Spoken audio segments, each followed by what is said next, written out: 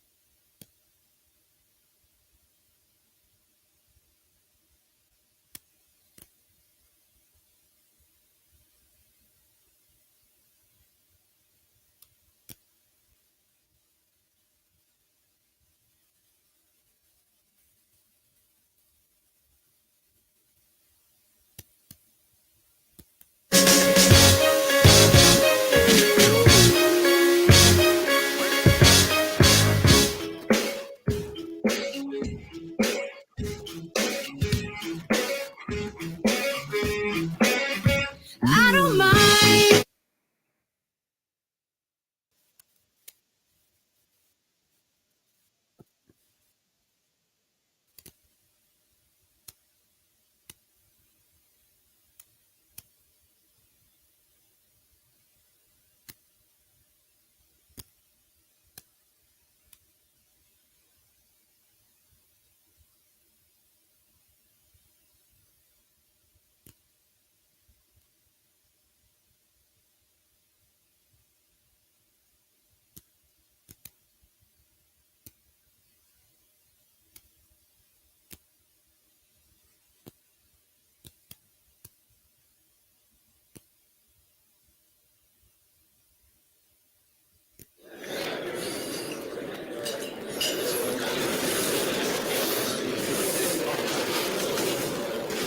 John, you can.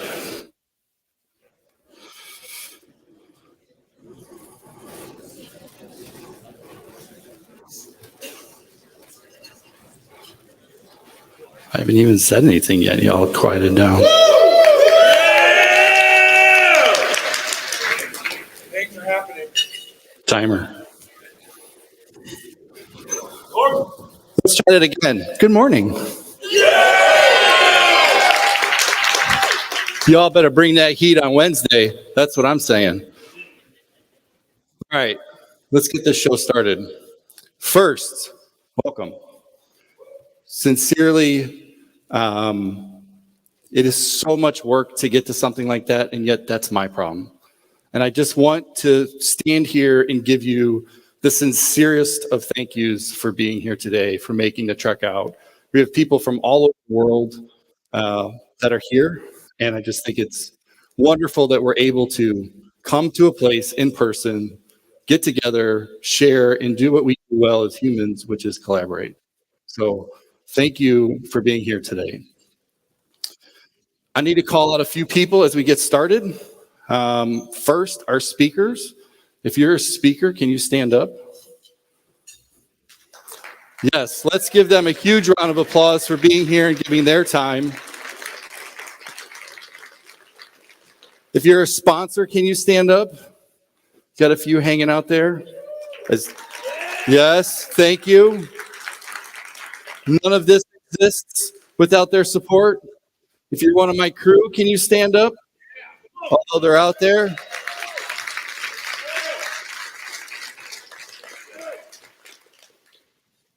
Thank you, sincerely. We do all this. There's no event company, there's no management, there's no wizards that come in and set this stuff up. We got in here on Friday, started transforming the place, and here we are today. So thank you for all of that. Thank you for all of you who's here. Thank you for the staff that none of us see who are putting out the food and cleaning up. Just thank you. For those that don't know me, my name is Clark Zell, and the first test is this. How many of you have been reading the emails that I have sent you? About 50-50. Every word. I would really love some feedback on that. I spent a lot of time trying to get y'all ready to get here to do this.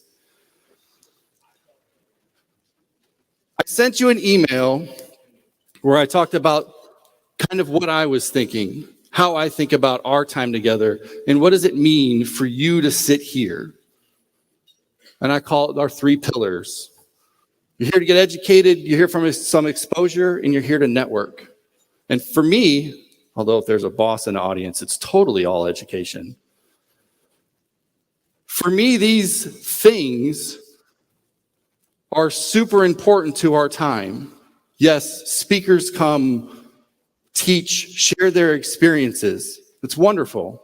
That's what brings us into a room so that we can see something. But what about going to something you don't know? How do you learn about things really fast that you have no clue about? You got to step outside your comfort zone. You got to go to something that you don't know.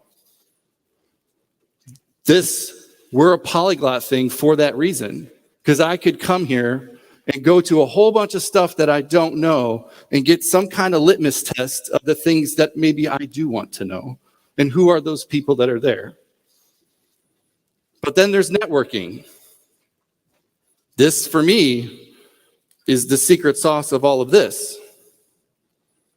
I stand here, have been in this industry for 25 years. It is all about who you know. Because when you go in that room and you meet somebody, and somebody has experiences, and someday you may need those experiences. But you look around the room, it's all about us and what we're going to do over the next 3 days to share those experiences and get to know one another. And we're going to do that through open spaces and a whole bunch of other stuff. But when I think about our time together, when I think about what I'm trying to do for all of you, I think about it in those 3 buckets. So I want you to get out your phone or a piece of paper or something that you can write on. We got to do a little homework, a little ground setting. Ready? You're going to learn. This is going to be real interactive over the next few days because I have the microphone. It's not really a secret. I've had some health scares over the past few months. Did some therapy. Therapists ask me all the time, like, what do you want? What's your intention? What are we doing today? So I want to ask you a few things. First question, and I want you to write this down. Why are you here? Are you here to learn? To network? To get educated on a certain thing? Is there somebody that you want to meet? I want you to set this intention now because for the next 3 days, we have to make this intention true. So sincerely think about this. Why are you sitting here today? I'm going to give you a few seconds. And for those that are online, same thing's true. Next question. Who do you want to meet?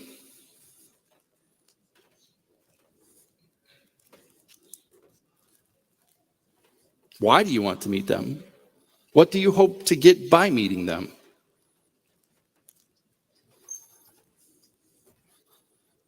Maybe it's me, although you didn't read my email, so I'm only slightly offended. But when you meet somebody, there's an exchange, right? How do you want that exchange to be? What can you give? Oops. There we go. What can you give? Conferences and our time together can feel very like it's all about me, which it should. It is about you. You bought a ticket, you're here for a bunch of reasons, right? We're trying to lay those out. But what are you back to everybody else who's in this room? I'm part of an entrepreneurial chapter for business owners, and we have this rule that we're not allowed to solve anybody's problem. We're only allowed to share our experiences. It's a hard, fast rule. You try to solve these problems, you're kicked out of the door. You got to go. You can share what you've done, but it's my context, right? It's not yours. It's for you to build your context and solve your problems, because yours is different than mine. But the thing is, the collective that's in this room is really smart. And even though we may work on the same thing, we may have different solutions for that thing that we worked on.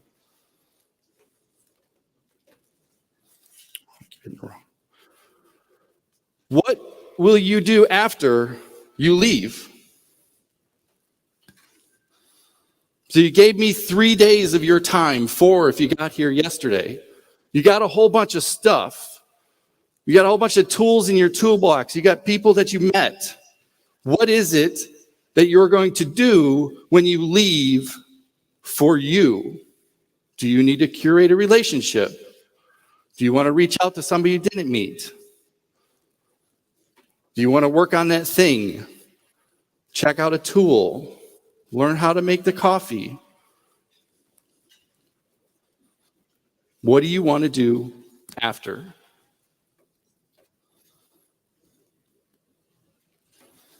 Lastly, I'm a big fan of the Stoics. Marcus Aurelius says, confine yourself to the present.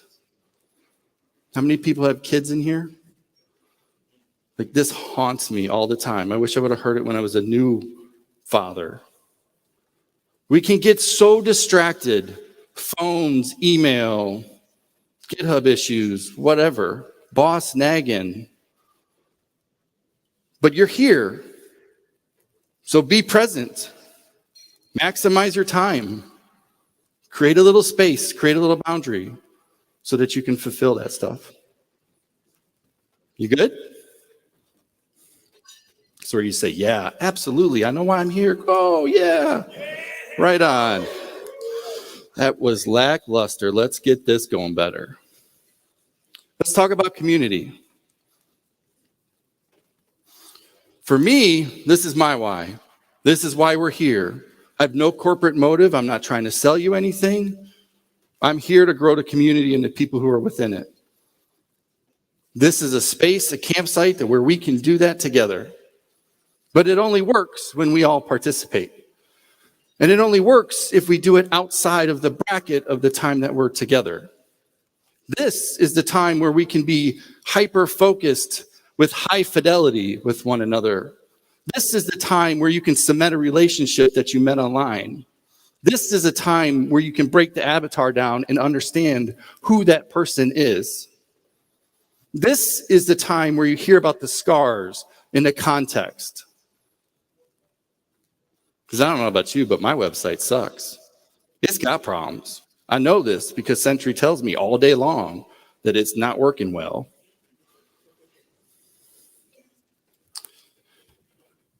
This is my son's team. Senior in high school, we're a big soccer family. I'm choked up. I'm a U.S. licensed coach. I coached travel ball for 4 years. Loved it. We're on the sidelines all the time. Daughter's in it as well. But this team, I'm a big fan of team sports and youth because it's about the collective. It's about how do you succeed together. And there's a very definitive point. You win or you lose. So his team, quite honestly, has sucked for the last 4 years. And it's been brutal. Mentally brutal. It's been hard. This is a picture that I took. It was the first time they huddled this year, senior year. They went on to win regionals, sectionals. It was a team.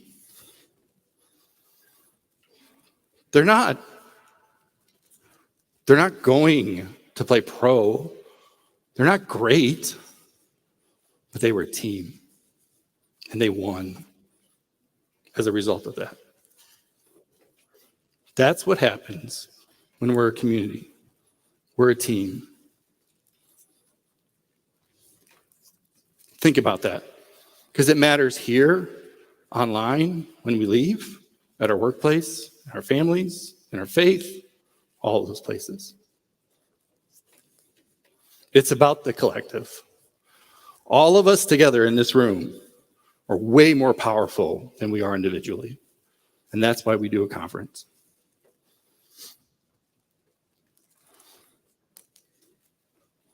Again, we're going to get into open spaces. We're going to do some great stuff. I'll explain all that at lunch. We'll have some housekeeping after Sean Day talks. But think about this. We in tech get really eager to try to help somebody inadvertently. Here's how you should do a thing. And at times, that's correct, right? There are some hard, fast rules of how to do a thing. But remember, context matters. And I just want you to think about this as our time together, to share, get a little deeper, and to share some of your context and your experiences so that you understand or can kind of pull somebody along in your journey. How are we feeling? Yeah? Are you up for my challenge? Dead silence. That went way better in rehearsal. Wow, I wasn't expecting that one. We're going to have a great time. And I wanted to start off deep because I just want to get you framed as to how to take the best advantage of the time that we have together and what we're going to do. We've got sessions. We've got open spaces. We got more sessions, keynotes, a happy hour, a game night, a barbecue. We have all this stuff that we're going to do. And they all have a purpose: exposure, education, networking. They're all intentional, okay? But you got to show up. You got to be present. You got to give, and it's okay to take. Deal? Yes, sir. All right. Now, for the past 15, we are so off sync. I felt like I dropped the goodness 2 minutes ago, and it was dead silent. And a picture of a Kodak camera comes up, and we're like, woo! Now, I love you guys. It's great. My photographer, media person, I'm not like Taylor over there with a big crew that follows me around and trailers and all that. My guy's best friend is having a baby. And I encouraged her to try to have it as fast as she could so that she could have the youngest baby to ever be at a conference. But apparently she's planning for today and, I don't know, life and all that kind of stuff. So we did the next best thing. These cameras. So if you're old like me, these are hot stuff 15 years ago or so, something like that. 30? Shut up. Damn. Okay, well, what's old is new again. So I got a bunch of these cameras, and we're going to put them out throughout the days. But really what I want you to do, and I think of my kids, it was like year 3, and my kids, we were having dinner, and my kids were like, why can't I sign the boards? Why is it only the adults? And it was like, family-friendly conference, exclude kids. What am I doing? So that's when we got the giggling board, and the kids started signing it, or spouses and kids started signing it.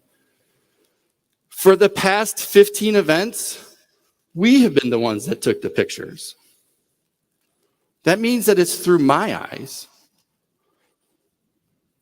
And just like my kids saying, why can't I sign the board? Why can't you document this through your eyes? Because it's your conference. It's not mine. My job was over 16 minutes and 35 seconds ago. So we're putting these cameras out for you to take pictures and capture the experience. And then apparently I have to go figure out how to develop them. But I want you to capture your experience through your eyes. I want you to share it. I'm super curious what it is that how you see it. So there's a bunch, and I say this because we have to take all the pictures. Otherwise the cameras were not worth the money because they have to open them and take the film, and then it doesn't work anymore, and you can't like backspace or delete. There's no get stash in it. They're like old. Okay, let's talk about keynotes. There's 3 of them, one every day. Sorry to inform you that Kelly got COVID. Yeah, we can all collectively, So you're stuck with me on the 3rd day. 2 woos. Again, we're off sync. That was supposed to be the place where you raise me up. And I'm like, yeah, I got this. But all right. Here's how I think about keynotes. It's about the people. It's about what they do. It's about giving the stage to somebody who is part of the community, who has a thing. We don't do technical keynotes. We're trying to find people that embody the things that we do, that we stand for. And I don't know how many conferences really have keynotes. I just learned the other day that somebody didn't know what a keynote was. I need to do that work, I guess. But today, this morning, in a hot minute, Shonda Person's coming up, and she's going to share her story. And with that, let's give her, wait a minute, please give her a bigger round of applause than you all have set me up for this. Let's just test it. I'm going to invite hey, good. Oh, we're failing.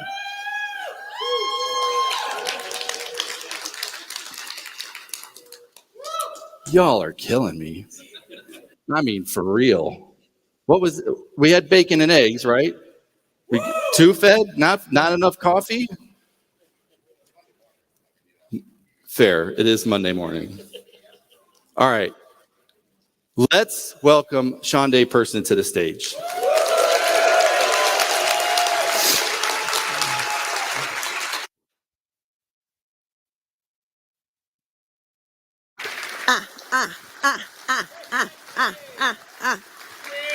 Hi, everybody.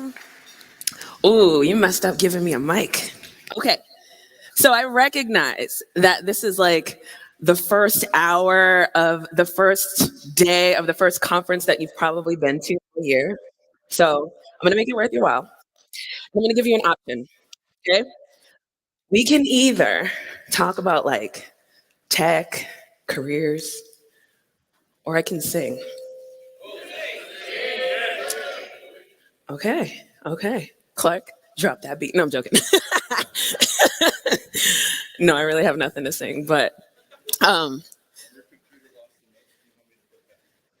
yes, I do. Okay, so I guess I can sing. Let's do it. When I wake up in the morning, love. Some technical difficulties. Pretend that this didn't happen. Whoops. Oh, come on. It's ruining my thunder.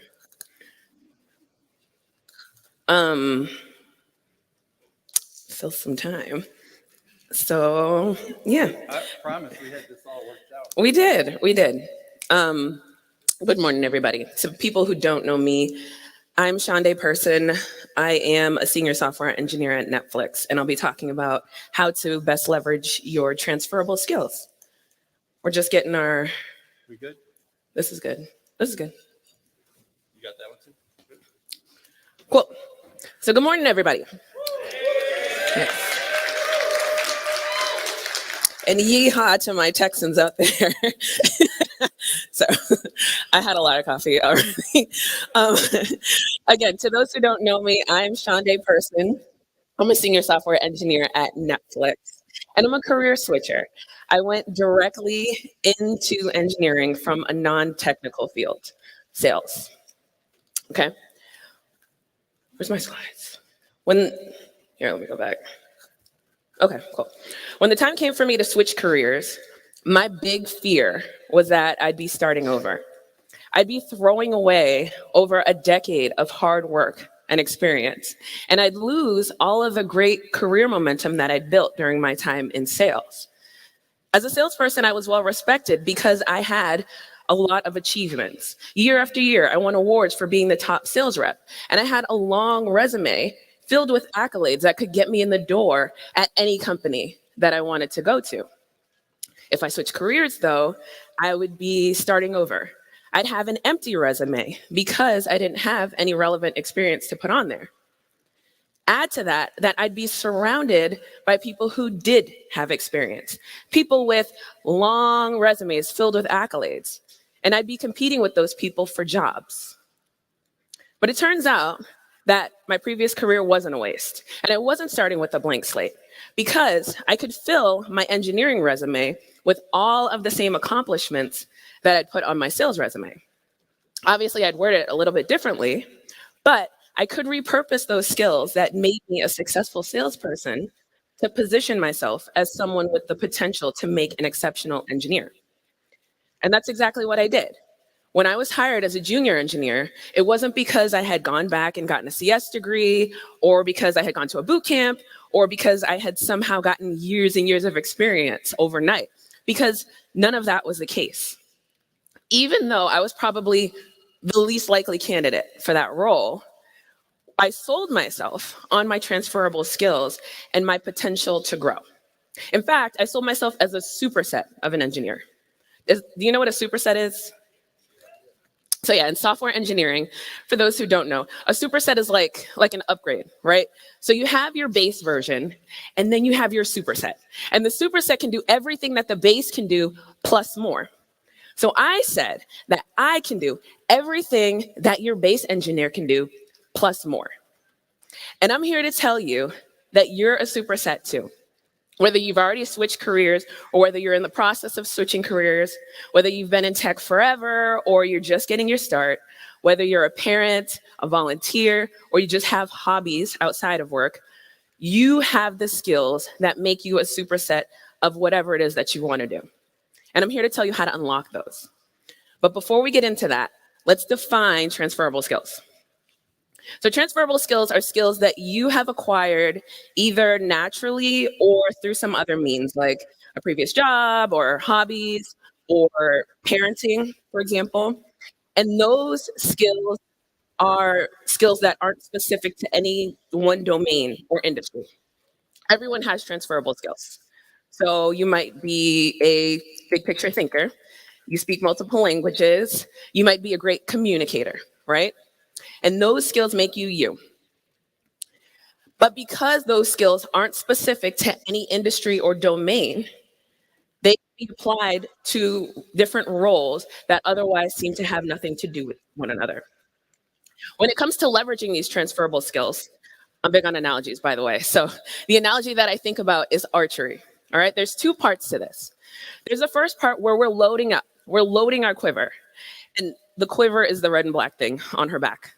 I want you to imagine that each of the arrows on your back is different because they represent a different transferable skill. So you have a communications arrow, you'll have a speaks multiple languages arrow, you'll have a big picture thinker arrow, a management arrow, right? And one part of the process is where we're figuring out what the skills are that we're putting on our backs, right? So we're arming ourselves with our skills. But keep in mind that arming ourselves isn't enough. It isn't enough just to have a bunch of transferable skills on our backs, okay? And I'll tell you why. I am of the opinion that having strong transferable skills can trump any gaps that you have in that list of job requirements, even if it's not listed, okay? So say you're going for a role that is requiring React and GraphQL skills, and you don't have GraphQL skills. I'm of the opinion that having strong, relevant, transferable skills can trump that lack of technical skills. The caveat, though, is that this is only the case if you're able to effectively communicate the relevance of that skill to the role to the person across from you. On the flip side, if your skills are a one-to-one match with what's in the job description, let's say that you're going for a management position and you have a long history of leadership. Your skills are a one-to-one match, but you're unable to effectively convey the depth of that skill as it relates to the role. It's just as good as not having that skill at all, right? So the more important part, I would argue, is learning how to aim. Having those arrows on our back means nothing if we don't know how to aim. I'm dropping gems, y'all. Like, give me a mic to drop. Okay? So this is the biggest part. And this is the part that we'll spend a lot of time on, okay? Your ability to communicate the relevance and the depth of that skill can make or break the person across from you's decision to hire or promote you. First, we'll talk about how to arm ourselves. Let's talk about how to build our quiver. Such a silly word. Let's talk about how to build our quiver of skills, right? We're going to arm ourselves. Now, these transferable skills, you may already know what your skills are. They may be skills that come naturally to you. In my case, tenacity is a skill that I've always had with me my entire life. As the eldest daughter of very loving and caring, but sometimes a little too strict parents, right? As the eldest daughter, it was my tenacity that led me to ask over and over and over and over for things that my parents had already clearly said no to. So this is a skill that I've had with me since the dawn of my being, my existence. And it's a skill that I've carried with me throughout multiple walks of life. True story. I wrote my college entrance essay on my inability to take no for an answer. And though it had gotten me grounded a lot in high school, it was also that same tenacity that allowed me to get straight A's and get awards in school. It was that same tenacity that allowed me as a salesperson to make cold call after cold call and hear no after no until I finally got to that yes. And then it was that tenacity that allowed me to stay up late nights learning to code while working a demanding sales job and caring for an infant at the same time. Okay, so this is a skill that I've had naturally. So start to think about skills that have come naturally to you. Other skills are skills that haven't come as naturally and skills that you've had to work at. In my case, communication is a skill that I definitely wasn't born with, but through my work at Netflix, through my parenting for sure, through speaking at conferences, through networking at events like that conference, I'm building on my communication skills. And though it's a work in progress and will always be a work in progress, I list it as a transferable skill because it's a skill that I can apply to multiple areas of my life. So I'm starting to build my quiver, right? Start to think about yours. And if you don't know, one way to figure out what your skills are is to ask people. Ask people that you know and trust. And what I love about this is that sometimes we as individuals will devalue or discredit skills or think that everybody has the same skills that we have at the same level that we have when they don't. Okay, we assume that because a skill comes naturally or easily to us, that everybody has that same exact skill. And that's not the case. Okay, by asking somebody that you know and trust, by asking that outside party, they can help to sunshine the uniqueness of that skill for you and help you to see that not everybody comes in your particular flavor. All right. Other ways to figure it out is to think about past jobs that you've had or roles that you've had as part of a group or volunteering. What skills or strengths did that require? What skills did you build during that time? What tasks were you responsible for? And then think about your passions and your hobbies.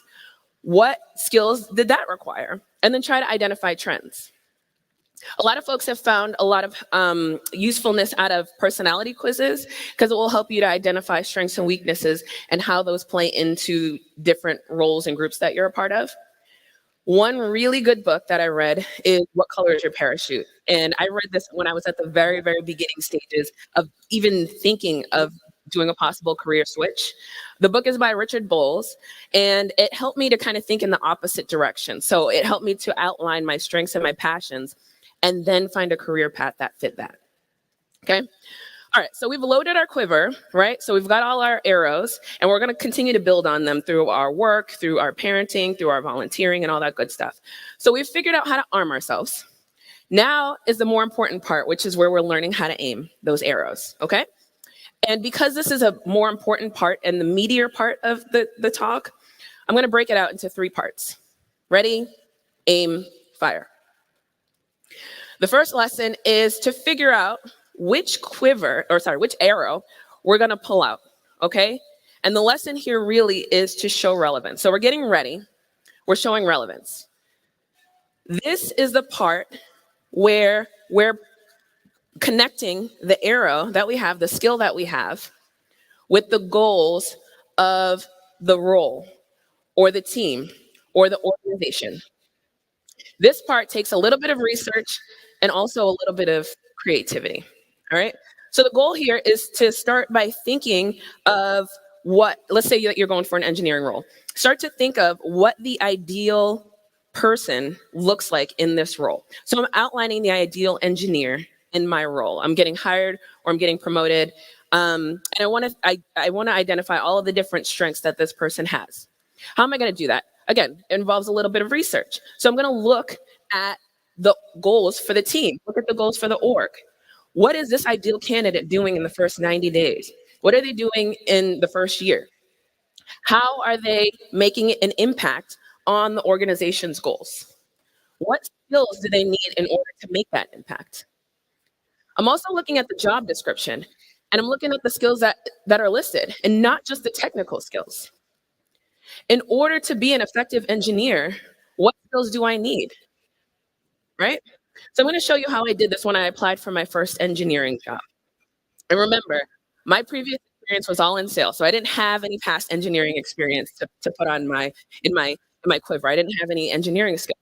So I started loading my quiver with things that were based on hobbies. All right.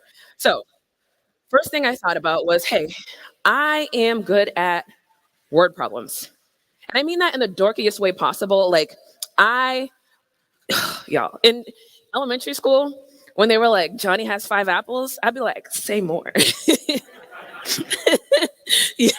yeah, Johnny had 5 apples. Like, I'll solve a problem. I will solve a word problem. And I was so excited to do that in elementary school. I've also always been really good at puzzles, any kind of puzzles, jigsaw puzzles, Sudoku, Super Mario. Like, if there's a problem, I'll solve it. Sorry, that was a Vanilla Ice. There was no reason for that. That was that was so out of line. Okay, so like a jigsaw puzzle, right? I also have always loved to write and read poetry. I see my girl Amira out there. I got my stage start performing spoken word poetry in Texas. So I've always loved poetry. And I list these as skills because these are things that I'm good at. They're transferable skills because they can be applied to multiple areas of my life. Of course, I didn't go into an engineering interview saying, Johnny only had 2 apples left, or I'm great at Super Mario. What I did say is, hey, I'm a problem solver. Hey, because I'm good at puzzles, it shows that I'm great at finding and matching patterns. I really love rhythm, and that's what I love about poetry. And I also love the process of creative writing. Rhythm is a form of pattern matching, and obviously, creative writing is a form of creativity. What you see on the screen are all skills that make a great engineer. So again, this is where I'm aligning the skills that I have, my transferable skills, with that ideal candidate for the engineering role. As an engineer, I'll need to solve problems. I'm debugging. I'm matching patterns in order to create and architect sustainable, manageable code that's scalable in the long run. I need to be able to identify functional patterns and create functional patterns. And I need to understand where things unnecessarily are repeating so that I don't have that redundancy and I have code that's as dry as possible. All right, so pattern matching is important. Also, especially as a front-end engineer, I need a level of creativity because I'm working hand in hand with the designer to craft user interfaces that are the most effective and useful for our customers, right? So again, I'm matching all of these skills with what I deem to be a good engineer. There's an art, though, to this, okay? Because, yes, in general, these are skills that make a good engineer. But remember, our goal is to show relevance. And I've done my research about what the goals are for this team, for this org, for this particular role, for the person that's good in this role. So let me give you an example of where not all of this might be relevant. Let's say that I'm going for an engineering role where I'll be maintaining the front end of the United States Postal Service website. They haven't updated their website in 483 years, okay? So if I go in there and I'm talking about, ooh, I'm up to date on the latest, most modern React frameworks, and I can craft the most modern website, they'll shoo me right out of the room because, girl, we don't need that. We just need somebody who can figure out what's going on here and, click a couple buttons, solve a couple problems. So I'll talk about pattern matching and problem solving, okay? Again, you want to show relevance. All right, so we selected our arrow. Now is the part where we're gonna aim it. And the lesson here is to sell on value and not features, okay? This is how we're articulating the value of the skill that we have, okay? Sell value, not features is a lesson that I learned in sales. When I was in sales, I sold everything from nail polish to bed sheets to knives to consulting services to software, right? It's a little known fact that for a very short time, I sold cars. Sold cars. Nissans and Fords. Bruh. It was a short time though. It was a short time because I was bad at it. Like I was bad at it, okay?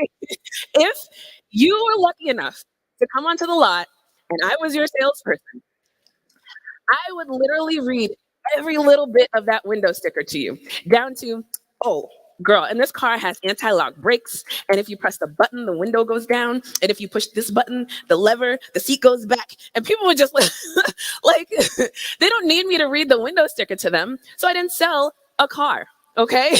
I didn't sell one car. I wasn't doing anything to make the sale unique. I wasn't doing anything impactful for the buyer. And think about it. So often, this is what we do with our resumes. We slap a window sticker on a resume with a list of skills. Great communication skills, has tenacity, 100% React, whatever that means. And we slide it on over to the hiring manager and expect them to deduce that we are uniquely qualified to do the job. They're looking at thousands and thousands of other resumes that have that same menu of qualifications, and they're supposed to pick us as the person who's best for the job. So I want you to take this concept as you're applying for your next role or promotion. The typical car salesperson only has a handful of products that they're selling.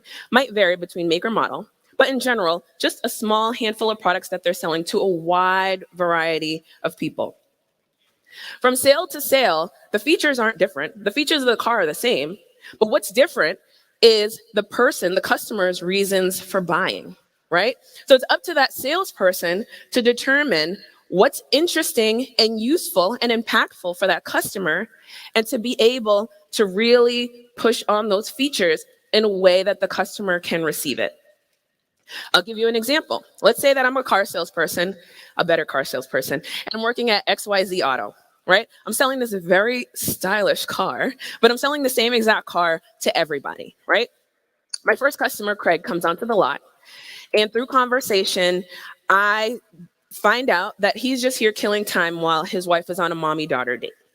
I also find out that his wife is very heavily pregnant. So as I'm selling him a car, I'm going to speak to him because I can tell that he's a family man. I'm going to speak to him as somebody who also values family, right?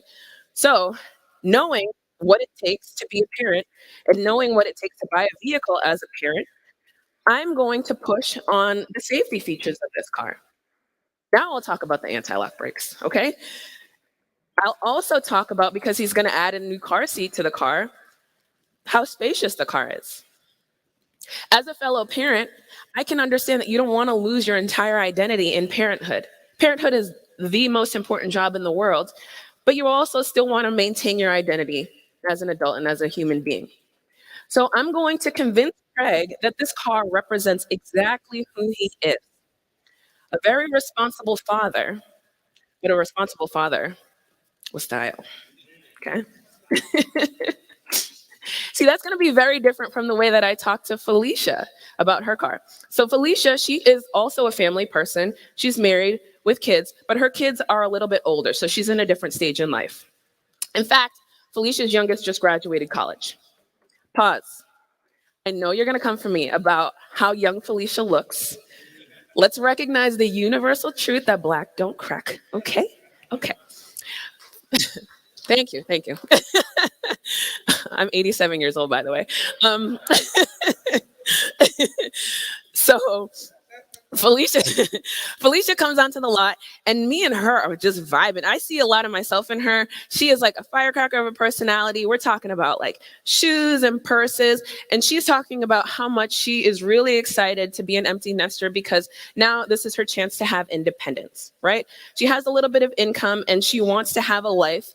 She wants to have her adulthood back, right? After raising a couple kids.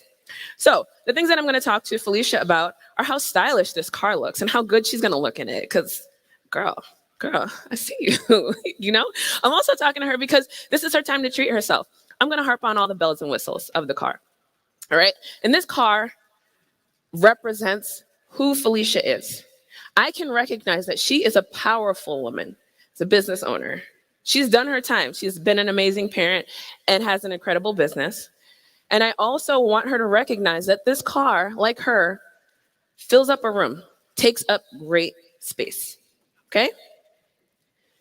In both cases, these two very seemingly opposite type of personalities at very different stages of life seem like completely different people.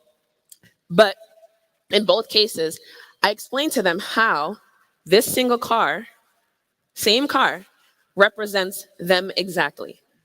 In no case did I lie, right? I told the exact truth. But the features that I talked about were features that they recognize that are valuable to them, useful to them, and I sold the car in a way that they could best receive it. Okay? Again, let's take this back to our interviewing. Let's take this back to our promotion conversations. I'll explain how I did this in my interview with Netflix. My first conversation with the hiring manager, I wanted to get this ideal picture of the character. Who is the ideal engineer for your team? So one of the questions that I asked in my interview to the hiring manager was, can you tell me about your team? And really what I want to know is what gaps are there on your team? Because I want to know where I fit in. What things can I do to help the team overall to get to their goals? And what he said was that one big thing that he wishes the team would do a little bit better at is asking for feedback. The team that I work on is an internal tooling team. So we make tools for other Netflix engineers. But still, even though the customer is right there in another Slack channel, a lot of people were feeling really timid about asking for feedback. And I think it was kind of the call the baby ugly syndrome, where people spent a lot of time building this tool that they thought was cool, and they didn't want to hear, this isn't useful to me, or this isn't good enough, or I need this additional feature. They don't want to hear tech debt. They don't want to hear no, right? Here's the problem for organizations, okay? When you're building a tool, so much time goes into it, so many other resources, human resources, which is the most expensive resource at a company, goes into building that tool. If you're not asking for feedback, if you're just building the tool in a silo, the tool that you think is cool, and never asking for validation that this tool is actually something that's working or useful, you're spending all of this revenue or spending all of this money on things that you'll never actually see, the company will never actually see revenue from, right? So this is where we have declining profits that turn into sad times, layoffs, and those types of things, right? So I get the wheels turning, and I'm like, which arrow am I gonna pull out? I pull out my communication arrow. Why? Because feedback is a communication issue, right? Just as easily as I could have said, I have great communication skills, or just put that on my resume, I decided to sell on the value, not the feature, okay? So here's exactly what I did. I breathe feedback. Feedback is my life's blood. It's my passion. And the reason that I care about feedback is because I understand how important it is to an organization to get the feedback. Okay? What I'm going to do is I'm going to go validate with the customer what they want, identify the things that they need, build out a spec, then go back to the engineering team with all that feedback, build a small MVP, minimum viable product, and then use a little bit of time, a little bit of resources, put it together, and then bring it right back to the customer and ask for more validation, more feedback. Does this product work in the way that you intended it to? Does it still fit the workflow that you imagined? Now that you actually have your hands on it, is it useful to you? Are there any features that we've built here that you would never use? Or is there anything that we haven't included in this spec that would be useful to you and would make an impact on your world? All right? And then I'll take that feedback and I'll bring it right back to the engineering team, and then we'll work on our V2 and repeat, rinse and repeat, right? So do you see how that sounds so much better than saying, hey, I've got great communication skills, right? Okay, so that's our selling value. This is how we aimed. Our next step is where we're gonna fire, right? And this is the avenue that we're gonna get the arrow across. The lesson here is to tell a story. And really what I mean is to be a human. This can sound very obvious, but it is so easy to overlook, especially in our industry of technology, right? And in this day and age where there's so much data coming into these managers, these recruiters, it's so easy to filter that data out, so easy to turn off the screen, so easy to hit unsubscribe. The way that you stand out is to be a human. And you be a human, one avenue of this is by telling a story, okay? Stories are a fundamental part of being human. Throughout history, we have told stories to share, we humans have told stories to share information with one another. In ancient times, people told stories of gods to explain the way that the world works. Today, there would be no Netflix, there would be no entertainment industry if we didn't see ourselves in the characters, imagine ourselves in those stories, and imagine the possibility of worlds that we never know if they could have existed, right? Storytelling is a way to create an emotional connection between the listener and the storyteller that's impossible to derive from written text or bullets on a resume. In a good story, the listener can see themselves in the story. They can imagine themselves in that world. And that makes the storyteller more relatable and makes the information more memorable. So this is applicable when it comes to applying for jobs and promotions. Think about it. If you're applying to a job and you're just meeting this person for the first time, you're applying for an outside job, you have max an hour to get this person to remember you, to stand out from all of the other candidates. How are you gonna be memorable? You're gonna tell stories, okay? Your goal is to get that person across from you to imagine a world, imagine a future that's so beautiful, so great. Okay? You want to paint the picture of this beautiful life, but you want them to imagine, you want them to imagine you in it. Okay? The life can't be great unless you're there. All right. This is our goal. All right. So back to my story about Netflix. Again, remember, I had my communication arrow pulled out, and feedback is the value that I'm going to sell on. But I'm going to talk about this through a story. So the actual story that I gave, my goal was to explain how much feedback means to me and why feedback means so much to me. And when I leave the room virtually, I want this hiring manager to remember me as the person who is very uniquely qualified above anybody else that you're speaking to fill this gap on your team of feedback. So I went back to my stories about sales and I said, hey, you know why feedback is important to me? Because as a salesperson, I was the first point of contact for all the customers. I was the one who got all the feedback, but I wasn't the one who could do anything about it. Okay? My income was directly correlated with how many sales we could make, right? And how impactful the product is. And so if we're not building a product that's useful to our customers, I'm not able to feed my kid. Okay? I hear when the product is doing great things. I get to hear when people are buying. I get to experience that, right? But I also hear when the product isn't serving our customers in the way that we need it to. And what I do with that feedback is I take it and I'll bring it to the customer success manager, who brings it to their manager, who brings it to the product manager, who brings it to the engineering manager, who brings it to the engineering team, who puts it on the backlog. And then it never gets touched. By the time it gets there, the feedback's been so watered down that it ends up getting qualified as like a nice to have. Meanwhile, me sitting in my sales seat, losing big deal because we're not building the product that's useful for the customer, I'm not able to pay my bills. I'm stressed out because my son has daycare bills due. And I'm seeing that a couple quarters from now, we're probably going to have to announce some layoffs, right? Feedback is important to me because I understand that if we're not serving the customer and we're putting extreme amount of money into these engineering resources, but not building something that the company is going to get revenue from, we're never going to make it, okay? So I understand the impact that asking for feedback has on the business. I could have just as easily said, I have 100% communication skills. But that wouldn't have been memorable, and that wouldn't have stood out. So take these same concepts as you're going through your promotion and hiring conversations. The last thing that I want to leave you with is to shoot your shot, okay?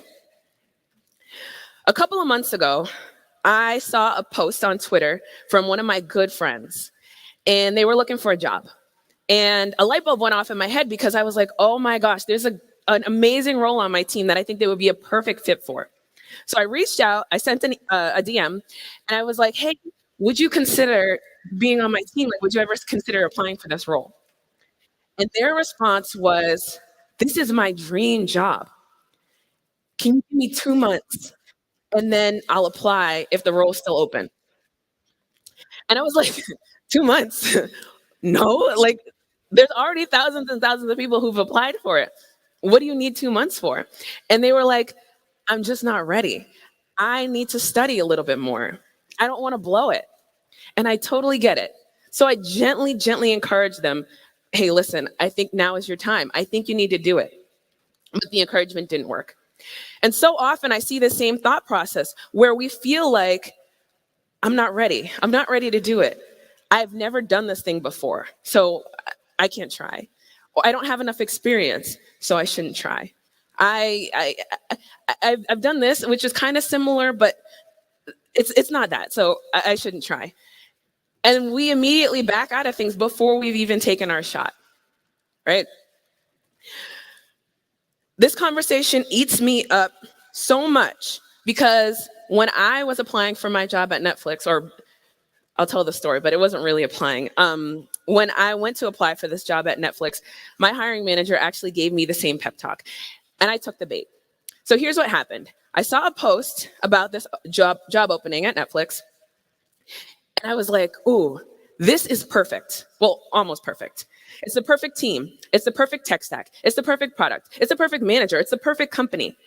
But it's not the perfect time, right? Because I need more. I need more experience. I need more books. I need more courses. I need more referrals. I need more of something. I'm not ready yet. I'm not ready yet.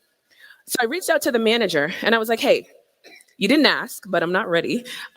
But is there going to be another position open in maybe like 6 to 12 months? And could we talk now so that I understand what things you're looking for, what you'll be looking for on your team? And so I can build on my skills. I can arm myself with more arrows. I can take more courses, and I can make sure that when the next role comes up, I'm going to be perfect. I'm going to be a shoo-in. I'm going to have everything all prepared and all set so that I can apply for this role. He was like, okay, great. Let's have a conversation. And in that conversation, his advice was to shoot your shot. Shoot your shot. He's like, the worst thing that could happen is that you'll hear no, right? But they'll give you feedback on the things that you need to work on so that you'll make it in the next interview. So they'll give you all the answers that you're looking for, right?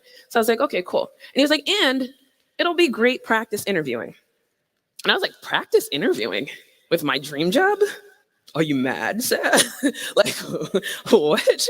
I would be devastated to hear no. Devastated to hear no.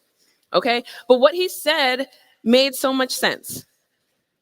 Because how arrogant of me to think that another opportunity would come. How arrogant of me to think that in 6 to 12 months, everything would be perfect. It'd be the perfect time. I'd have all of the courses all under my belt. All of my past 6 months would have been perfect. My son would have been acting perfectly. I would have never had a problem. And my whole life would be all put together and I'd have all the referrals and everything. And the time would be absolutely right. The audacity, right? And if I think about my future, worst case scenario, there are two paths that I could have taken, right? I could have taken the path where I just assumed that, yeah, hey, an opportunity is going to come and the time is going to be perfect, right? And then I could have spent the rest of my life wondering what if I tried and I would have never did anything. Or I could have taken the path where I shot my shot, where I tried. I heard no, I was devastated, but I grew from it, right? Because you know your girl gonna grow. I grew from it. So I chose to grow. I'm here to tell you that if you have something that you really want to do, but you're afraid to do it scared, okay? A lot of times, we will disqualify ourselves before we even enter the race. We make all these excuses for why things won't work out before we've even tried. Okay? Have confidence in your skills. And this doesn't mean lie about your skills. It doesn't mean exaggerate the skills, because we're not trying to convince people that we have more experience than we have. But what we want to do is we don't want to shrink ourselves. We don't want to devalue ourselves so much that we never try in the first place. So shoot your shot. A lot of people ask me, Shande, how can I do exactly what you did? How can I repeat that? Because this is what I want to do. Okay, you followed you did the path. That's what I want to do. My answer is you won't. Hear me out. Hear me out. You won't. My journey looks like no one else's. I have a unique set of experiences, a unique set of skills, a unique set of passions, unique arrows in my quiver. And the same is true for you. We might have some things in common, right? But with all of the things that make you uniquely you, your path to success is going to be uniquely yours, right? You have your own set of unique experiences, skills, passions. You will be successful, no doubt. Just the fact that you're in this room shows that you are the type of person who wants to grow and who by any means wants to find success. But with all of the things that make you uniquely you, that path to success is going to be your own. So take everything that you heard this morning, Apply the filter of all of the things that make you uniquely you. Get your arrows ready, aim, and fire. Thank you.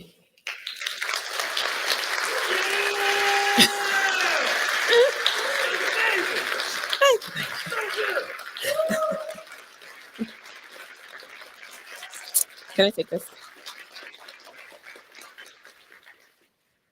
Hey, Clark.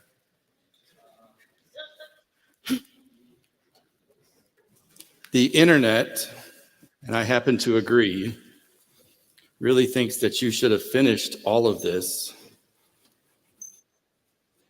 by saying, thank you, bye, Felicia. Can I try again?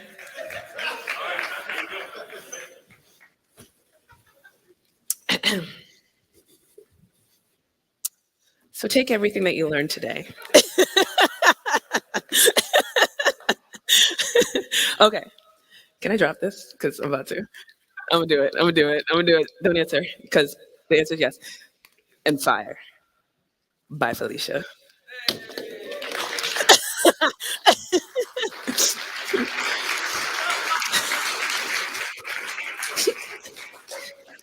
I broke it. Hey, Danny, we don't have a clicker for you. Let's give Shonda a round of applause. Thank you very much. Thank you. Thank you. She's going to stay up afterwards for questions and all that. So, what's Yeah. that? Do you hang here? No. I got a few more, and then you can come back up. Cool. Awkward silence pause.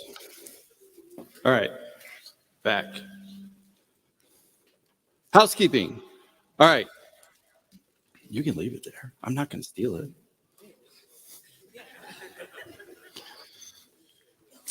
Housekeeping. So we set up the day. We set up our intentions. We got a little inspired, thinking outside the box. Let's talk about how to take advantage of the conference. First up, that online. So we've been practicing this for a few years. We're not streamers. But if you've been here, you've noticed that we've been recording on the stage. We've done it in both cases.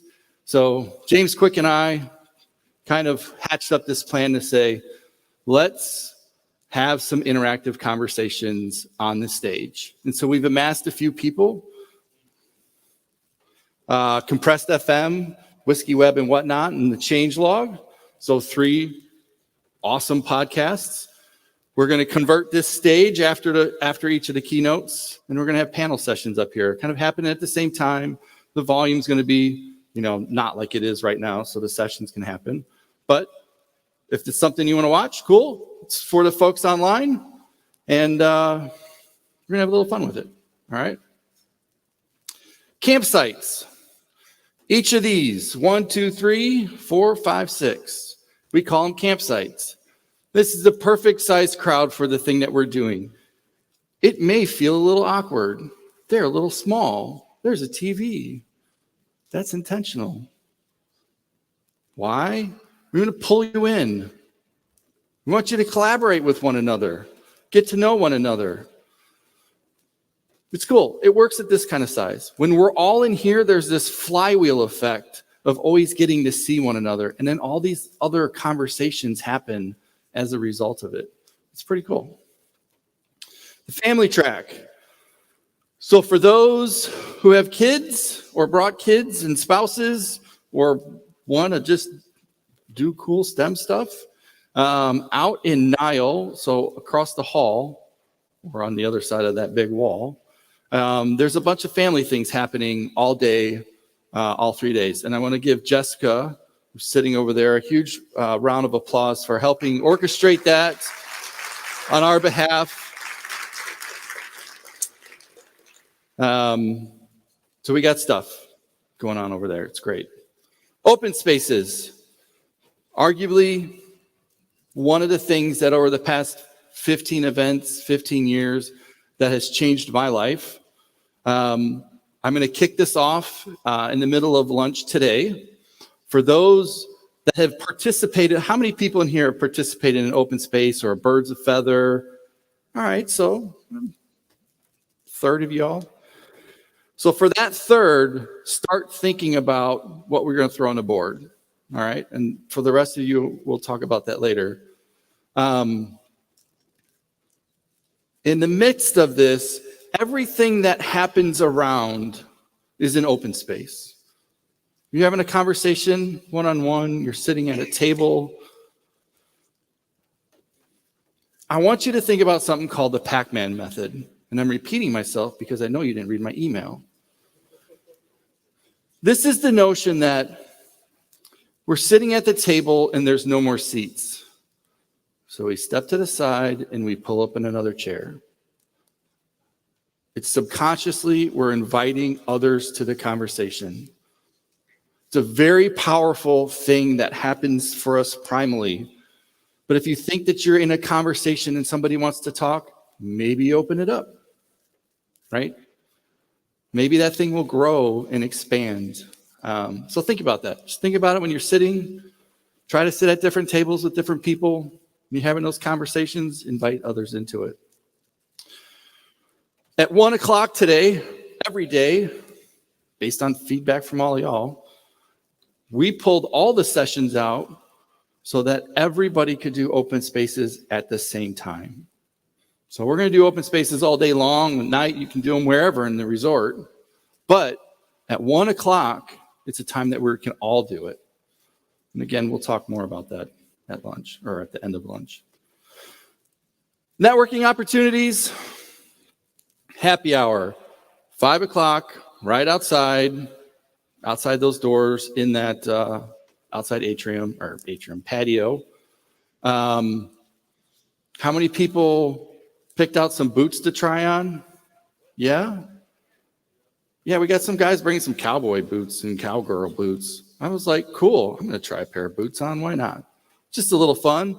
Gun.io is sponsoring the happy hour, so thanks to Taylor and, his name is slipping me. Jeff, thank you to everybody there for making that possible. Again, right outside, drinks, food.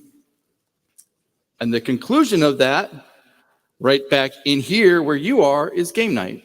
So we brought a bunch of board games. The changelog is going to do a front-end feud on the stage. The point is just to have fun. Because we don't have enough fun. Because we're too worried about fixing bugs. I mean, you guys don't have any bugs. I do. So game night's in here. How many people brought board games? I know. Oh, yeah, we got a few. All right, we got a good stash. Let's talk about a few sponsors. Cloudflare, thank you. Let's give them a round of applause for Pioneer sponsor. Couchbase, Auth0, NX, Pangea, they're all outside. The folks from Clear Measure will be here tomorrow. Sentry's here, Gun.io's sitting over there. Heartland Business Systems, Appright.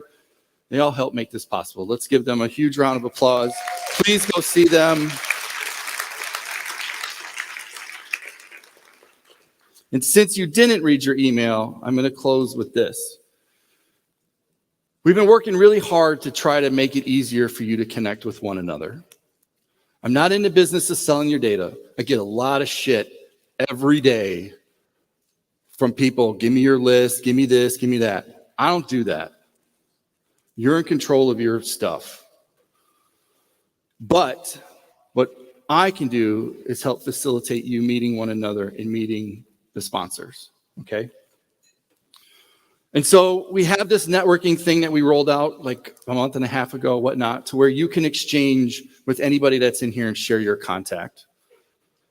So you have a PIN number on your badge, and I know we talked about this last night, but I just want to make sure that we're kind of all on level playing field as to how this works. You have a couple profiles, your system profile, your public profile, and your shared profile. And the public profile is important for me. If you're a speaker, you obviously have to be public, otherwise nobody knows who would be speaking, right? But there's no reason that you as an attendee can't also be public. There's no reason that I as an organizer should hide the fact of who's here. If you want to announce to the world that I'm here and I'm attending, have at it. Because I believe speakers, attendees, sponsors, organizers, we're all the same. We're just in a different context of when we're talking. Sometimes we have a mic, sometimes we have a pallet jack. So we've displayed that. And your shared profile is the thing that you can share with one another, right? You're in control of what you want it to say. And so you can exchange PIN numbers with one another. And that, if you gave me your PIN number, I could plug it in, you would get my shared contact, and then you decide you don't like me anymore. You don't have to share it. Like, I don't get yours until you're like, hey, I think you were cool, even though I said you were cool first. So it's there. There's a little red button at the bottom of the screen. I call it the junk drawer. It's got a bunch of jump links to the different things in it. I know the navigation in the website's not the greatest. Maybe you can help me fix it. But all in all, the point is we're trying to make it easy for you to connect with one another so that outside the brackets of the conference, you can continue to grow. Fair? That's the spirit. All right. With that, I'm going to end it up here. Think about how we started. Why are you here? What do you want to do? Who do you want to see? Take advantage of the time. Take advantage of the people. Let's give Shonda another huge round of applause.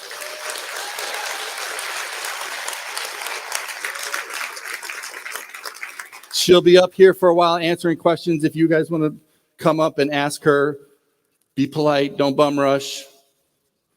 And thank you for being here. Let's have an excellent 3 days.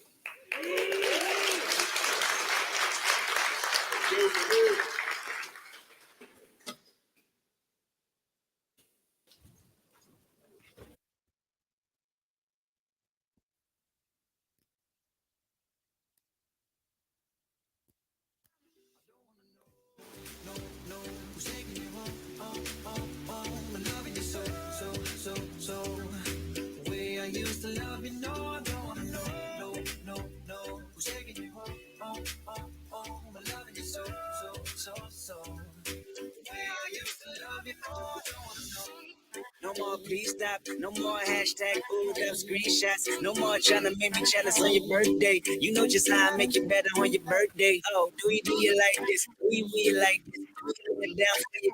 Do you like this? Never mind, let the man be. Maybe he is right now, but your body still. I don't wanna know. Taking it all. Loving you so. We used to love it, taking it loving you so. The way I used to love you, oh, I don't wanna know. No, taking you home, loving you so. The way I used to love you, no, taking you home, loving you so. The way I used to love you, oh, I don't wanna know.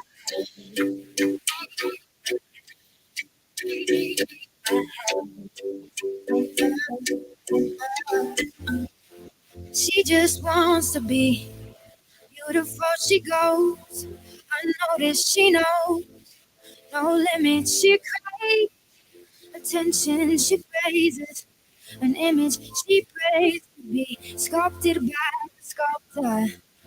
Oh, she don't see the light that's shining deeper than the eyes can find it. Maybe we're made of blind, so she tries to cover up the pain and cut her wounds away. 'Cause cover girls don't cry after the face is made. But there's a hope that's waiting for you in the dark. You should know you're beautiful just the way you are. And you don't have to change a thing, the world could change it. No scars, see you're beautiful. We stars, we're beautiful.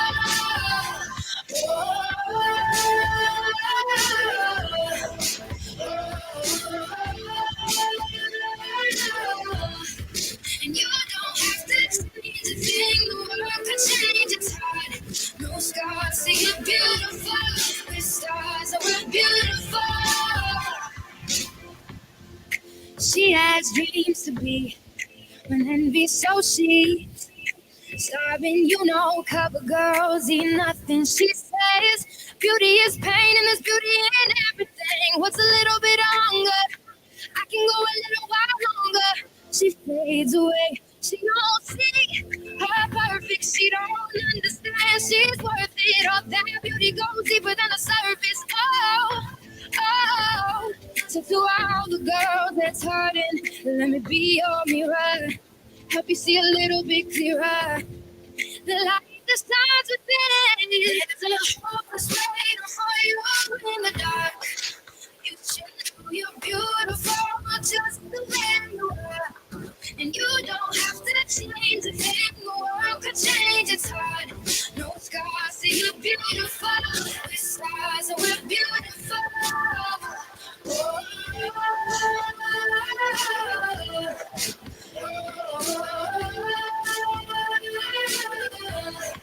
and you don't have to change a thing. The world could change, it's hard.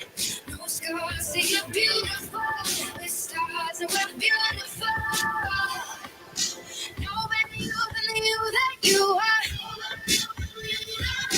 No better lost in the life we live in. No better time for you to shine, you're a star. Oh, you're beautiful. Oh, you're beautiful. There's a hole waiting for you in the dark. You should know you're beautiful just the way you are. And you don't have to change a thing. The world could change, it's hard. No scars, see you're beautiful. With stars and we're beautiful.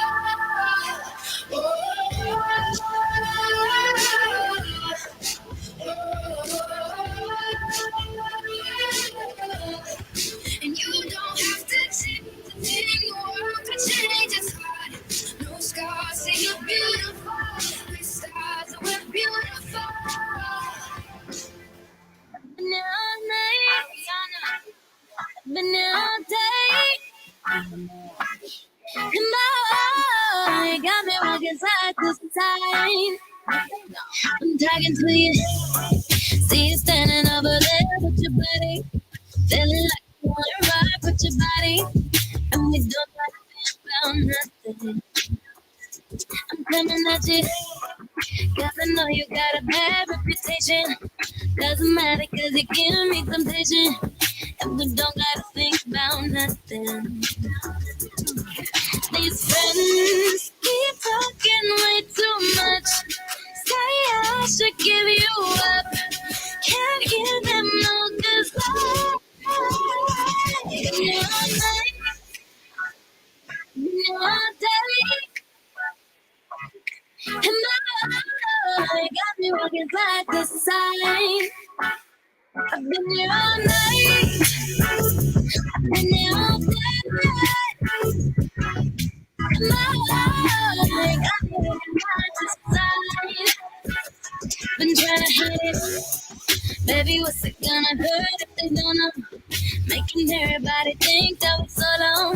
Just as long as you know you got me. And boy, I got you. Guess tonight I'm making deals with the devil. And I know it's gonna get me in trouble. Just as long as you know you got me. These friends keep talking way too much. Say I should give you up. Can't hear them no 'cause I've been here all night, I've been here all day. And boy, got me walking side to side. I've been here all night, I've been here all day. And boy, got me walking side to side. It's the new style with the fresh type of flow. Wrist icicle, ride bicycle. Come true, yo. Get you this type of blow. If you wanna manage, I got a tricycle. All these shows is my mini. Body smoking, so they call me Young Nicky Chimney. Rappers and they feelin' since they feelin' me. I give zero fucks and I got zero chillin' me. epiphany. Cop the blue box that say Tiffany. Curry with the shot, just tell them to call me Stephanie. Gun pop, when I make my gun pop. I'm the queen of rap, bro. Ariana Bun Pop. These men keep talking way too much. Say us to give them up. Can't hear them no, 'cause I've been there all night. I've been there all day. And I got me at the side. I've been there all night. Been there all night. Been there all day. Oh, baby. I got me at the side. It's the new style with the fresh type of flow. Miss Icicle, ride by bicycle. Come true, yo. Get you this type of blow. If you want a manage, I got a tricycle.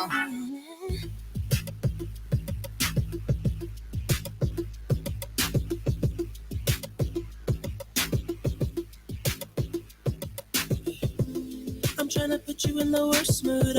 P1 cleaner than your church shoes. Really point to just to hurt you. All red lamb just to tease you. None of these toys on lease do. Made your whole year in a week too. Yeah, main out of your league too. Side out of your league too. House of empty, need a centerpiece. 20 racks of table cut from ebony. Cut that iron into skinny pieces. Then she clean up with her face, but I love my baby. You talking money, need a hearing aid. You talking about me, I can see you shade. Switch up my side, like to get me laid. Switch up my car if I kill any pain. Look what you done. I'm a mother, star boy. Look what you done. I'm a mother, star boy. Every day and try to test me out. Every day and try to hand me out. Pull up in that roadster SV. Pockets overweight, getting hefty. Coming for the king, that's a far cry. I come alive in the full-time mind. The competition, I don't really listen. I'm in the blue moon song, but we new edition. House so empty, need a centerpiece. 20 racks of table cut from ebony. Cut that iron into skinny pieces. Then she clean up with her face, but I love my baby. You talking money, need a hearing aid. You talking about me, I don't see the shade. Switch up my side, like to get me laid. Switch up my car if I kill any pain. Look what you done. I'm a mother, star boy. Look what you done. I'm a mother, star boy. Got a nip racket, like another fall to the year like a bandit. Baba ma a crib and a brand new wagon. Now she hit the grocery shop looking lavish. Star Trek proof in the Wraith the Con. Girls get loose when they hear the song. 100 on the dash, get me close to God. We don't pray for love, we just pray for cause. House so empty, need a centerpiece. 20 racks of table cut from ebony. Cut that iron into skinny pieces. Then she clean up with her face, but I love my baby. You talking money, need a hearing. You talking about me, I'm too straight. Switch on my side, like to get me laid. Switch on my car if I keep anything. Look what you done. I'm a mother, star boy. Look what you done. I'm a mother, star boy. Look what you done. I'm a mother, star boy. Look what you done. I'm a mother, star boy. If I told you this was only gonna hurt, if I warned you that the fire's gonna burn, would you walk in? Would you let me do it first? Do it all in the name of love. Would you let me lead you even when you're blind? In the darkness, in the middle of the night, in the silence, when there's no one by your side, would you call in the name of love? In the name of love, name of love, in the name of love, name of love, in the name of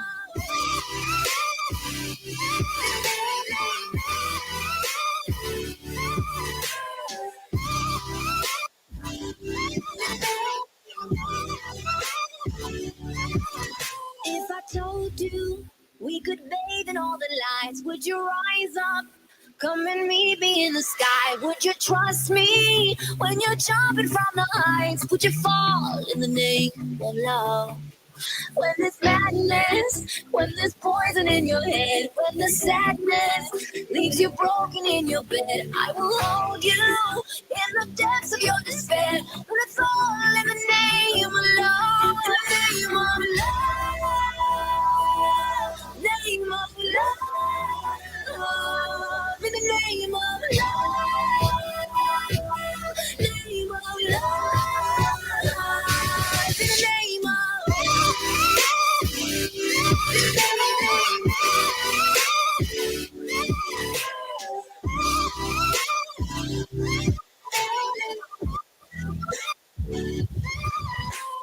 I wanna testify, screaming the holy light. You bring me back to life, and it's all in the name of love. I wanna testify, screaming the holy light. You bring me back to life. It's all in the name of love. In the name of love. Name of love. In the name of love. Name of love. In the name of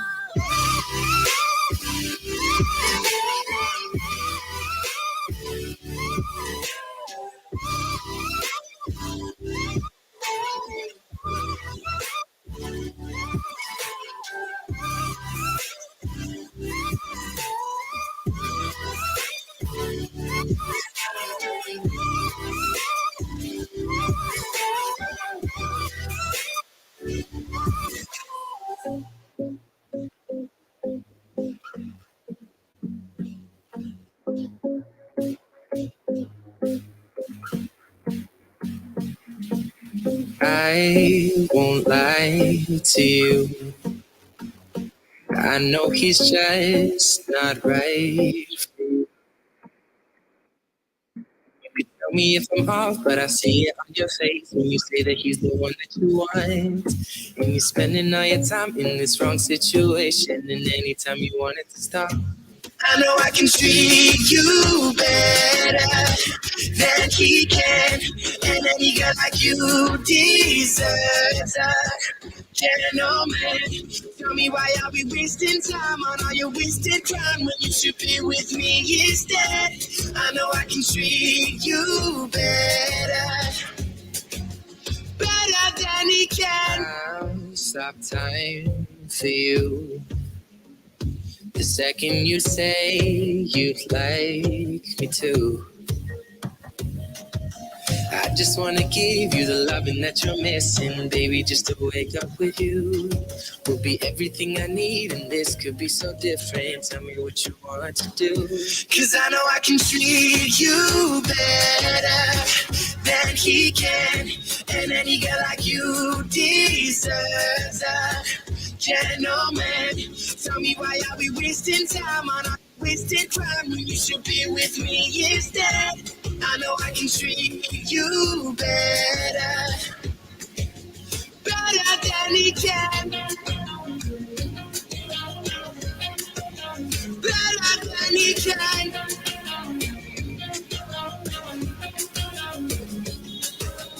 Give me a sign, take my hand, we'll be fine. Promise I won't let you down. Just know that you don't have to do this alone. Promise I'll never let you down. 'Cause I know I can treat you better than he can. And any girl like you deserves a gentleman. Tell me, why are we wasting time on all your wasted grind when you should be with me instead?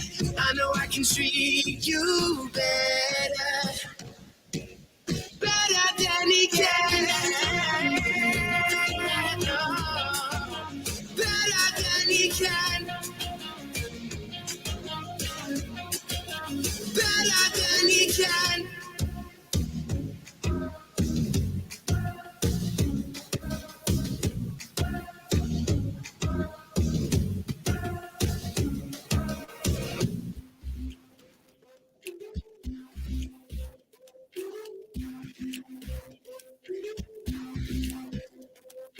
I was walking through icy streams that took my breath away.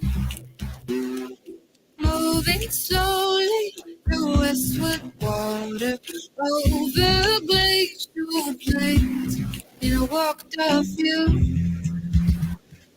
and I walked off and only, only, oh my, I thought it was a dream. So it seemed.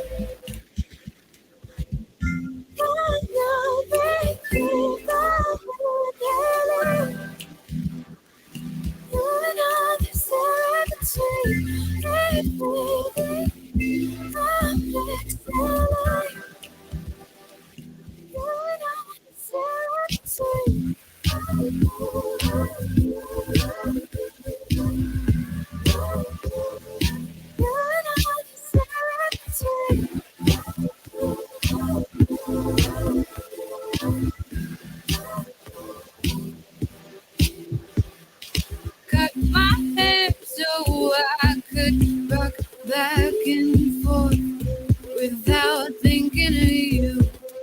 Learn to talk and say whatever I wanted to. And I walked off you, and I walked off and only, only, oh my, I thought it was a dream. So it seemed. And now, baby, I'm in it. You and I just in between. I'm excited. You and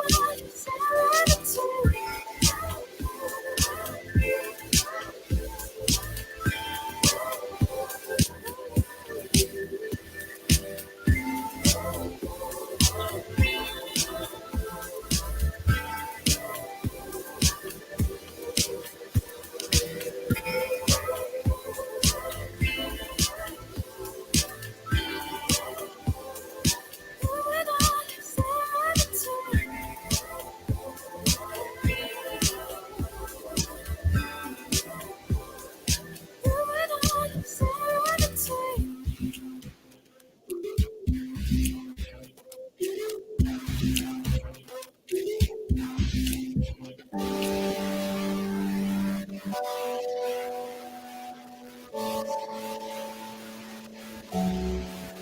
We were staying in Paris to get away from your parents, and I thought, wow, if I could take this in a shot right now, I don't think that we could work this out on the terrace.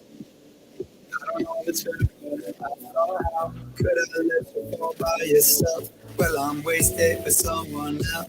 If we go down, then we go down together. They'll say you could do anything. They'll say that I was clever. If we go down, then we go down together.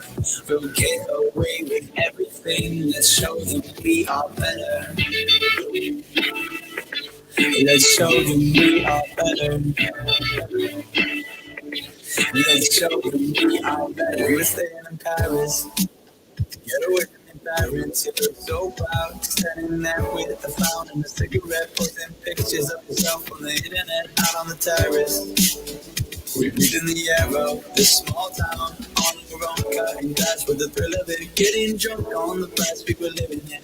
If we go down, then we go down together.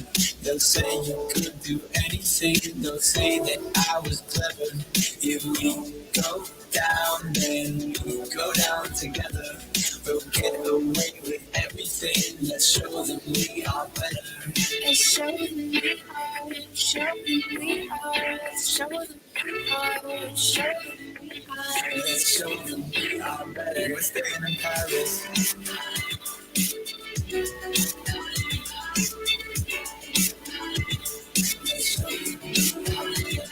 Let's show them we are, show them we are, show them we are, show them we are. Let's show them we are better. If we go down, then we go down together. They'll say you could do anything, they'll say that I was clever. If we go down, then we go down together. We'll get away with everything. Let's show them we are better. We're staying in Paris. We were staying in Paris. We were staying in Paris. We were staying in Paris. Let's show them we are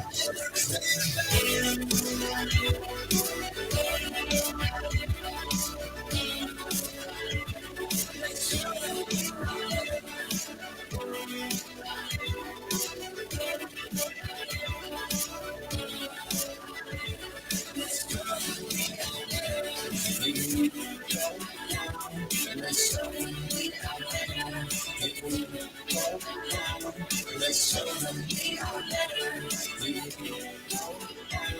Let's show them we are better. Let's show them we are better. I got a condo in Manhattan. Baby girl, what's happening? You and your invited, so gonna get to clapping. Go pop a phone, plan, pop it for me. Turn around and drop it for a plan. Drop it for me. I went to beach house in Miami. Wake up with no jammies. Lobster tail for dinner. Julio, so that's scampi. You got it if you want it. Got it if you want it. Said you got it if you want it. Take my wallet if you want it now. Jump in the Cadillac. Girl, let's get some miles on it. Anything you want, just to put a smile. You deserve it, baby. You deserve it all. And I'm gonna give it to you. Gold jewelry shining so bright. Strawberry champagne on ice. Lucky for you, that's what I like. That's what I like. Lucky for you, that's what I like. That's what I like. Stay by the fire at night. Silk sheets and diamonds, all white. Lucky for you, that's what I like. That's what I like. Lucky for you, that's what I like. That's what I like. I'm talking trips to Puerto Rico. Say the word and we go. You can be my flico. Girl, I'll be a flico. Mamacita. I would never make a promise that I can't keep. I promise that your smile ain't gonna never leave. Shopping sprees in Paris. Every day 24 carats. Take a look in that mirror. Now tell me who's the fairest. Is it you? Is it me? Is it me? Say it's us. And I agree, baby. Jump in the Cadillac. Girl, let's put some miles on it. Anything you want, just to put a smile on it. You deserve it, baby. You deserve it all. And I'm gonna give it to you. Gold jewelry shining so bright. Strawberry champagne on ice. Lucky for you, that's what I like. That's what I like. Lucky for you, that's what I like. That's what I like. Stay by the fire at night. Silk sheets and diamonds, all white. Lucky for you, that's what I like. That's what I like. Lucky for you, that's what I like. That's what I like.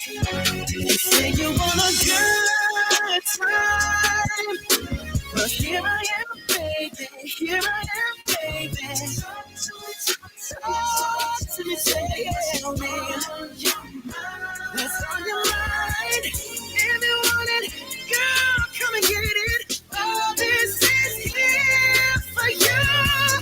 Tell me, baby. Tell me, baby. What you trying to do? Strawberry shining bright. Strawberry shining.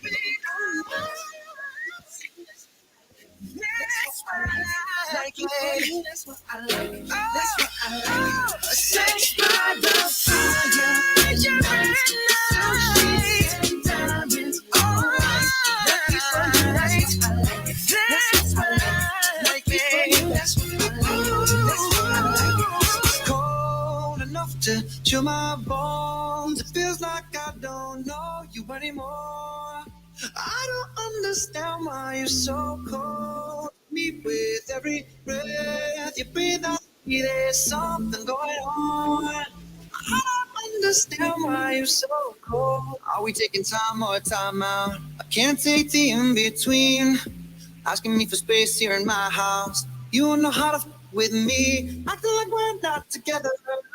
After everything that we've been through, sleeping under the covers. I'm so far away from you, distant. When we're kissing, you're so different. Baby, tell me, how did you get so cold enough to chill my bones? I don't know you anymore. I don't understand why you're so cold. With every everything is something going on. I don't understand why you're so cold. Oh, yeah. Oh, yeah.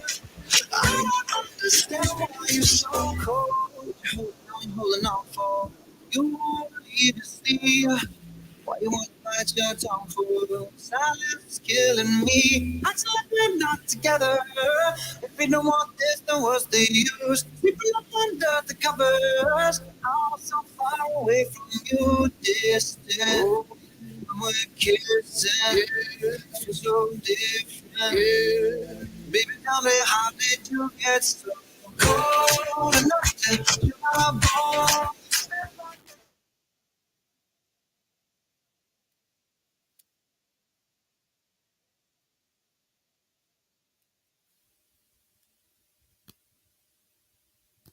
Adobe, and now I work at Atlassian.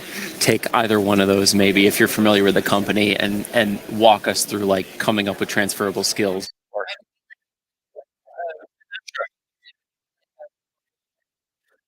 Yeah, let's say doing using internal tools at Netflix. Let's say you're right now I write internal tools for Confluence. So Internal let's tool. Oh, okay. right. So let's do that. Okay. You're familiar Yeah, with that's pretty simple. Confluence, and Yeah, I thought it was going to be like harder. Like, yeah, I was like, you could do, like, Tractor driver. no, but, yeah, there's, like a teacher. There's people that like they're poets and stuff like that. So yeah, okay. I know, right? But mine, We still it's have like a rap battle though. we do. So okay, you know what? And I've had ideas that have just come to me, and I'm like, ooh, that would make a nice like tech rhyme. But the stuff that I have that's fully written out is poetry. It's not like family friendly. It's very like cuss words and stuff. It's not like a whole bunch of trash rap. If But you like, ever share with people, I would love to hear. okay, cool. Whatever situation. I'm doing more videos now too. So I started a YouTube channel, by the way, Yes, you like did. not that long ago. And so I'm gonna start like just posting whatever I feel like, which poetry is included in that. Sweet. Yeah. Okay. Yeah. We can- Yeah.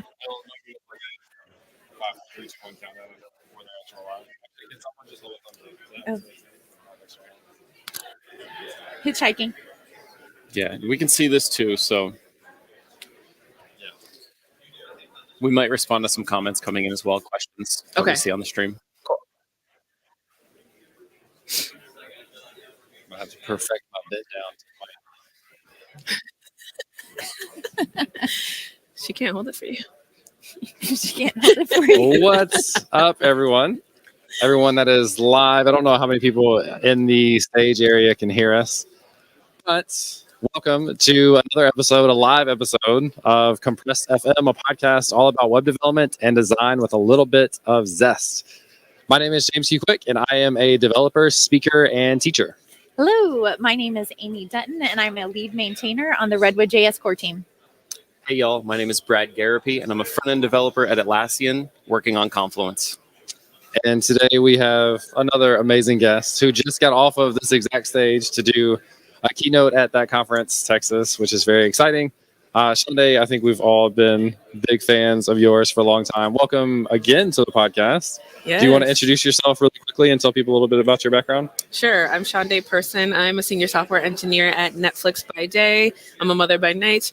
I am also a conference speaker. I had the honor of being keynote speaker today at that conference. And I work on internal tooling at Netflix. So I work on the productivity engineering team, building tools to reduce friction in the day-to-day lives of other Netflix engineers. Love it. I don't know how you take flattery in person, but Shande is one of the best speakers. And I'm very picky about speakers. Is one of the best speakers that I've seen a couple of times now in person.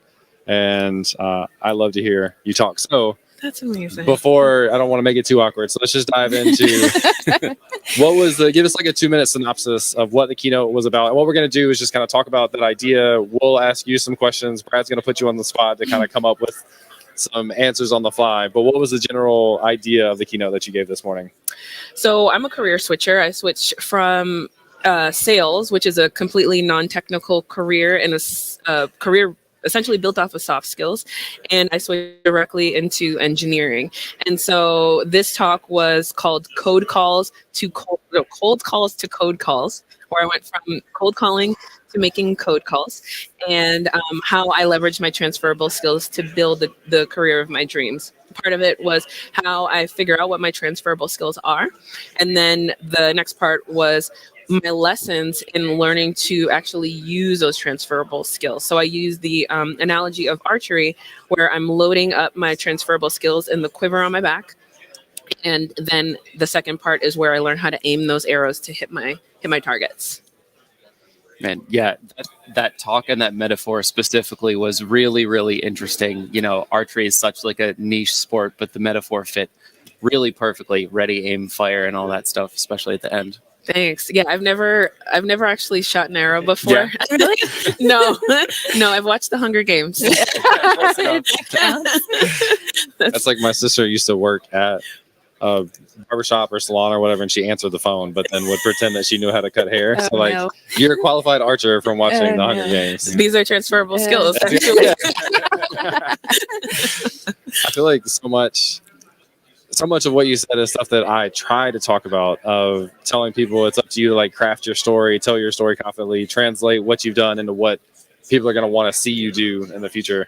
And I honestly think you did it so much better than I ever could have articulated it. But what was like, have you always kind of had the mindset of taking control of those types of situations? Like, has that been your personality of like, I'm going to figure out what the thing is that I want to do and then backtrack from there of like, how do I get there and take control of those? No, actually, and that's not the way that our society is set up. It's normally about like, okay, you figure out what these careers are, you figure out what's going to make the most money, and nobody gives any thought to what your passions are, what you really care about. And for me, sales, I actually kind of fell into sales. I was an entrepreneur major in undergrad. The reason that I became an entrepreneur major was because I wanted to go to school for fashion design. And my mom, who was a guidance counselor at the time, so she's getting kids into college, was like, I absolutely will not pay for school if you go to school for fashion design. So I was like, okay, well, cool. I want to own a business, so I'll go to school for business. I ended up majoring in entrepreneurship. And my entrepreneurship professor told me that the best way to understand what it's like to own a business and to, recognize the risk in business is to have a commission-only sales job. So that's what got me into sales. The thought, like when I was applying for schools and even beyond that, when I was actually in sales, is just like, what are you doing to make the most money? What are you doing to have the best persona, the best reputation out in the world? Nobody was ever thinking about, are you happy? Are you happy with what you're doing? Is hearing no all day, does that wear on you? Does it stress you out? Or does it stress you out that like so much of your livelihood, so much of your life and your ability to care for your own family depends on something that can be out of your control. So it wasn't until I had my son where I started to think about how I was perceived in the lives of the people that I loved, in the eyes of the people that I loved. And it became more important for me to have a life where I was happy all the time, because I had somebody who was looking at me all the time and getting ideas of how they want to structure their lives. Yeah. So I was like, I want to have every aspect of my life be something that I look forward to. I want to look forward to Monday just as much as I look forward to Friday. I want to look forward to the workday just as much as I look forward to my vacation. And so that's when I started to think about what career could I get in that I still made money in, but I could be like abundantly happy around. So that's when I started to look into what my passions are. I read that book, What Color is Your Parachute by Richard Bowles, and started to design a career that made sense for something that made me happy. Yeah. And software development is one of those really special careers that I feel like people go to it because it makes them happy. They enjoy the problem solving, the debugging, the conquering challenges, building things. Mm-hmm. What in particular drove you to make the shift from sales over into coding? That's a good question. So I started it as a hobby. In 2015, I decided to quit my sales job to pursue my passions for entrepreneurship. Mm-hmm. And so I just left the workforce. I didn't have a kid then, so I could just do whatever I wanted to do. And, or so I thought. So I quit my job and I started an online business. It was a Shopify site where I sold all natural and organic things, like basically anything you would see in Whole Foods or Trader Joe's. And I thought what I would have the most fun doing, because part of it was me negotiating these deals with suppliers and going out to like these companies that sold snacks or that made snacks and negotiating, okay, let me get the best price so that I can give the best prices to people online, and then selling, going literally door to door, knocking on doors, trying to sell the stuff that I had. I thought that was going to be the most fun because of my sales background.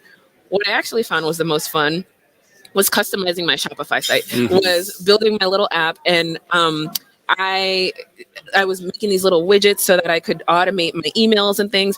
And I found it so fun that I would just be like staying up at night doing it, or I would spend a lot more time on it than I was actually spending on the business.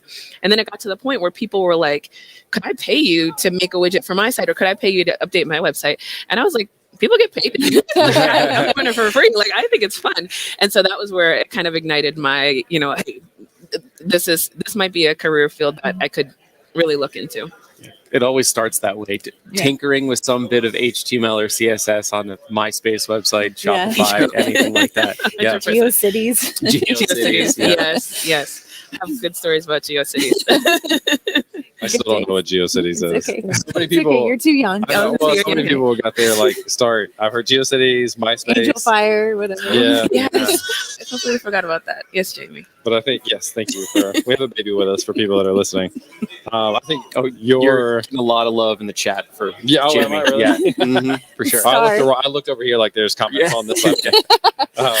That's something we talked a lot about on the podcast, and especially for me in particular is, as a developer, I love to build. Like, I think that's what it comes down to. And I love the idea of tying passion to it too, because there's mixed feedback from people of, should passion be required for a job? And the reality is, it should be required from an employer standpoint of they're expecting you to work more hours. Like, they want you to be passionate so you can work nights and weekends. That's not what it is. But for me, I want to enjoy what I do. And it sounds like you kind of had the realization of, like, on a day-to-day basis, on a Monday, I'm not as happy, and I'm happy to leave on a Friday. Right. What did you have to be like really intentional about taking time to think through that? Did you have to what was your process? How did you come to that conclusion for yourself that you were just ready for something different? It was a slow burn. Like, I was realizing how burnt out I was getting over time, and things like the biggest change happened when the pandemic hit, and I had a ton of these big deals that she's so cute. I had a ton of these big deals that were set up, and I was going to have this amazing year.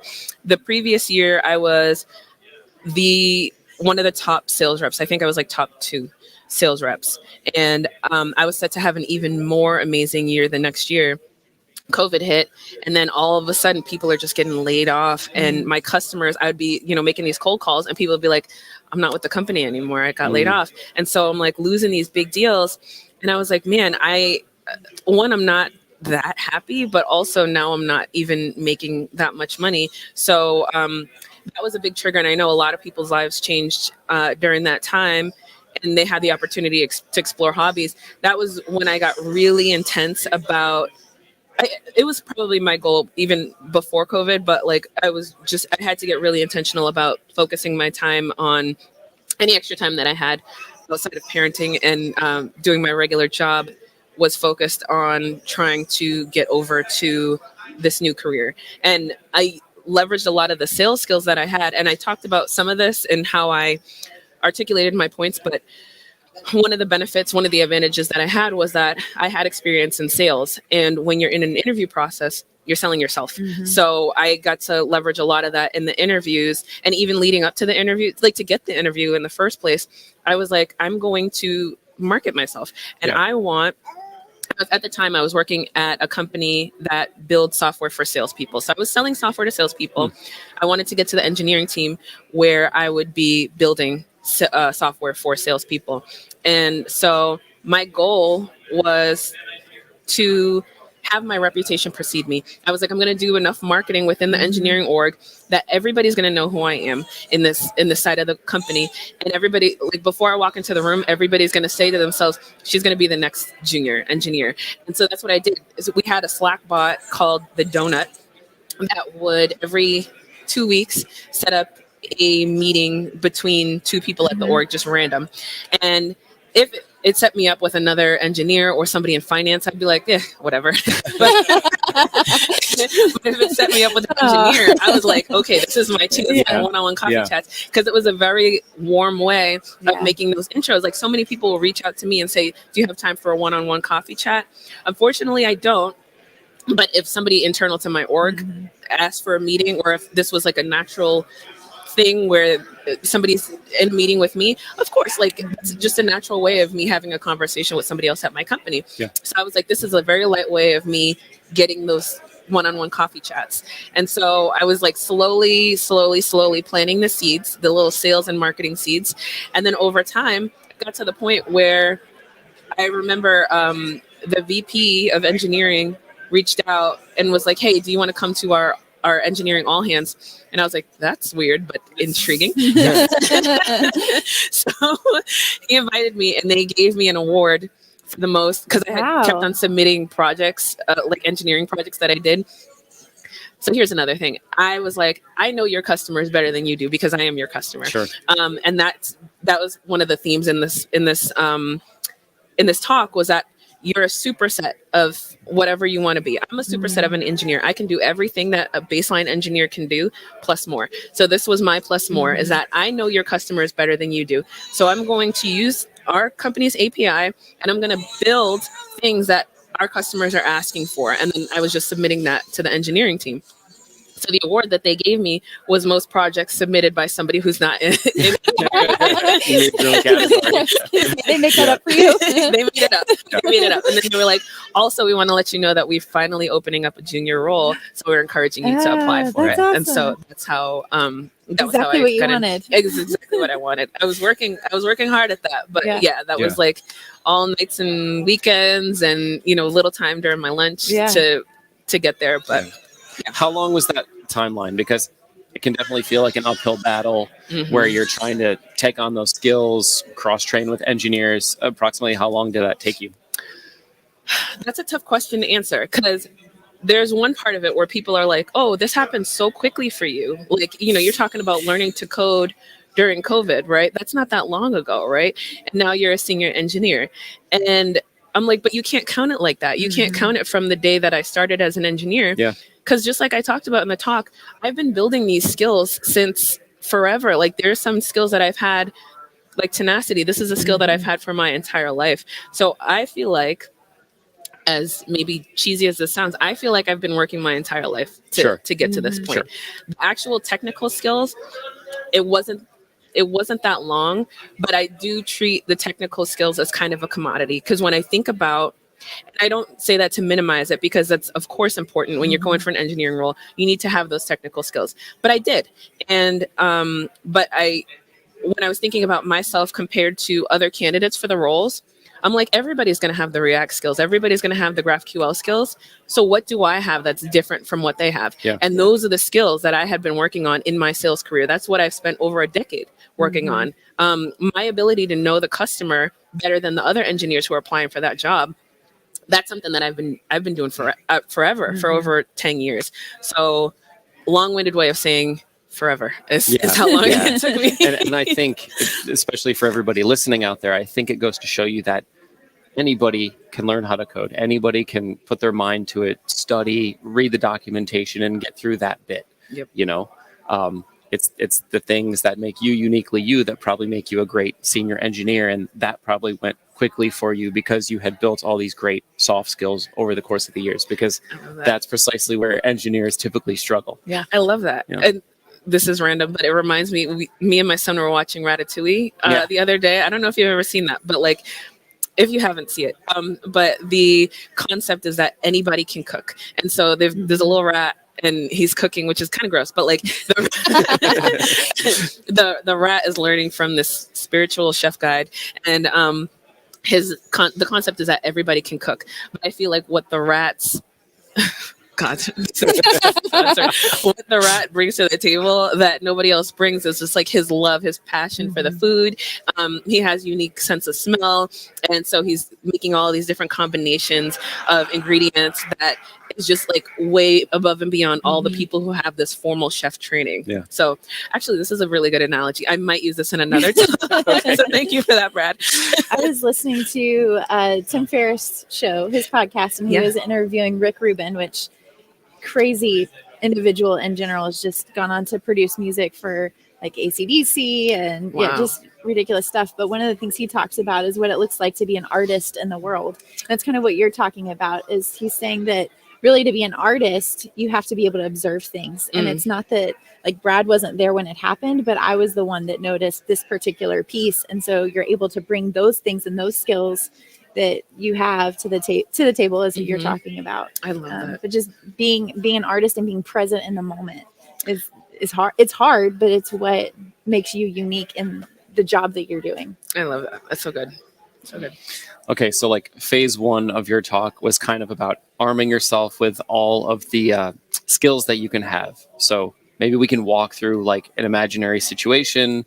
We can maybe pick on one of us to try to draw out these skills that we have that maybe we don't think are relevant to tech. Okay. So what I'm kind of maybe going to ask you to do is like help one of us try to decide what those skills are that we might not know. Ask us some leading questions or things, methods that maybe you went through to try to figure out what you could put on your resume, even though, you didn't, you weren't just listing React and GraphQL and all that stuff. Right. Okay. Which is something that you would list the technical skills, but let's say, okay, so what are you doing now? What am I doing? Yeah. Okay. Like that a loaded question. Exactly. I guess one of the things that's taking up a lot of my time extracurricular wise is running. I'm trying to train for a half marathon, so I'm doing a lot of running. Oh, I love that. What do you like about running?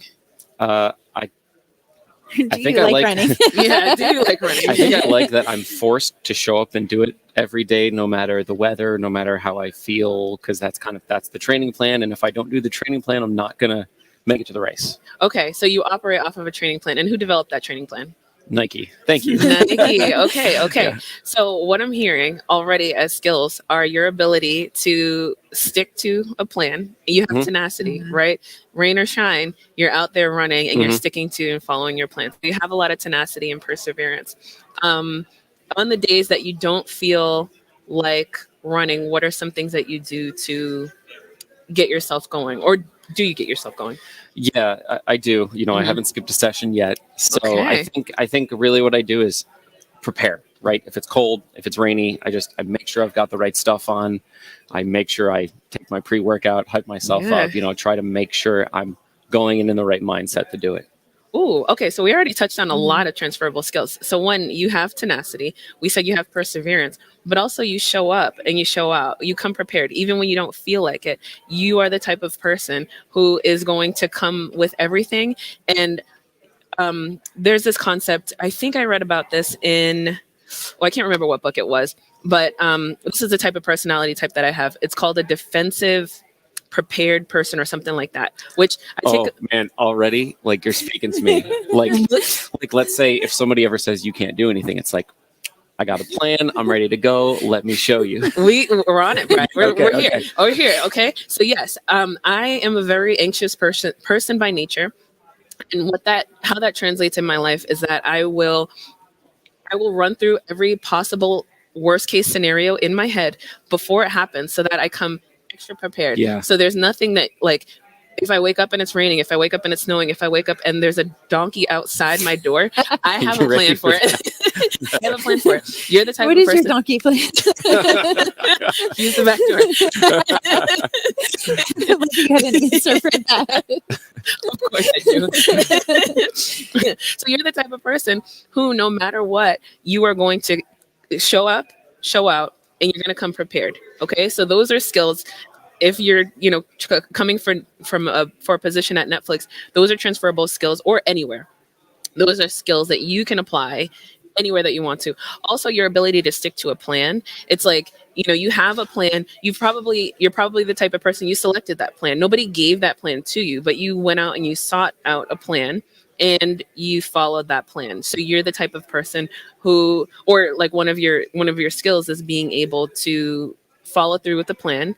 And then if it doesn't work out, you find a new plan, but you're going to follow through, see it through to the end, and then figure out, was that a good plan? Was that not a good plan? And then improvise as possible, which are all great qualities of an engineer. So yeah, we just from running, we pulled out all of that. So like, I think one of these things about transferable skills is that in the second half of your talk, you were talking a lot about how you have to sell these to a hiring manager. Mm-hmm. I think one of the first questions I have for you is, do you find that all hiring managers are open to hearing about this type of stuff? Absolutely not. Some people will shut you down or something. Yeah. And so after I did my talk, there were a couple of people coming up and saying, sharing their stories. And one person shared that they were looking to get into another career and they missed their opportunity. Mm-hmm. And so at the end, I was like, shoot your shot. And that's the big thing. He was like, I feel like I blew it because I was so scared that I didn't go for my shot. So I just wait for the next one.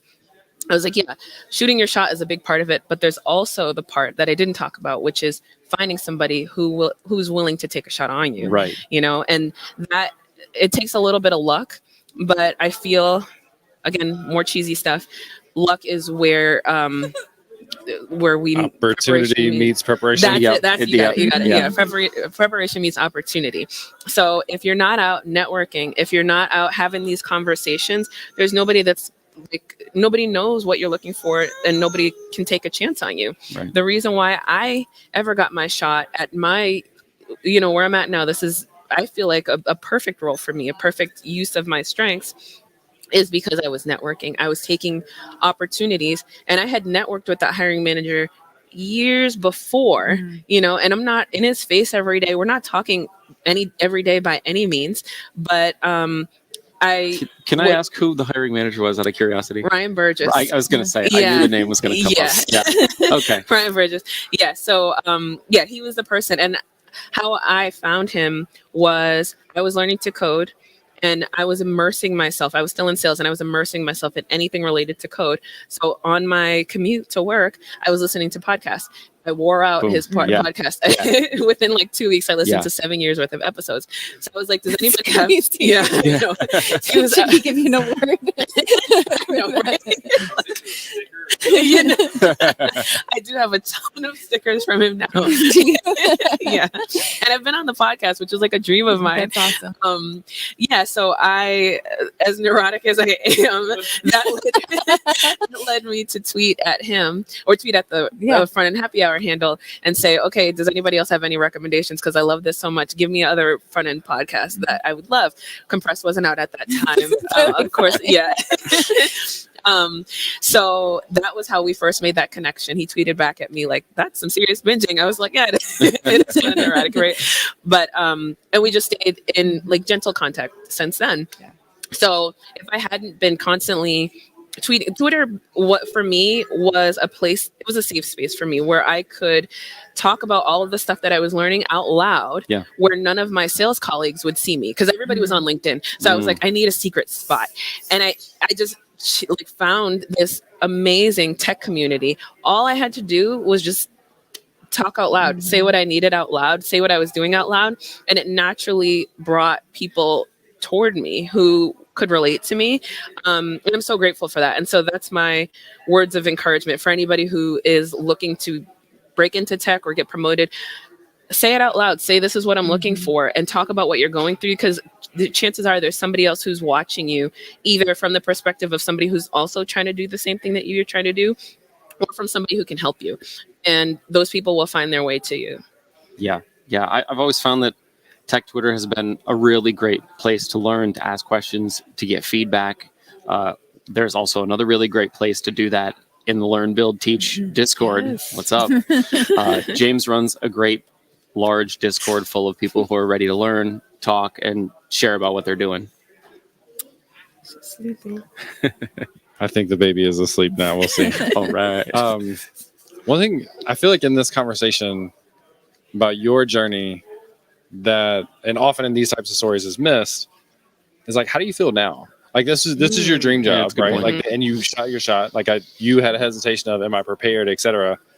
And I think some people's fear is, even if they did shoot their shot and it worked out, they'd get there and they'd be overwhelmed or blah blah blah. Like, how do you feel like you're doing? So real. Yeah, that is so real.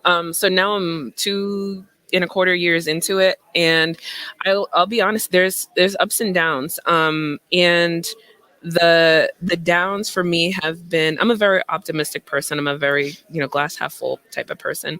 The downs have been for me pretty much self created. It's a lot of imposter syndrome, because I shot my shot, it worked out, but now I'm like, okay, now what? Yeah, okay, now I'm the newbie for real. And so it's hard. And to be surrounded by so many brilliant people, it can be very overwhelming. So I take this as another opportunity, and I feel like every day I'm shooting my shot, where I'm like, okay, now I'm going to have this conversation with this person. I'm going to say the silly thing. I'm going to say the stupid thing out loud. And now what I've been doing lately is just more, I'm just going to be myself and see how that works out. And it's been working out. Like, people are very receptive to the human aspect of it. And I feel at home. So all that to say, the tougher parts have been just the feelings of feeling lost and overwhelmed. If I stay true to my beliefs that you can just reach out, ask for help, say the thing that you're learning out loud, there's always people, there's just like an overwhelming amount of support if you let people in to help you. And then the highs are so high, because I'm like, wow, I can't believe how much love I'm getting, or I can't believe how much support I'm getting, or how many opportunities that I'm still getting.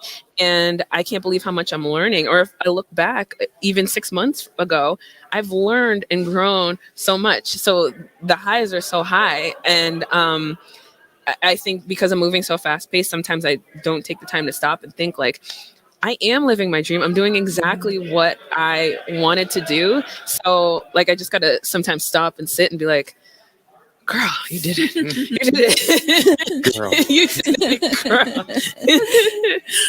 That's what we do in Learn, Build, Teach Discord. We do wins of the week every Friday. And the intention or the idea is that most of us on a regular basis don't take time to appreciate. Like, my wife and I talk about this all the time. We we do a thing that we think is just expected, and other people compliment us for it, and we're just like, that's what we were supposed to do. But it's because we don't appreciate ourselves for what we're able to do and what we actually get done. Absolutely. So taking that time to reflect, I think, is really important. But even the small wins, like it doesn't even have Yeah. to be like I got the job. It's like, oh, I learned what an array is today. Right. Like, Yeah. Yeah. 100%. And Those those little build things. up, and I Yes, think they exactly. help change your mindset to get to a more positive, confident approach that seems to be like pretty thematic throughout your career, I think, and then also specifically the story that you told today. Quick shift. I want to give a shout out for everyone listening to the sponsor of what we're doing up here on stage, which is Century. So Century is the sponsor of all the live virtual stuff that we're doing at that conference, which I am super excited to be a part of. I think everybody else would agree. So we're having conversations with the keynoters. We're having panels shortly after this. And one thing I want to share specifically, I've spent a lot of time with Astro. We've talked about this a lot on the podcast. Century was one of the first products to ship a direct integration into the Astro developer toolbar. Really, really cool. It's like basically what Century is in terms of tracing and errors and things for your locally running environment. So this is based on my personal experience of a shout out of like, I've really enjoyed using that because you can see front end, back end to database, all the things that you want to know in terms of errors, how long requests are taking, etc. So if you haven't checked out Century, go and check out Century. And specifically, if you're into Astro, like I am, you can check out the Spotlight extension for the developer toolbar. Awesome. How much time we got? Pause. How Yeah, I was much time going we to say, we're at 20, 30 probably- minutes in? Anyone have like a last question or last piece of advice or something from Sade? This is your opportunity to perfect your outro. People who didn't see the outro earlier, we had to do a retake, That's right. and you should go watch the full stream because it was a perfect ending first, and then like a even more perfect ending the second time. Like all of it was so well done. But I broke this clicker. I busted the batteries. I'll do it again. Let's see. Okay. I guess we talked about the first half of the talk. Maybe we can round out with the second half where it's like really taking those transferable skills and marketing it to your interviewers, you know, knowing the person who you're talking to and maybe a bit about the company. Maybe you can leave us with some parting words about kind of making sure those interviews go well. So how do you tackle really knowing the company and the team that you're looking at? I love this question. So this is, it's great because I feel like what a lot of people do is they just assume this generic, I'm going for a front-end role. I know what a front-end role engineer looks like. They're just great at tech. They've got React skills. They've got GraphQL skills, or they've got JavaScript skills. They've got Astro skills. And that's it. That's all that I need. In my opinion, okay, and this is another, let me put this down. let me put this straight down. So, Get real. Okay, like let's think about it. I'm giving you some sales lessons, okay? Think about the person who you're selling to. The person that you're selling to is the hiring manager that's interviewing you. If you think about all of the resumes that they're looking at, right? They're looking at hundreds, maybe thousands of resumes that all pretty much look the same. So in that case, like I think about it as the same way as like you're shopping for a rubber duck, right? All of them look exactly the same, right? But they might have one or two cute little thing, like the eye is off in one. Like it makes it very quirky and unique, but that's what makes it stand out. When it comes to your skills, the technical skills, as minimal, like I sound like I'm minimizing it. I know it's a big deal, but it's a commodity. When you're being compared to other people, you can assume that everybody else that's applying for that role also has React skills, also has Astro skills, also has GraphQL skills. So what makes you stand out? Okay. So when you're looking at the job description, don't look at it from the lens of, okay, yes, I have this technical thing. Yes, I have that technical thing. Because you bet everybody else has that. What do you have that makes you uniquely qualified? So that's when you start doing research about more of the company. What do you imagine their mission is? What are, like, look at if they're a public company, or even if they're not, like, look at the company's social media, find out what their big initiatives are, look at their marketing page, what tools are they marketing, and then how does that align with the things that you're good at? So there was another person who came up to me today, and she was saying that she is moving from she wants to move from an engineering career at a certain company into the nonprofit sector, specifically for voting, like to increase the accessibility for people to be able to vote. And her eyes lit up so much when she was just talking about, like, I think that, you know, if people had more access to being able to vote, then they could do this, they could do that, and it would make the world a better place. And she just went on this whole tangent about how great the world would be. And I was eating it up because I'm like, yes, this is exactly what I mean. So when you have those interviews, this is how you stand out. Yeah. Yes, you can. She's a staff architect, by the way. I believe she has the technical skills, and she could probably eat everybody up with the technical stuff, but that's not necessarily what's going to get her the job. What's going to get her the job is standing out as somebody who is passionate and knowledgeable about the field and whose goals align with the goals of that company. So when she's applying to a nonprofit, she has all of these talking points. Yes, the world would be a better place if we did this, and I'm going to take a strong stance in how I architect my code so that it's accessible to these groups of people. And I'm going to do this, and I'm going to do that. Nobody else in the interview is talking about that. Everybody else is like, well, you know, I can array. I can make things into an array, and I can traverse trees and things like that. Like, you know, everybody's just talking all the technical blah blah blah stuff. You want to make sure that you're human. That's what people relate to. And not nobody. Most people don't want to work with somebody who is just there to build. We're all there to build. If you're the person who can build, who's there to build, but also brings in like the passion and gets the room going and is like, yeah, you know, we can do this and we can do that. And I have this idea, but also like I can listen and I can fall in line and I can, you know, build along with what the team is doing.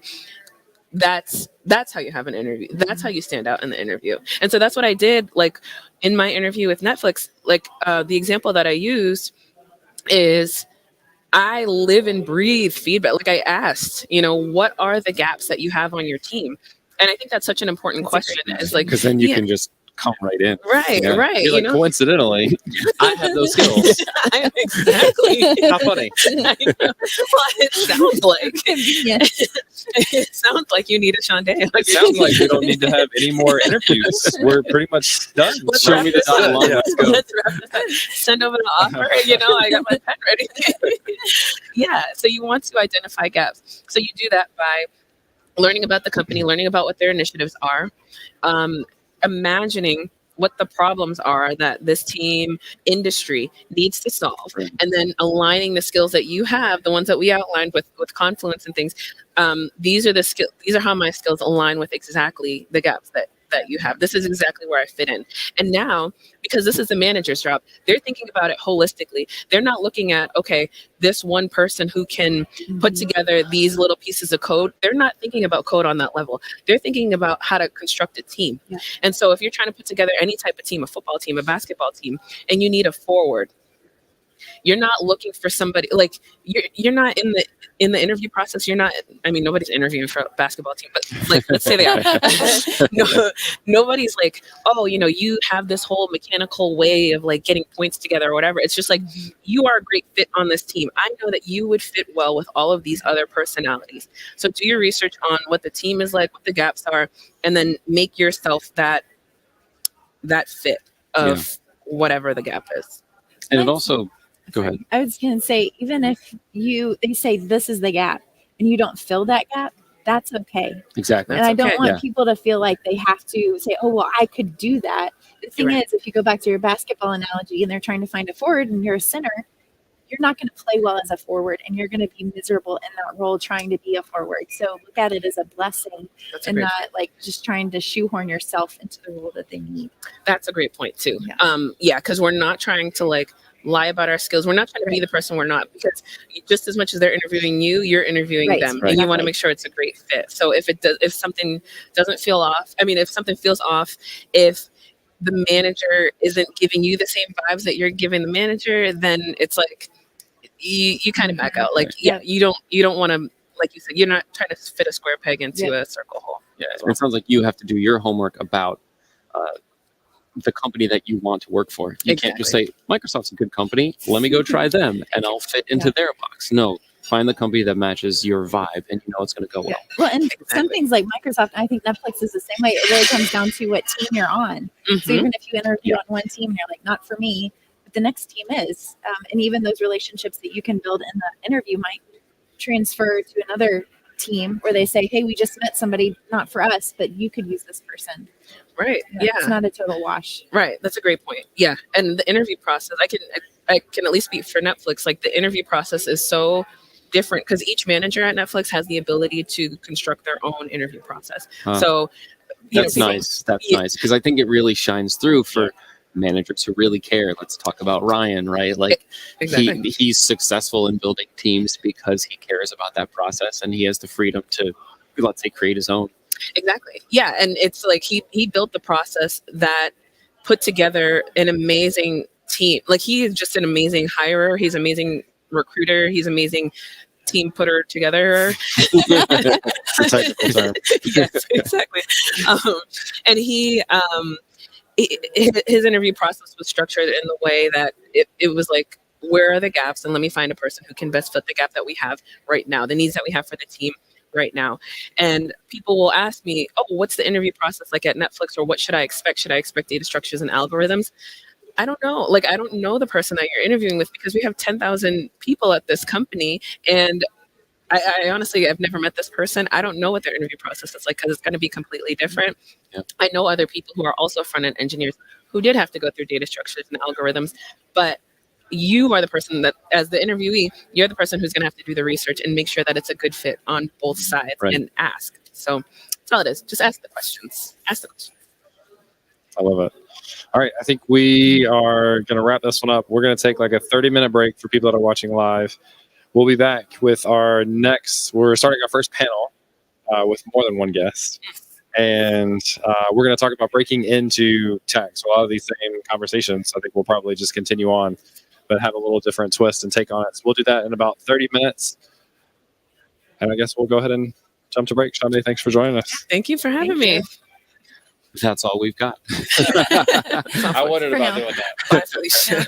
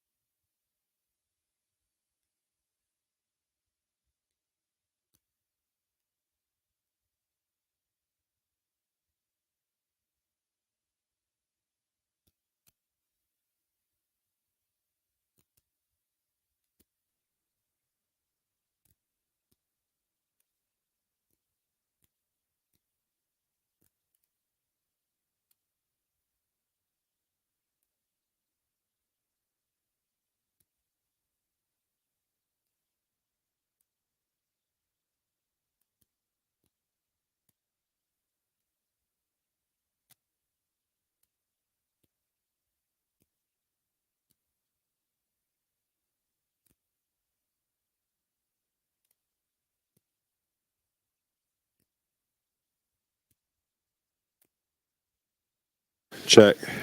Check. Yeah. Just tell Jason that. Clark. Okay. Yeah, we want to give him thumbs up. Do you want us to go out like audio out here or no? Out to the. Oh, cool. Okay. All right. That just want. Always. You always are. I think we're live. I should have known. Chat. Thumbs up if you cares. What up? It's kind of, I'm just looking at myself the entire time. Yeah, like, why is Taylor looking down at the computer screen? Yeah. Finally. That's what Okay. he Oh, they can actually hear us? Yeah, Yeah, we're they live. can. They can hear us. I got comments right here. Finally. Jason just texted me. Jason, you should hear it. Jason, comment. All right. We are live through their definition, although we've been live anyway. But welcome, everyone, to another live episode of Compressed FM, a podcast all about web development and design with a little bit of zest. Live here. Thank you. Where's our sound effect board? We need it. It's Taylor. Taylor is the sound effect board. Can I like press like one shoulder and the other shoulder for different sound effects? Yeah.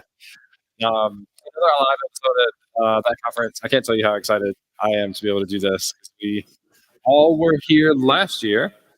Now we're here Mandy again. doesn't remember me though. Taylor doesn't remember me. I think it went the other way is the way I meant it.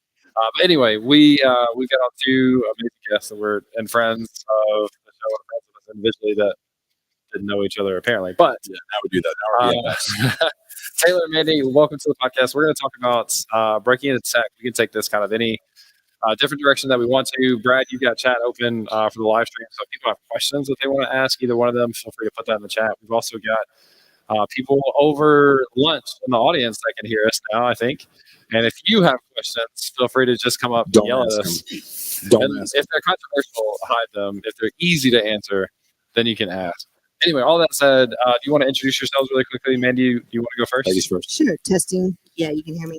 I'm Mandy Hubbard. I am currently a technical marketing engineer at Ingrok. I've had a long career in tech. I've been in developer advocate roles. I've been in developer roles, but mainly I've spent 20 years leading quality efforts. So I've done a lot of different things in tech. I'm really happy to be here. Yeah. What's going on, everybody? My name is Taylor Destin. I am a talent advocate at Gun.io. Gun.io is a talent marketplace that helps developers find jobs faster, easier. I do a lot of things. I do too many things, as my wife would say. But mainly, I'm passionate about creating content to get back to job seekers to help level up their careers, and for hiring managers to figure out how to hire better. I can say a lot of other things about that, but I'm not going to right now. All right, I'll cue you up. What's one thing hiring managers should do better that they don't? I think one of the many things. We only have so much time. Yeah. How long do we have? And we got to make a Mandy talk. The big thing is understanding that you have to give the information to your hiring partners, whether it's me at Gun, whether it's working with the tech systems or Robert Half from a staffing agency perspective. You have to give us the information to equip us to go out and find the talent that you need. Because if you do not give us the information that you need, we are going to send you bad talent. And then you get frustrated at us because we're not sending the talent that you need because you didn't give us the answers, right? And so I think a lot of times, and listen, like I think sometimes companies view us as like the enemy sometimes, and we're not. We're just trying to help, right? The enemy in a sense that they have to cut us a check, right? Which we don't want to do right now. But at the end of the day, like we can move along the process faster, and a lot of other agencies do it too. I'm not talking about us. And if you work with us and become a partner with us and get us ingrained into your organization, the more success you're going to have on the back end hiring folks. Awkward pause. Crush that. So good. Where is that? Is that left or right shoulder? That's the right shoulder. Flip the question then and ask Mandy, what is something that recruiters, or let's put it in a positive sense, what's the best thing that a recruiter could do to help you other than get the job?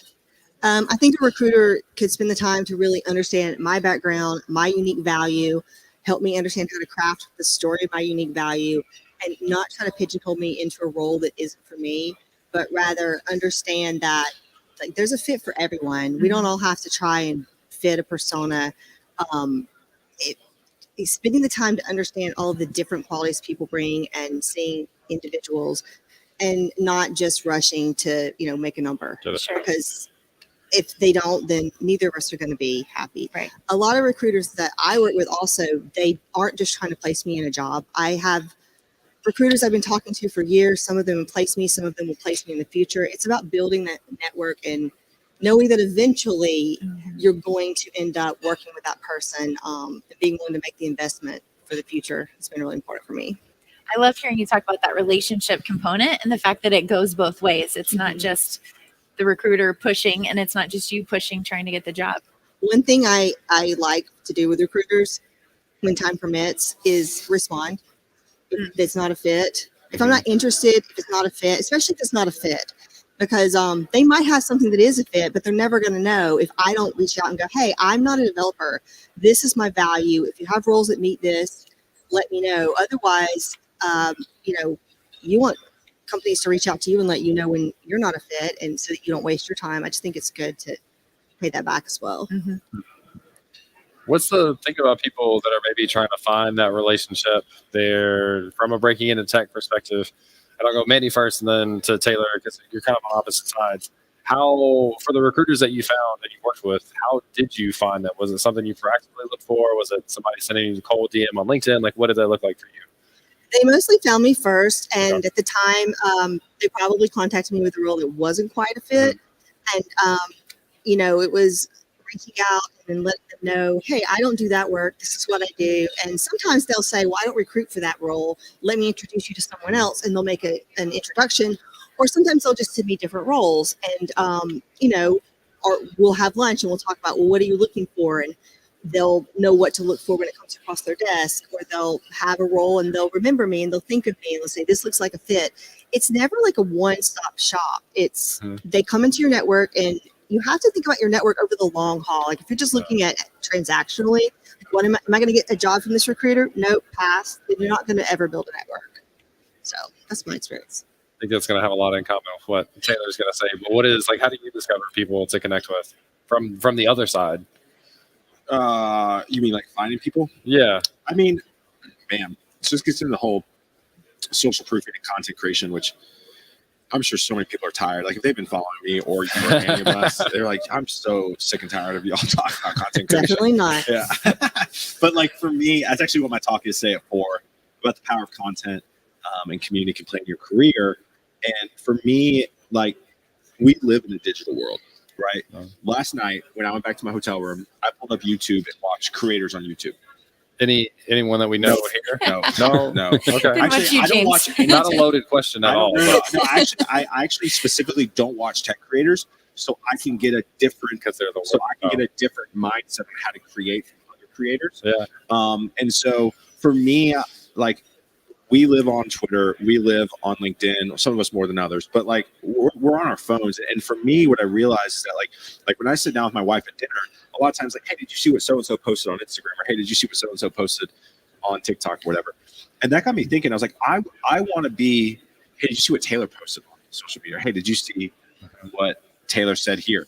And for me, what I've realized is that could be you. You could post something really thought-provoking on LinkedIn one day, and a hiring manager could see it and talk to somebody in his organization that afternoon in a meeting because that hiring manager saw something you posted on LinkedIn. And I think for me, especially junior developers, I get a lot of DMs. I'm sure all of us do. It's so competitive. What can I do to stand out? You have to build in public. You just have to. And I think I'm not asking you to be Mr. Beast. I'm not asking you to be James Quick.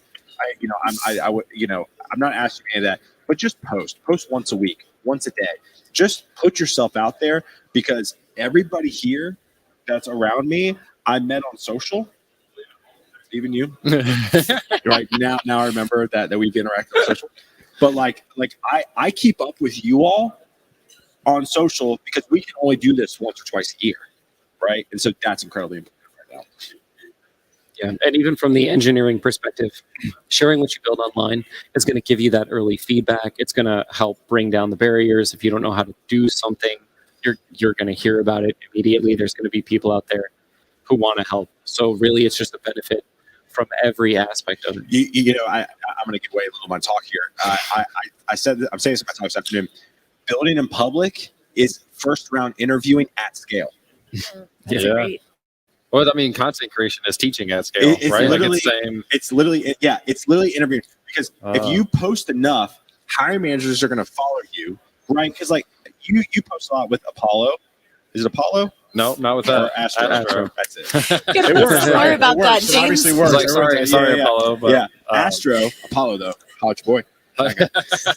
So Astro, like I know that, right? I don't know what Astro is, but I know because you post about it all the time. And so for me, it's like if I'm needing some sort of help, like I don't know what Astro is, but like if I need help with it, I'm gonna go to you first, right? And like that's how it works. That's how it works. What's up, Funny? So it sounds like you're saying that you kind of need a niche. Like James, Honestly, has the more niche, Astro. the better. You have Yeah. recruiting, Hiring, isn't it? Hiring, recruiting. So we all need a niche. I would say the more niche you can go right now in today's world, the better.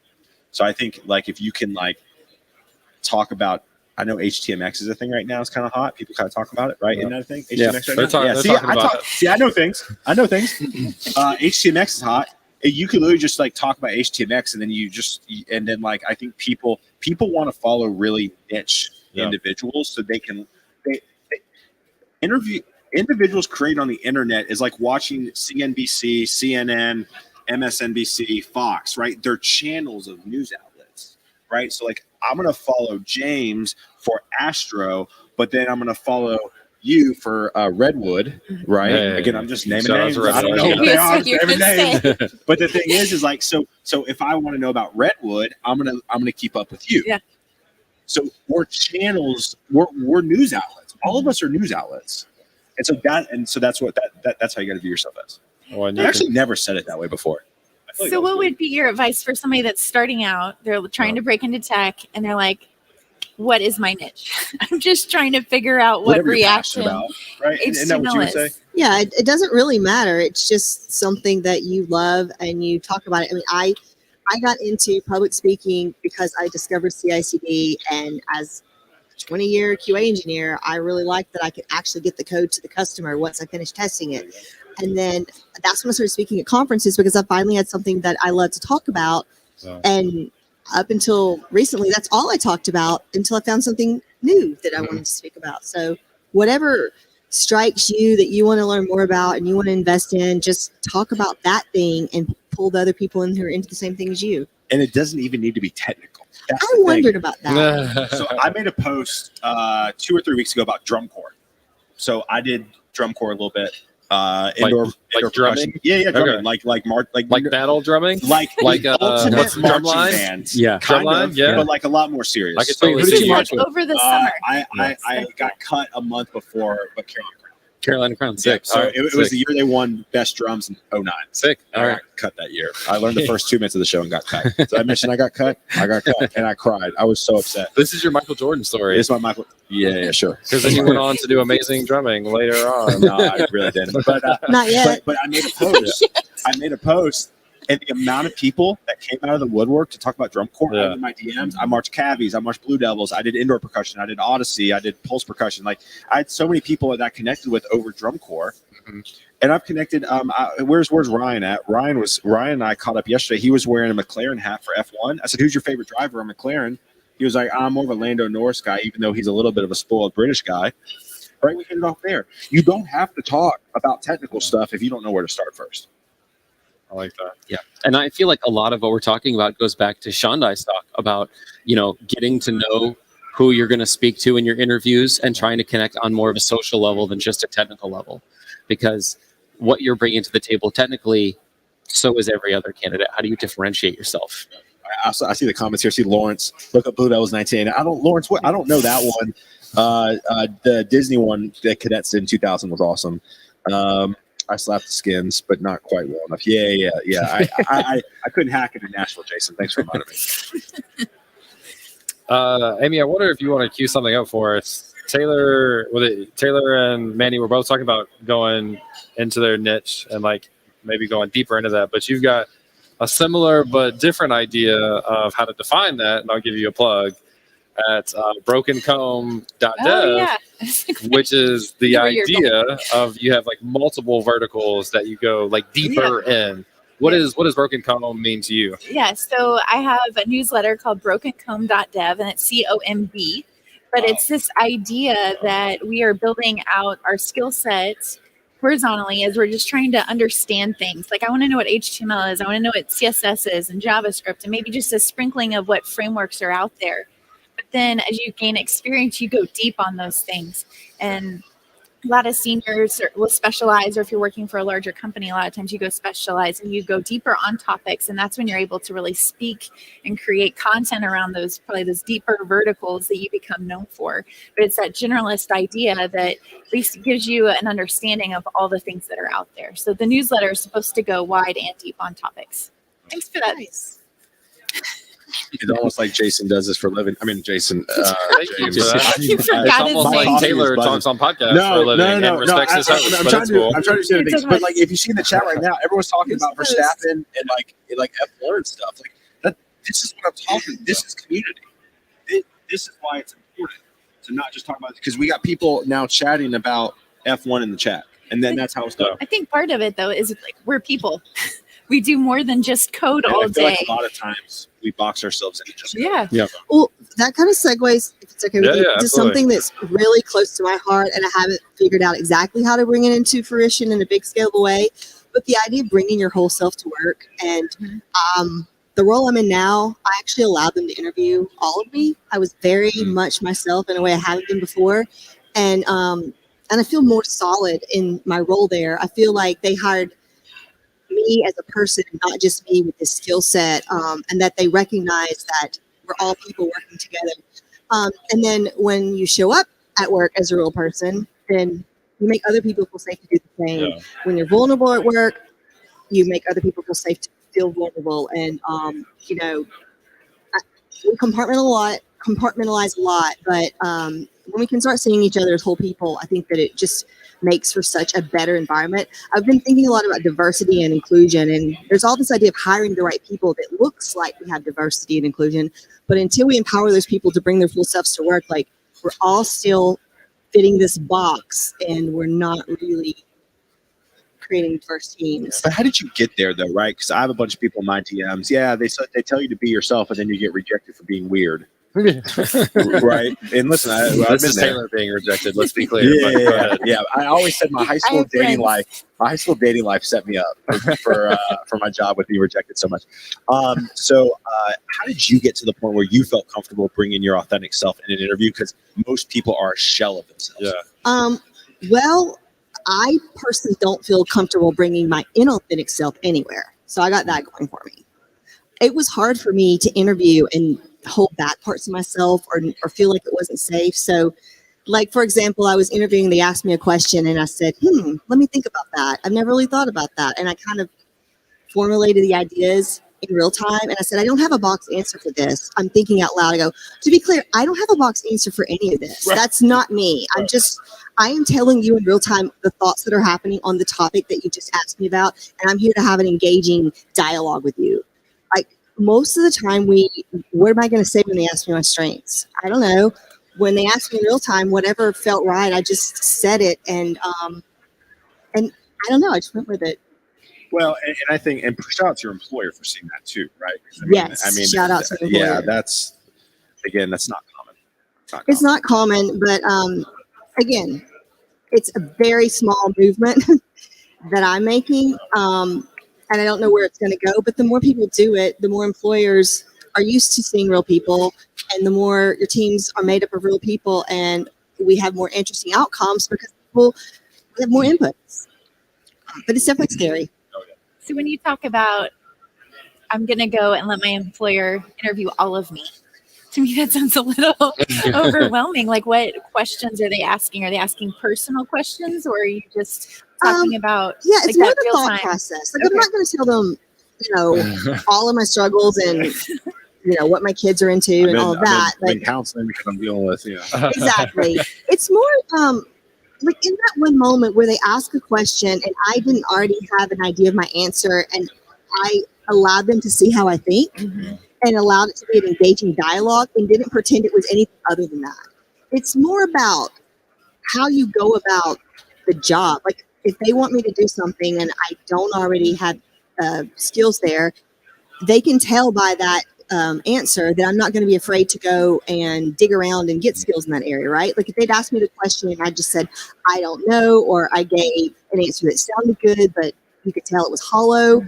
It's more about letting them see how you think as a person and that you don't have all the answers, because we don't know the answers. They don't even know the questions yet. Yeah. Well, and I think that's the key, though, you're talking about is it's all about showing your thought process. Like, right. Anytime you're going to pair, that's why they want to pair with you. They want to know, how do you think about something? One of the jobs that I had a blog going, and they said, well, we don't really need to interview you on these topics because you've already written blog posts. We know how you think. Get content creation, but also that's why, right? They don't care about the perfect answer or the solution, but how did you get there? And that's that team piece that you have to work with people to solve problems. Is how do you think? Well, a good interviewer is looking for that, not for the right answer. I was speaking with James a little bit before, and I've said this in interviews. You don't really want to hire for me. You don't want to hire me today for the skills I possess that you need today. You want to hire me today for the aptitude I have to learn the skills that you don't even know you need yet because you aren't there yet. So I feel like instead of giving a canned answer that you read on the internet, but instead letting them see into your thought process, they know the thinking that they're buying. And that's really going to give them more value in the long run than someone that knows today's technology and can answer canned answers to today's technology, but aren't going to be able to grow with the organization. Yeah, I said this on a recent podcast. I said, imagine going on a date, right? Because there's so much involved with dating and the job search. Imagine going on a date and you sit down with a guy or girl and they ask you 25 preset questions that they came up with. Yeah, terrible. One, how's that going to make you feel? Two, do you think they're going to actually know the true Taylor, right?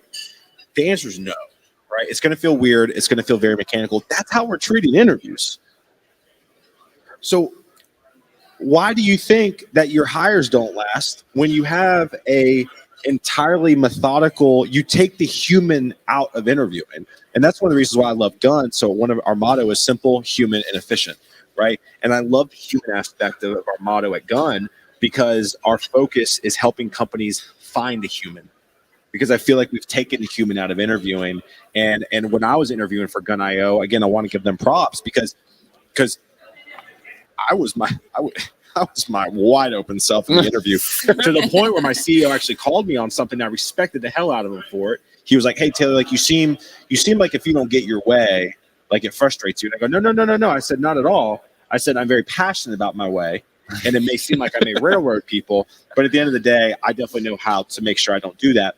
And after he called me out on it, we have this relationship now where I can call him out if I'm not seeing things appropriately. We've had multiple conversations last week about certain things we're not agreeing on, but we're ending every conversation seeing eye to eye. And the only way that was able to happen is because we set that precedence in the interview process.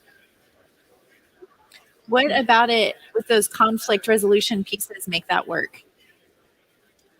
What? Say again? Like, what about those conversations make that work? Because a lot of people are going to avoid conflict. They don't want to argue. I avoid conflict at home. You can ask my wife. I'm terrified of conflict, but at work, I'm great at it. So, like, that's a great thing. If you're terrified of it, what is different about it with your CEO? Be careful what you say, like in comparison of CEO's wife. Okay. No. I just meant no. Don't. Did you see the pause? He was like, "Don't get yourself fired." Let me make sure. I think so. Here's the deal. I talk about all the time. Work, while I do get emotional at work, it's still not emotional because it's not my marriage. Mm-hmm. Right? And I feel like a lot of times for us who are married and have partners, sometimes your wife or your husband's the closest dog to kick. And you just fly off the handle at them. Right? You maybe keep it together at work and then you come home and, the simplest things can set you off. And so for me, like I've learned at work that to really move the needle, you have to drive and you have to execute. And you have to be comfortable with butting up with people, but you got to make people feel heard. And I feel like that happens in the workplace. Like people don't feel heard, right? It's like, it's my way. You shut up. We're just going to do it this way. And for me, like, my head of sales is out here somewhere, Jeff. And Jeff, raise your hand if you can hear me. But basically, like Jeff and I don't see eye to eye on some things, and that's okay. We were having dinner last night. We were talking about work, and I was like, "We don't need this." And he goes, "Well, I disagree with you." And I go, "That's fine." But like at the end of the day, no one's ever going to agree with you. To be honest, if you need to work in an environment where they actually don't agree with everything, because that's where the growth is. Tweak that mess. That's right. I like that. That should be Taylor's preaching. That's right. This is definitely your like optimal platform. They hire you for your expertise. They want you to push back and give new ideas. I think it's more about how you respond when your ideas aren't accepted, right? Because they want you to disagree because you might have a better idea. That's why they hired you in the first place. Yeah, the more and more I talk with engineering leaders on my podcast, Guidance Counselor 2.0, just so that's a little plug, is the one thing they want is they want people to push back, right? I consistently hear that we want devs to voice their opinion, to push back, to have a difference in opinion, because I feel like there's a lot of groupthink going on in developer culture, right? Oh yeah, sounds good, I'll do it. Yes. That's not how innovation builds. That's not how innovation happens. And so start being comfortable. This is coming from somebody who's in counseling for it. Be comfortable in the uncomfortable. Be comfortable in the inconvenience. Yeah. At my company, we have an internal blog. And when you're a new employee, you're learning all their systems. And I remember when I was learning all these systems, I was like, man, a lot of this is like ridiculously unnecessarily complicated and red tapey. So I wrote a bunch of blog posts about it internally. And that actually sparked a lot of positive change, because when you get fresh blood into an organization who's not afraid to share their opinion, you try to actually force growth that way. And people really latched onto that. And they're like, man, yeah, I was feeling that too. I just like thought it was the way it was. And people become conditioned to the current situation. So I'm trying to go back to like the beginning for people, because I think a lot of what we're saying takes confidence and experience to get to that point. Yeah. For either one of you, do you remember, for you personally, like how your level of confidence, did you have to build that? Did you have to work on it? Did it just come with experience? Is that? I was born with all the confidence. Were you? No. Of course we had to work on it. Oh my gosh, are you kidding me? It's like you said that very confidently. She did. She did. I was like, believed you for the Taylor, do you want to answer? Because I was like, damn, well, I sucked at it. So. I just assumed we all had to build it, so I'm just being cheeky, like that I didn't have to build it. No, we all did. I mean, so I came out of UT with a business degree. Texas or Texas? I said UT. It's dangerous. What state are we in? I'm just kidding. So University of unfortunate. Texas. I'm right there with you, Taylor. So I, She's also from not that far from Memphis, which is close to Tennessee, I'm from but- Tupelo, Mississippi. He's an absolute heck. I'm purposely giving you a hard time. Yeah, this UT.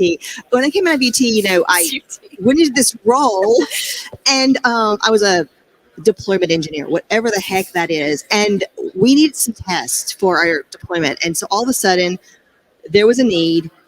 I'd never written tests before. And the next thing you know, I have a 20-year career in QA.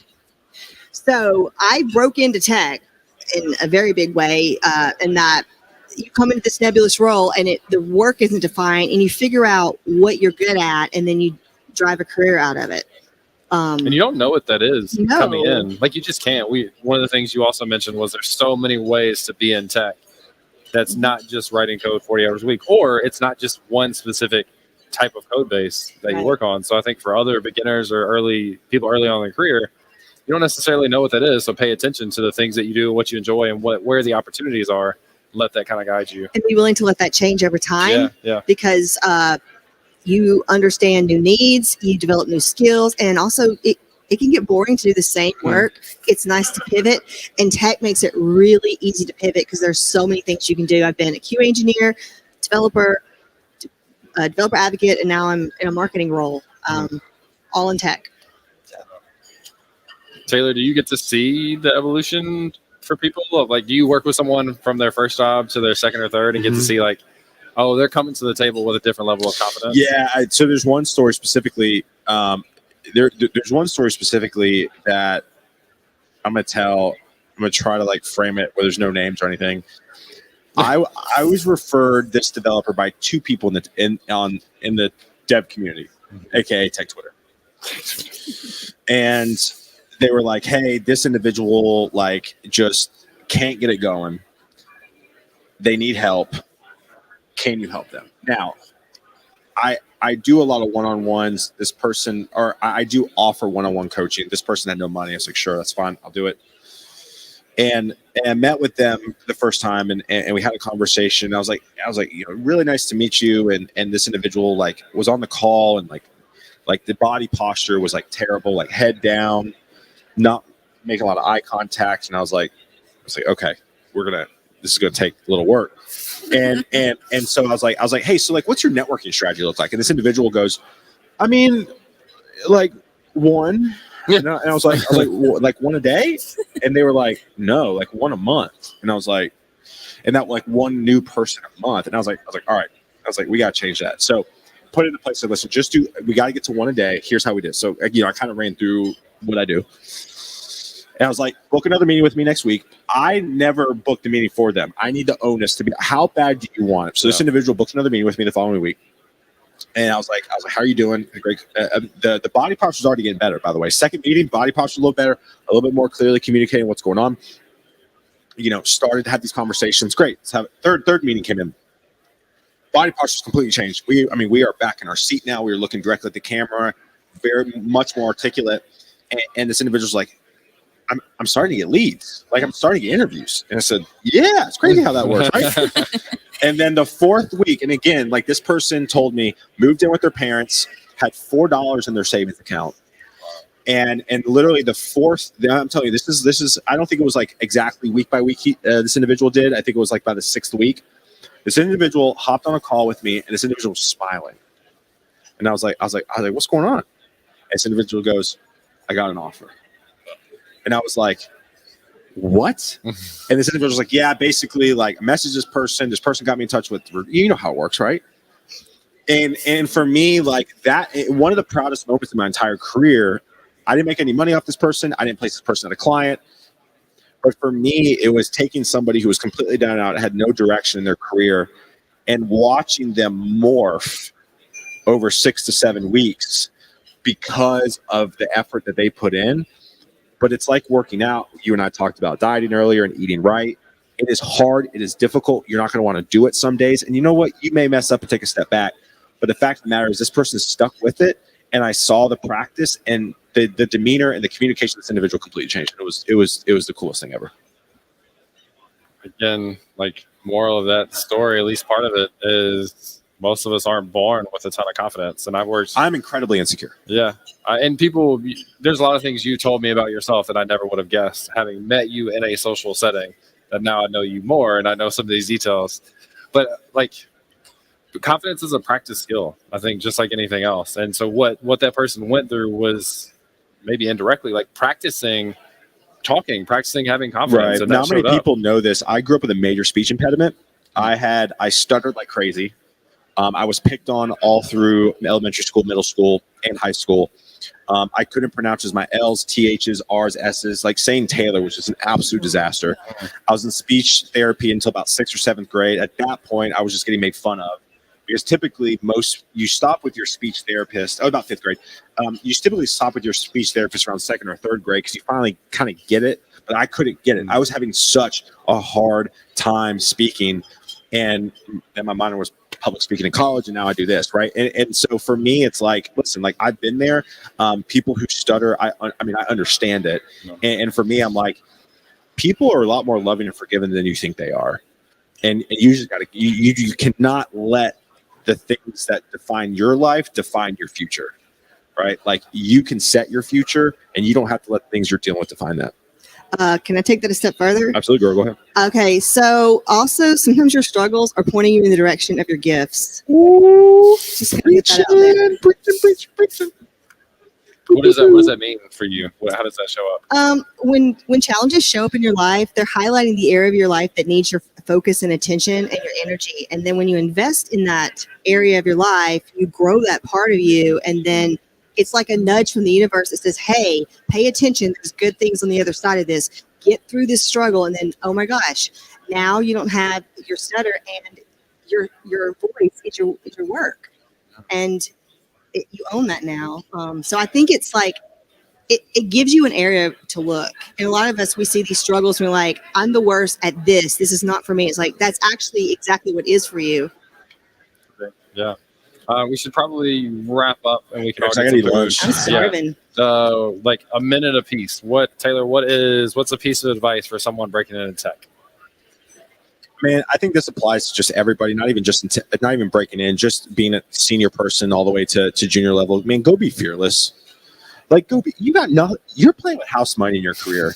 Like, I think a lot of people are really focused on climbing the career ladder, and I mean, even me and my business partner Jeff, like we were having conversations just about my career, and I mean, I'm still like a lot of like I talk. This is like personal therapy up here. Like I just say things I need to work on, but like I think a lot of us are focused on the title and the next steps and the salary and all that stuff that we get so wrapped up that we don't take chances and we don't do the things we love, right? And I really truly believe in James. You're absolute like you're a Be careful. you're a showcase. You're like Showcase. you're a showcase. You're that's not the right word. You're Like an you're a IKEA thing. showroom. You're a thing. You are what people can do when they go be fearless. Is you are now a full-time freelance content creator. Yep. Example. You are an example. There you go. That's the word. Took you that much to come up with the word Again, example. speech issues, right? Yeah. Speech issues. Actually, it's just caffeine at this point.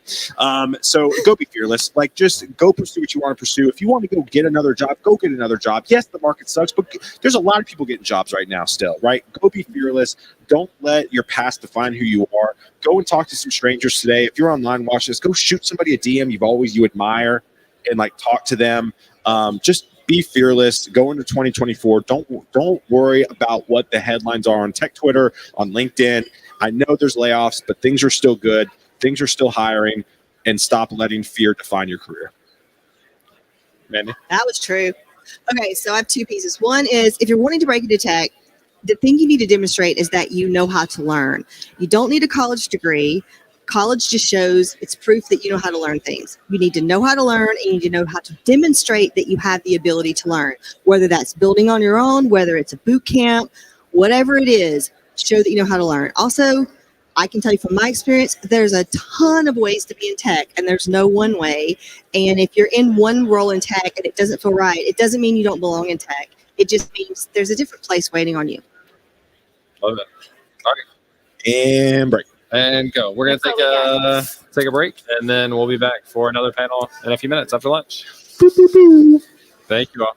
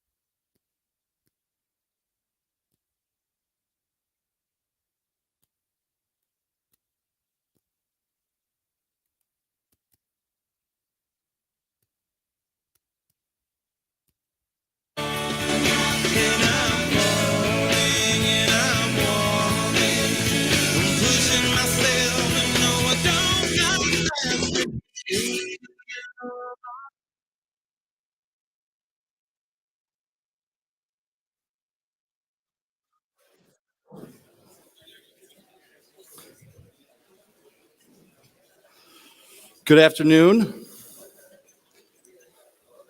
Hello there. This is the only time that I'll pop into lunch and interrupt, but it's also one of my favorite things at that conference, which is open spaces. And right now, broken John.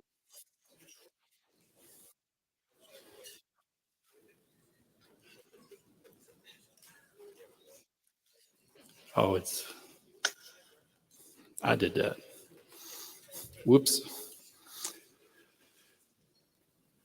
So we're going to talk about open spaces, and we're going to open the circle. Before I get started, I know there are a bunch of people who have already participated in open space. Is there anybody who would like to share an experience as to how an open space affected them? Before we even get into the meat of it, is there anybody who would want to share how one has affected them? Nobody. There we go. Brian, Al, Mike, all the way up here. All the way up here. Run, Forrest.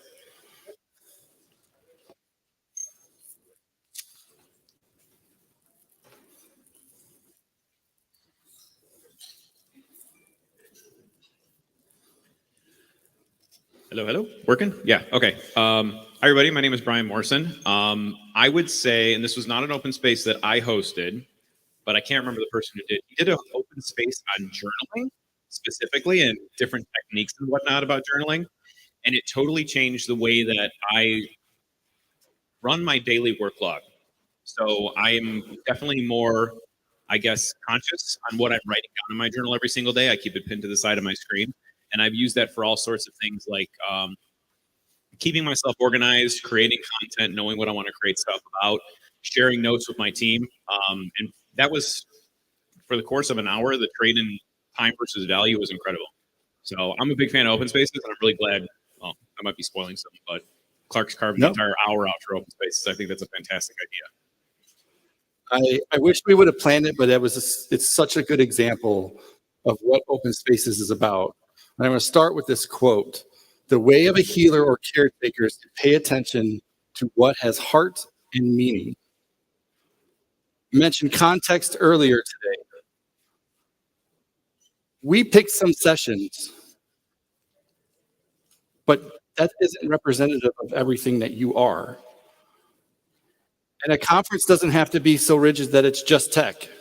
It could be something like journaling.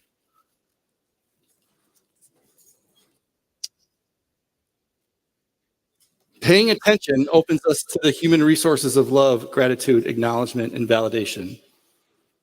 I mentioned earlier being present. Right? Why are you here? What is it that you want to get out of it? And so I ask, what has heart meaning for you? Because there are no boundaries on open spaces.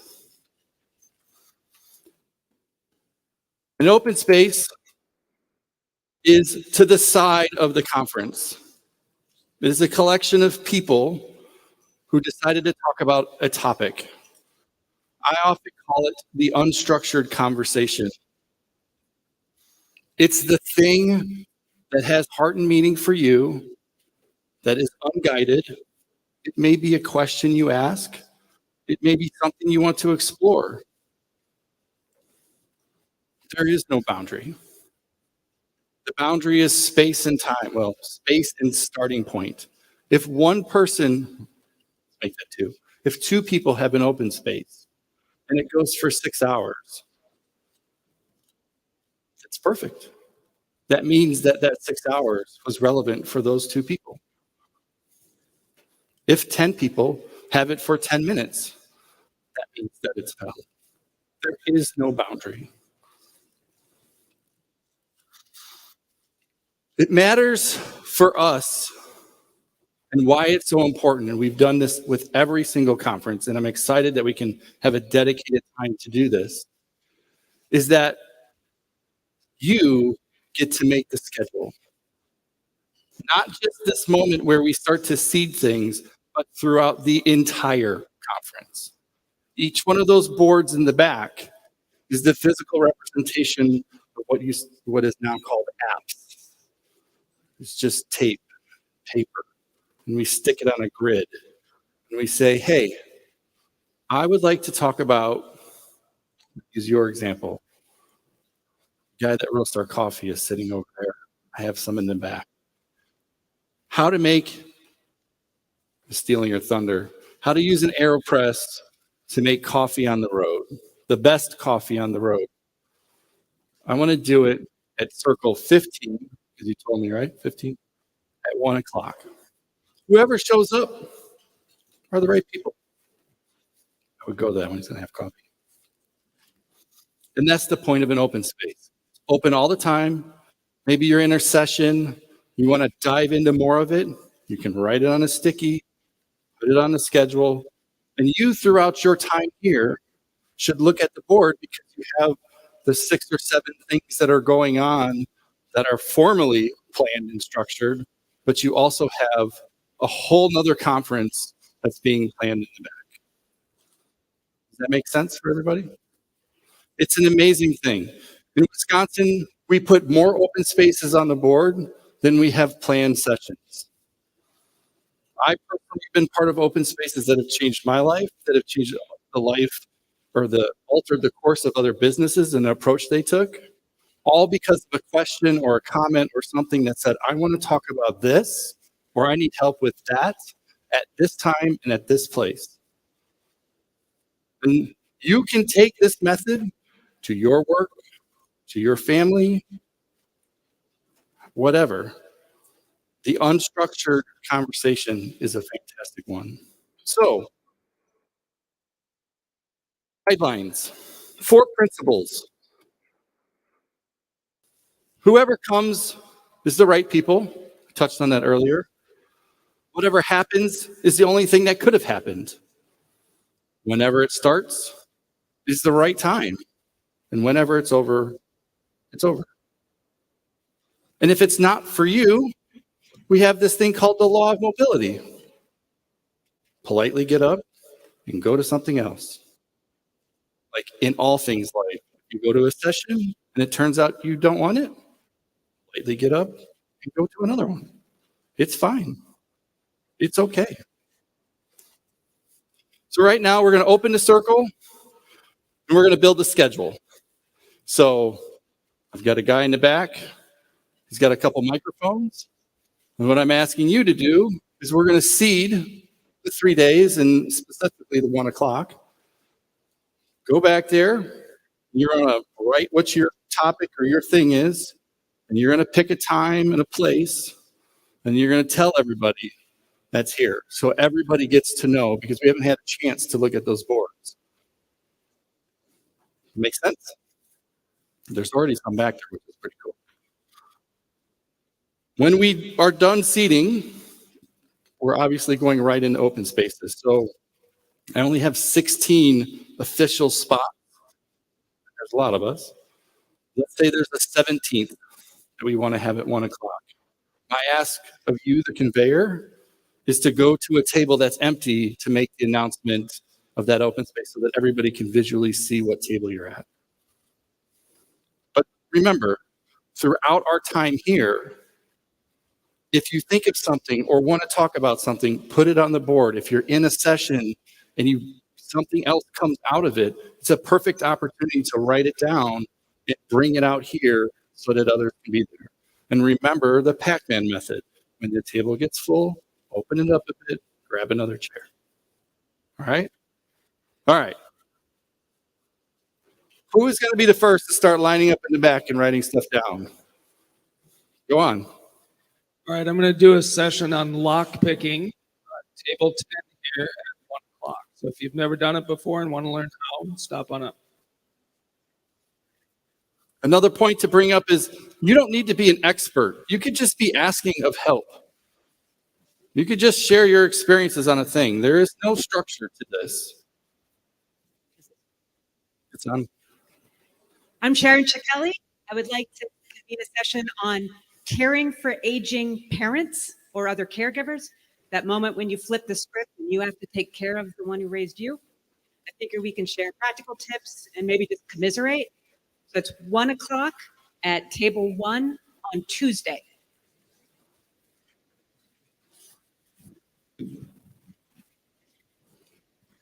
Hello. He took down the bullet points of what I'm supposed to say. Hi, my name is Jessica Sachs. I'll do on table 3, live coding and public speaking. So if you're on Zoom, you have to talk through code, that kind of thing, or if you want to be on a fancy stage. Hey, everybody. Been doing software development for a long time, had a lot of fun. However, I thought about becoming a manager. So what I would like to talk about, imagine I am your new manager and I know nothing. What should I be doing? What should I not be doing? And we'll be at table 5 at 1 o'clock. Okay. Oh, yeah. I'm Jessica. Hello. I had a talk yesterday about getting the most out of that. So today at table 1 at 1 o'clock, I'm going to be doing kind of a follow-up, or if you missed it, we can kind of go over what I talked about. And then on Wednesday at 30, I'm going to do emotional intelligence. We have been going through leadership training at my job, and it's just been revolutionary about how I think about stuff. So I'd love to share some of what I've learned. Thank you. Hi, I'm PJ. At table 8 today at 1, I want to talk about education in developer relations, or also just tech in general, how we're educating people within this space. And tomorrow at 1, also at table 8, I just put poetry up there because that's one of my first loves. So if you want to talk any kind of poetry tomorrow, table 8. If you want to talk education today, table 8 at 1.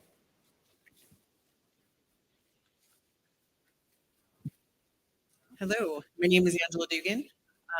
I am just coming off of a 7-month sabbatical. It was not planned to be that long, and it was kind of unexpected.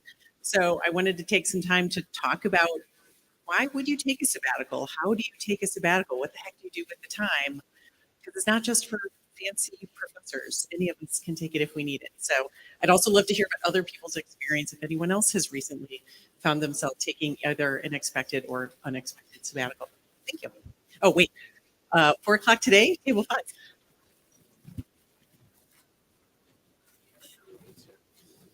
Hi, I'm Josh Medeski. I'm going to talk at 1, table 12, about the power of purpose. So setting intentions, and we often get in our own way, and so there are just having a deep conversation about life and what goal setting can look like, and how we can get out of our own way.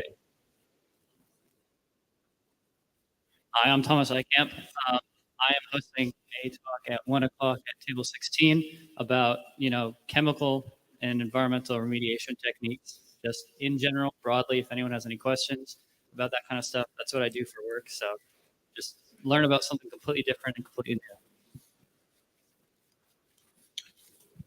Hello, I'm Jason. I am doing the coffee talk at table 15. It's how to make coffee while traveling. Good coffee while traveling. And that's Monday at 1, Tuesday at 1, and Wednesday at 1. So I'm going to feature different kinds of coffee for each one of those days. So. Hey, I'm Brooks. I'm on the remix team at Shopify, and tomorrow at 1, I want to talk about React's identity crisis at table 16, which is a good version of React. Hey, I'm Karina Ashley. I'm going to be talking about how to optimize your LinkedIn for career growth on Tuesday at table 11 at 1 o'clock. And then I'll be doing a part 2 of how to storytell around that and create content pillars for yourself to become the expert in your space at 10:30 at table 11 on Wednesday.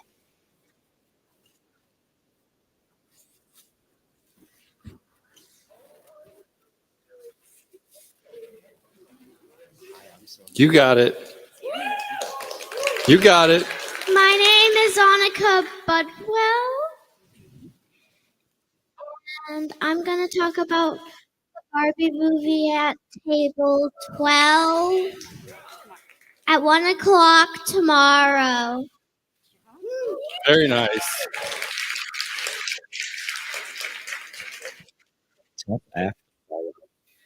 Hey everybody, I'm Danger. I've had home solar now for about 2 years. If you're in the Homestead channel, you've heard me talk about it incessantly. I'm here to answer questions, do whatever. I'll be at table 13 on Wednesday at 1 p.m. So happy to field anything there. Thank you. Hi, my name's Anthony. I run a small website called urbanism.guide. That's not actually why I'm here, but I figure I would tell you about it. If you've ever wondered kind of why your cities are the way that they are, why they're maybe hard to get around, why your friends and family have all had to move or live far away from you, I'll be talking about that and more tomorrow and what can be done about it to improve the situation. Table 2 at 1 p.m. Hi, I'm Thaddeus. I'm just going to talk about your desk space, office space, or the feng shui of the desk. How do you set it up? What kind of things do you keep around that maximizes your productivity? That'll be Wednesday, table 2, 1 o'clock. Hello, my name is Chris Nowicki, and this past year has been a crazy year trying to break into tech. And one of the things that has impacted me is a community of other developers who are in tech, trying to pursue tech all alike. So tomorrow at table 4 at 1 o'clock, I'm going to be talking about a virtual community you can get involved with called virtualcoffee.io. Great community of developers to get connected with that meet twice a week. Hey, my name is Yona, and I'm going to be talking about Vue 3 composables, best practices, and design implementations so that you can build flexible APIs. Hey y'all, my name is Brad Garapi. I recently got really into running and I'm training for a half marathon. So I'm looking for other people who like that kind of stuff and maybe can give me some tips. Would love to do it today, maybe table 6, 1 o'clock. Hey y'all, I'm Mandy Hubbard. Tomorrow, table 4 at 1 o'clock, we are going to be, table 3 at 1 o'clock. We're going to be doing some creative writing, calling it somatic writing. It's based on a type of writing called gateless writing, but I'm not a trained facilitator. And it's based on we're going to do a quick little meditation, throw out a writing prompt, and we're going to write and share work. And you will only get positive feedback. I promise you'll come away feeling like you tap into your creative side and feel really good about your writing skills.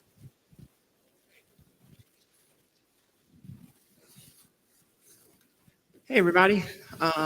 Tomorrow at 1 o'clock at table 7, I'm going to have a discussion about the difficulties of trying to get and stay fit. Being fit is great. Getting fit sucks.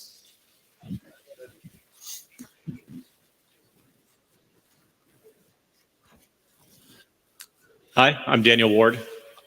Today at 1 at table 2, I'm going to talk about local meetup groups, in person or virtual. I just started one recently, so if you have experience with that, or if you're just interested in finding ones, just talk anything meetup groups.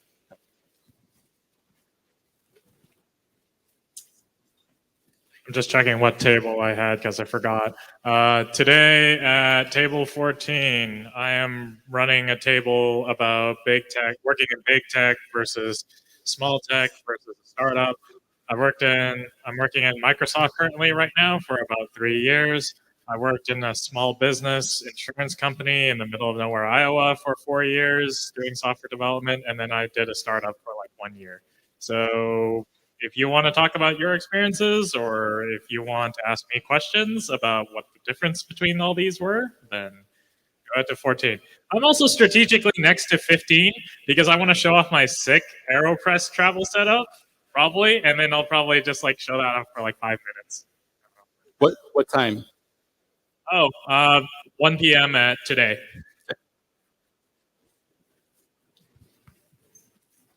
Hi, my name is Narando.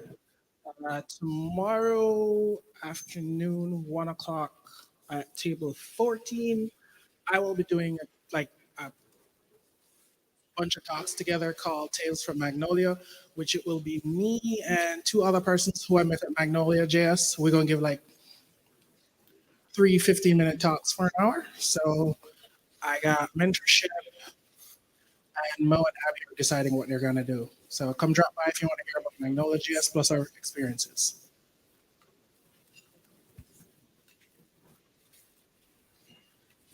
All right, let's give a big round of applause for all the conveyors who started this off and kicked this off.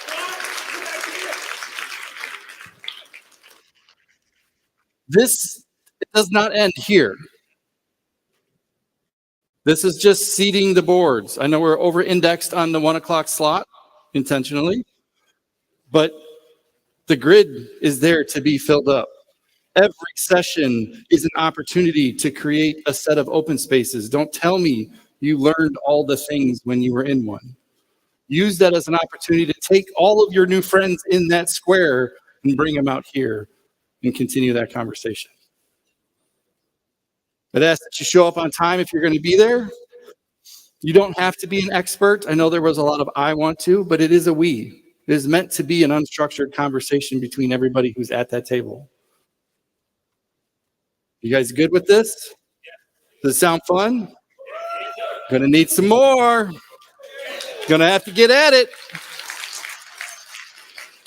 I know that if you have not done one, this feels uncomfortable. But I also know that after having done well over 2,000 of them for 15 years, that it has impact and you will enjoy it. So have a little faith with me and go enjoy yourself. Thank you.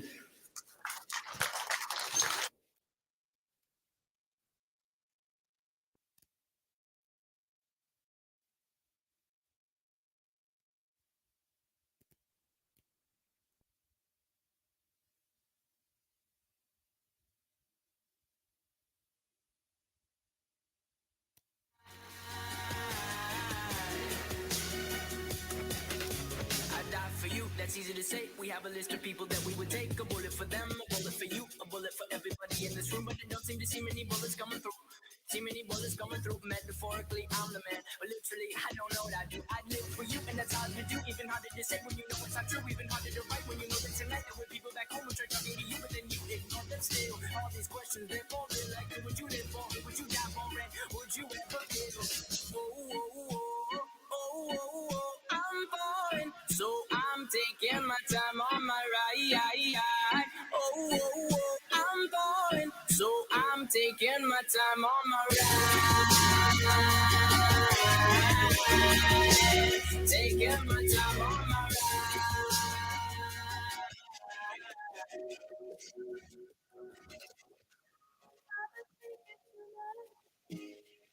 I've been thinking too much.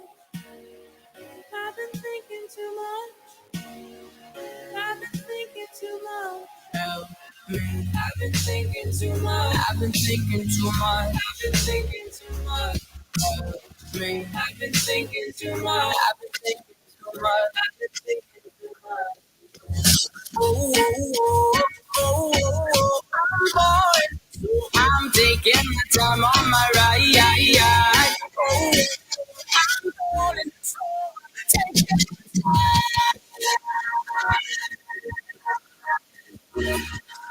Taking my time on my ride.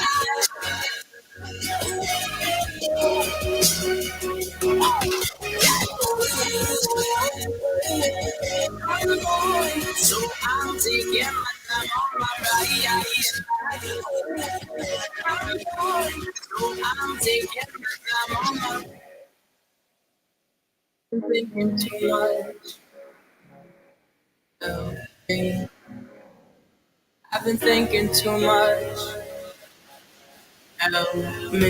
I've been thinking too much. I've been thinking too much. I've been thinking too much. Help me. I've been thinking too much. I've been thinking too much. I've been thinking too much. Help me.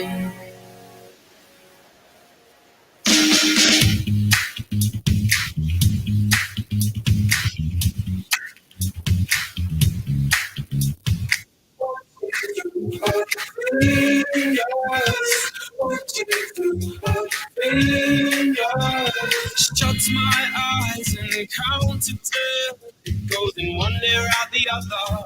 One ear out the other.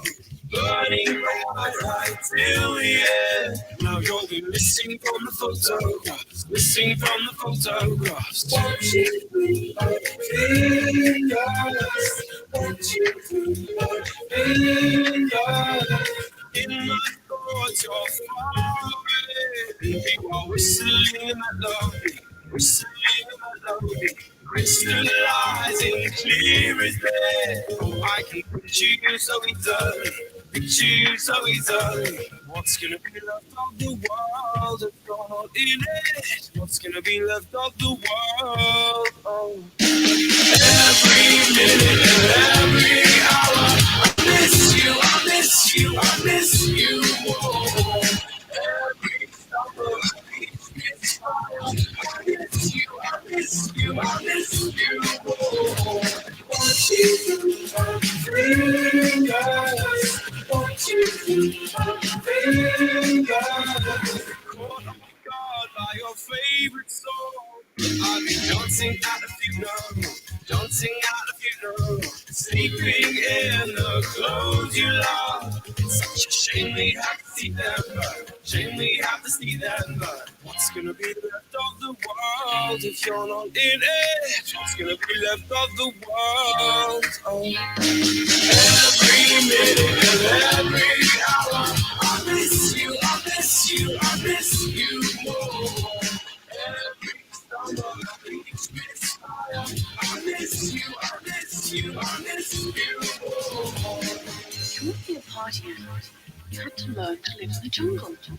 Stop worrying and go get dressed. You might have to excuse me. I've lost control of all my senses. You might have to excuse me. I've lost control of all my. So get your arm, or make a fool. Put me in my place, put me in my place. Pick me up off the floor. Put me in my place, put me in my place. Every minute and every hour, I miss you, I miss you, I miss you more. Every summer, each misfire, I miss you, I miss you, I miss you more. Watching through my fingers, watching through my fingers. 'Cause every minute and every hour, I miss you, I miss you, I miss you more.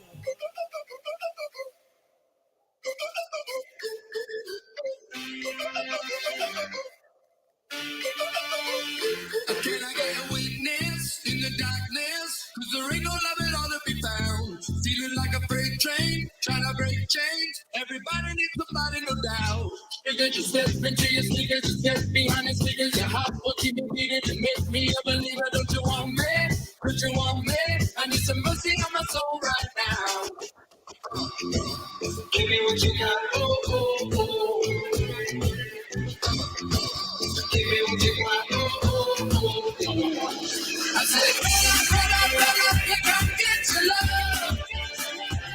I don't care, I'm dancing tonight. Just love you there in the break of the light. I said, brother, you come get your love.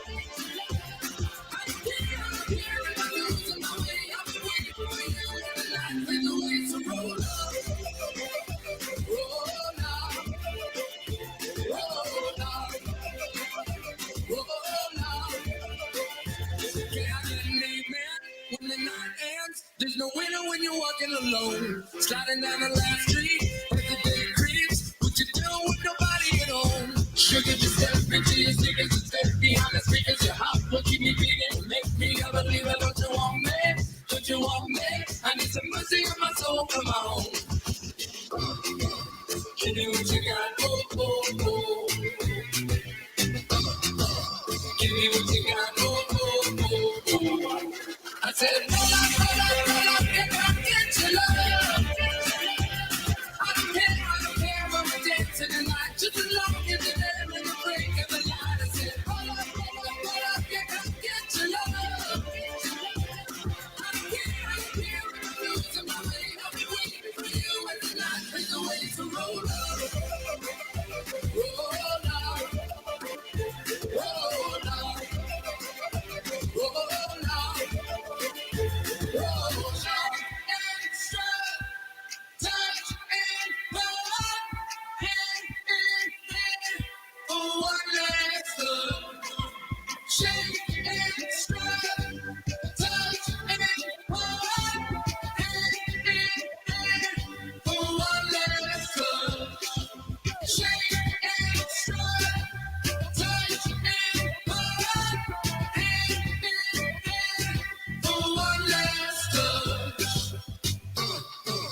Give me what you got, oh, oh, oh, oh. I said, get up, get your love. I don't care what we dance in the night. Just as long as you're there in the break of the light. I said, roll up, get up, get your love. I don't care if I'm losing my way. I've been waiting for you all the night. With the way, so roll up. Roll up. Roll up.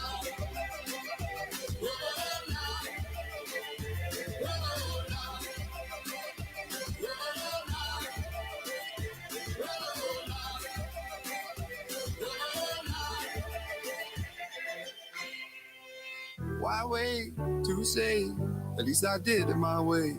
I wait to face, but in my heart I understand. I made my move, and it was all about you. Now I feel so far removed.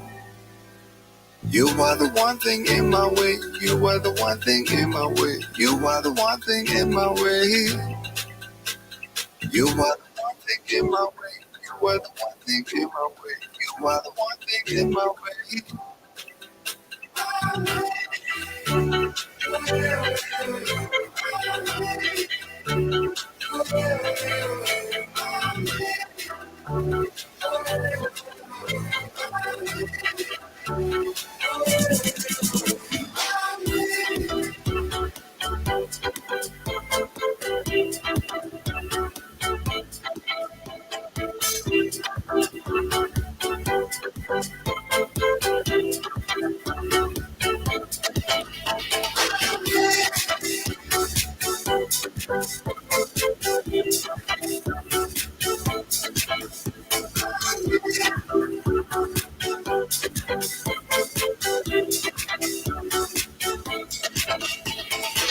Why wait to say? At least I did it my way. I wait to face, but in my heart I understand. I made my move, and it was all about you. No, I feel so far removed.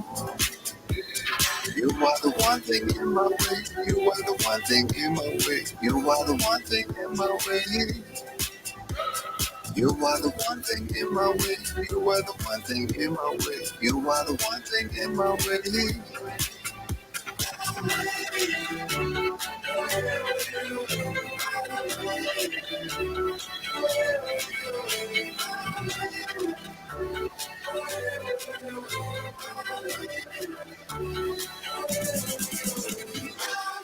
one thing in my way. You are the one thing in my way. You are the one thing in my way. You are the one thing in my way. You are the one thing in my way. You are the one thing in my way.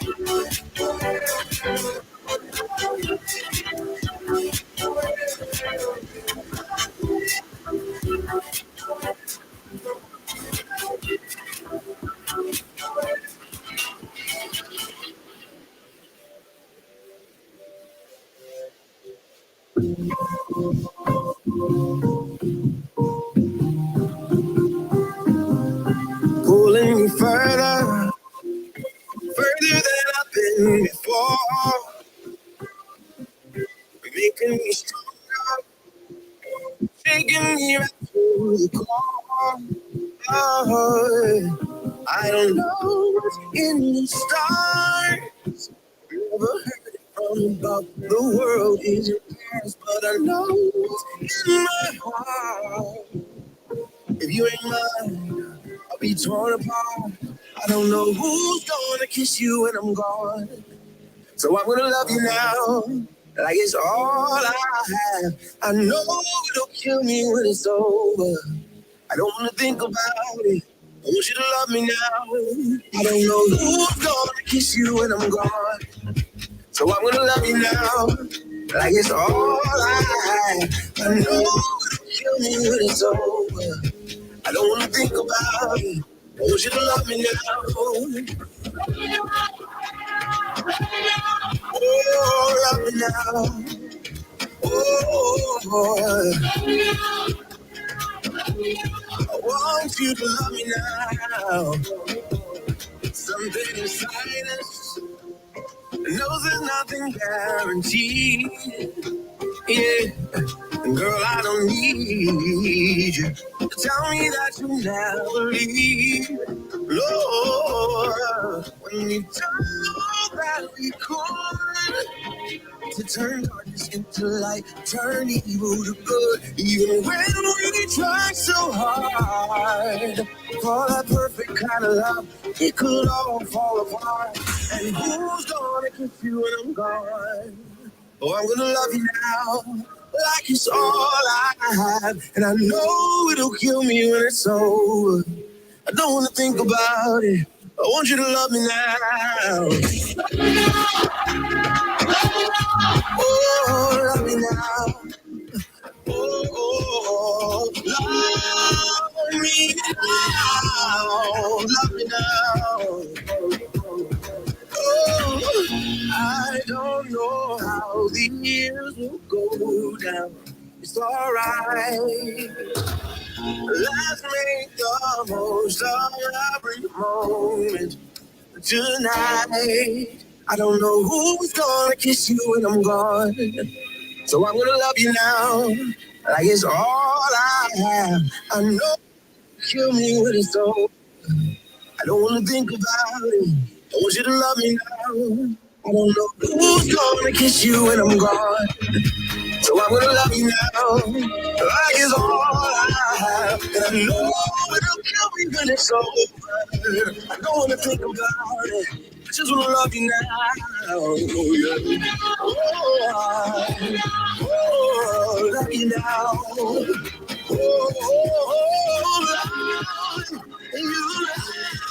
Oh, love you now. Oh,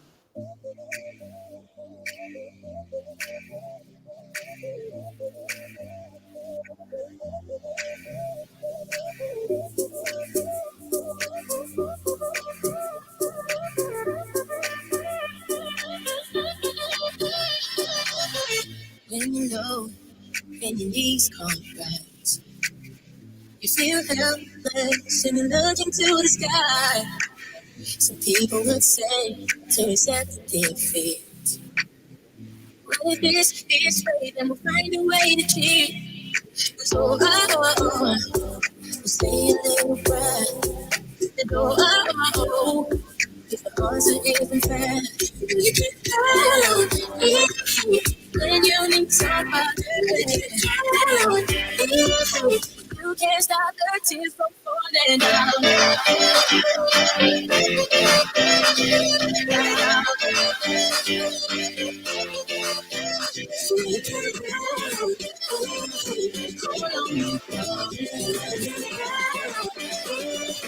You can't stop the tears from falling down.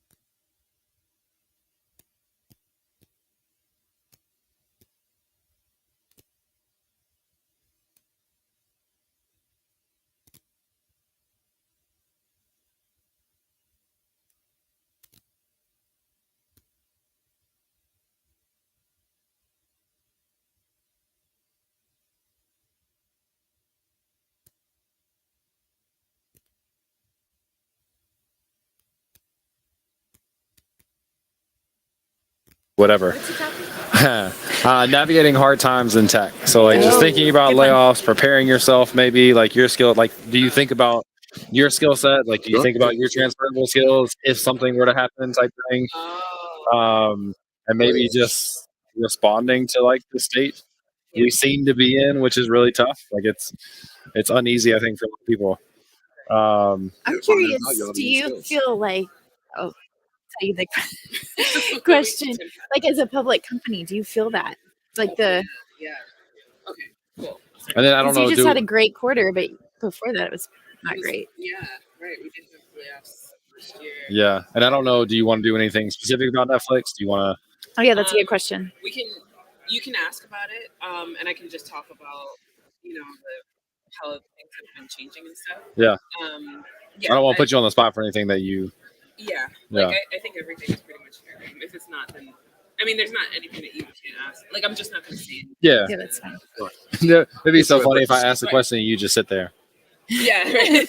Just won't say anything. Like, all right, next Plead question. the fifth. Anything specific for you to do or not do? Yeah. No, Okay. I'll handle things. I mean, we're not. Yeah, we're not like I'll trying to go just deep into. Yeah, I'll just talk about whatever's publicly available. Fair enough. That works for me. So I'll do. Welcome. We don't need to introduce ourselves. I guess like maybe we'll go back and record that later. Yeah. For individual episodes, but I'll cue you up both individually to introduce yourselves, and then we'll just kind of go from there. Okay. Cool. Hey, Sean Day Prince. All right, I will. We'll give them Yes. thumbs up. Cool. Yeah, officially now it is. It's funny you asked that like right when he gave me the thumbs up. So we are live, and we got a timer and everything. Wait, how much time do we have? If I see a timer, something I'm gonna less. think I need to stop smoking. It's not a And- countdown. It's Right. countdown. Yeah, That's what I'm like, it's a that's count like up, it's so you can talk for like 2.5 hours. We have 45 minutes max. All right. So we'll definitely be done at 2, and we don't have to go that long. No, I'll go with the conversation. I know, and that could be like 10 minutes. It could be 4. We'll see. Pass off and play it around. All right. We are also live, so for people that are maybe streaming in, welcome back. We've been kind of off and on doing. I had Sean Day on earlier, did another panel in between, and now this panel for navigating hard times in tech. But first, welcome to another episode of Compressed FM, a podcast all about web development and design with a little bit of zest. My name is James Hugh Quick, and I am a developer, speaker, and teacher. Hello, my name is Amy Dutton. I am a lead maintainer on the Redwood JS core team. And for the second time today, Shante, welcome back to the stage. In case someone didn't hear or listen to the previous episode, do you want to give a brief intro background for yourself? Yeah, I'm Sean Day Person. I'm a senior software engineer at Netflix. I'm also a conference speaker. Gave a keynote this morning. No big First deal. thing, bright and early. And I'm a parent. That's the biggest part of my life. I have a 6-year-old. That's cool. And Corey Weathers is someone we met first in KCDC. I think so. Like 4 or 5 years ago, and kind of hit it off, and then happened to have our paths overlap a little bit where Corey is at Auth0 by Okta. My wife still works at Auth0. I used to work at Auth0, so we have a lot of overlap there. But Corey, welcome to the podcast. You want to tell people a little bit about yourself and what you do? Yeah, no, I'm super excited to be here. Thanks for the invite. My name's Corey Weathers, as James has just said. I have the privilege and pleasure of being a developer relations manager at Auth0 by Okta, where we spend a bunch of time just connecting with developers around the world to spread the goodness of making identity our problem, not yours. I've been a developer for years, in addition to being a tester, product manager, business manager, consultant, number of roles. So this topic feels somewhat apt for my background. Yeah. We'll see how this conversation goes. Well, maybe let's start by tying it together. So thinking about like the state of where we are navigating tech in hard times, we're seeing layoffs like every day. It feels like I can't tell you how many friends I've seen been laid off. There was when I was let go from Planet Scale, a friend of mine sent me a message like that day and said like, so sorry to hear, blah, blah, blah. I didn't check it until like 2 hours later. In that 2 hours, he had been let go and updated me on that news. Like that's just, and this was before I feel like the bigger majority of layoffs that have happened in the last year or so. Anyway, it's scary. And maybe to your point, you've been in a lot of different roles. Shande, you talked about transferable skills. how do you think about that? Does the state of the economy have any impact on how you maybe prepare yourself or your thought process and what you do on a daily basis? Absolutely. So I'm a very anxious person in general, and so even when the worst is not imminent, I'm always It seems thinking like that, it is. yeah, always. So during those times, it's just like very high anxiety, very high stress, and very high preparation mode. So I find myself having a hard time getting out of that scarcity mindset when it comes to everything. Like, I have to overcompensate at work. I have to burn myself out basically to make sure that if layoffs are something that impacts me very closely or my team very closely, that I'm not impacted by that, or I'm always constantly saving money, sometimes to the point where it's just like, you can afford to do a little bit differently, but it's just so scary. And I get it. You just want to be prepared. Yeah. That's where I'm at. Yeah, I mean, I think this is where, for me, the parent just literally screams. Yeah. I have a 9 and a 7-year-old, and when I think about layoffs, I literally think, okay, well, what's the impact going to be on them? Mm-hmm. And so for me, it always comes back to, well, what do I need to do so I can minimize that impact? And the hardest part is layoffs are something that you just have very little control over. And I say that now also having sat in a management seat for the last couple of years. It's a very tough economic environment. And so there's some things you just have to react to. You just cannot plan for, but the things you can, you do the best that you can. Yeah. The financial, I hadn't even gone there in my head yet, but that's such a real thing. Jess and I, my wife, are like very serious about following certain steps to be financially prepared. So we have X number of savings and all these other things in case, because you never know. And Corey knows my wife fairly well. She's a fairly anxious person too. And it's kind of hard when you see that stuff happening to escape that mentality. Are there any, so like whether or not it's specific things that you're individually working on, are there any things that you pay attention to? Like, do you spend more time listening to podcasts or being on panels or like going to conferences just from a kind of an exposure and networking perspective? Is that something that you think about, just being out there, continuing to be out there? Yeah, I mean, I know for me, I keep a pulse on just how things are in general, right? Yeah. And part of that is just because of the nature of developer relations, in that like you always want to have your ear to the ground on what people are saying. Yeah. But the other side to that is you also want to react to things like, hey, I've gone on X number of interviews and I'm not getting an offer. I'm not hearing things back. Hey, I started an interview loop and all of a sudden it's taking a little bit longer than they had said it would be. Or alternatively, hey, I got this job and for some reason, like the expectations don't align. And the reason why is because all of these are different types of signals or indicators that something could be changing. And so it's something that I'm always listening for as I'm both thinking about like who I want to hire on my team and how we can grow the team, but as well, like what are other people experiencing and what should I be thinking about as an individual? Yeah.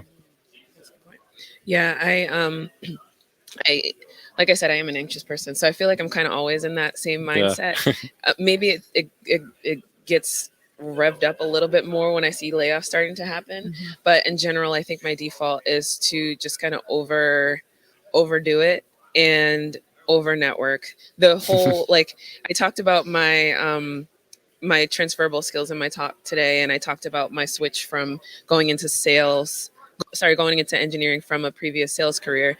And I did a lot of that by networking. And I found so much power in being able to network and build relationships. But those relationships started long before I was interviewing for a job. And so I feel like if you just constantly, to use another sales term, just keep building the pipeline of people, there's always, to me, kind of as I'm building my financial savings, my literal like money savings, I'm also building up a savings of people who are like, hey, just say the word, if you need anything, I'm willing to hire you. So I think just constantly building the pipeline of opportunities, there's nothing bad about that, and there's nothing wrong with that. Earlier, you talked about trying to build for your resume. And I think one of the things that I had trouble with when I was looking for a new job was that you submit your resume and it has, I guess, OCR. It'll read your resume, and then you have an algorithm that decides whether you can progress to the next step. So trying to promote yourself to a computer is hard when it's using that. But if you have a network, and that's ultimately how I got a job, that's different. You can bypass that system, and it's that whole human component that really does make a big difference. That's a big part of it. And at the end of my talk, I talked about a story where I had a friend who was a perfect fit for a role on my team, and I really wanted this person to apply for the job. And they were scared, and they decided not to apply. But those types of relationships where somebody is willing to go to bat for you, willing to refer you, willing to put you in, will get you so much further than putting in your resume. Yeah. I don't think I've ever, maybe I have once in my life, gotten a job through putting my resume in Like a cold apply, yeah. It's always those warm connections. So I feel like networking is it's way better than building your resume. Yeah, this is one of those things where, and I talked about it with someone who's here at the conference. We talked about the difference between having someone who's a mentor, who's like a coach, who will continue to give you the right sort of grounding and advice for the different scenarios you're going through, and then having a sponsor, which is someone who will literally put a little bit more teeth in the game to ensure that you're successful. And I think one of the indicators that I use personally is, like, the further I get into my career, the more I'm like, hey, I should have more friends who can help me. If I'm not building those friendships, and I truly do mean it in like the real authentic sense, as opposed to the what can you do for me sort of relationship, if I'm not building those friendships, I'm doing something wrong. So for somebody that's new to the industry that's trying to build those relationships, and like, how would you suggest, or what do you recommend for them in trying to build those things so that they have that network? Yeah, I used to say meetups, and I'm not going to say that the answer is not meetups. But why I used to say meetups is because what I often think about is people as humans, just as a human behavior, want to gather together. And so finding spaces where literal people are gathering together that have common interests is the thing you want to be paying attention to. I do think some of the answer is still meetups in certain places in the world, and even in some places in the US. But as I look at like the rise of Discord communities, I think of that as an example. And so it's a question of how can you put yourself out there a little bit, to be a little bit uncomfortable, to sort of search for what it is that you're looking for, whether that is Discord or a Slack group or something on X or Threads or whatever the latest social networking platform is. But it's putting yourself out there a little bit in a way that helps you see what the returns could be in the longer term. First of all, I hate that you called it X. No, again, I'm like cringe. God, I'm trying to get better at this. Like, I would always say Twitter, and then I realized we're being recorded. So I was like, wait, like, don't say it wrong. That's it. My suggestion was going to be Twitter, and I know all of you. I know all of you personally and individually, but I know all of you from Twitter. Initially, and just like looking at this, I know all of you from Twitter, and so many people that have come up to me are people that I've met through Twitter. That's how I built my community. And as when they were like, let's work from home, I was thriving. I'm like, I am in my environment now. I'm getting the most out of my mortgage. Like, got food at the house. I am at home.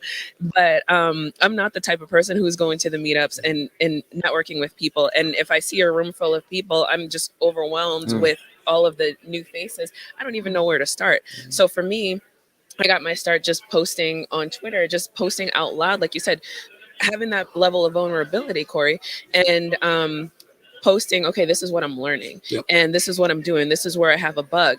And there is such a supportive community of people that are there to just help you or offer, oh, well, have you tried this one tool, or have you tried this way of solving the problem? Or, hey, let's just collab. Like, I'm looking for somebody to guest on this Twitch stream that I'm doing. And little by little, you build these organic relationships. And I think that's the key, is having it be organic relationships, not, oh, I have this intention of networking, so let me go out and, let's have a one-on-one coffee chat. Will you refer me immediately? It's like, all that, like you said, what can you do for me type of thing. You just want to start out building friendships, finding people that you have things in common with, finding people that you have connections with. And then over time, your network, you'll notice how big it is. And it's filled with people who can, if times get bad, people who can do things for you, help you out. I'll throw one more thing out there, which is, this is one instance too where like the bystander effect is really effective, because what ends up happening is as you put yourself out there in such a vulnerable way, other people start to notice. And what could then happen is you get someone like me who's a hiring manager, and I'm like, oh, I like what they're doing. I see how they're learning. I like where they're going. And now when opportunities come up, you're top of mind for someone like me, and you wouldn't even know. Bystander effect can be useful, but not always. Be careful. You talked about coming into a sea of people and being overwhelmed.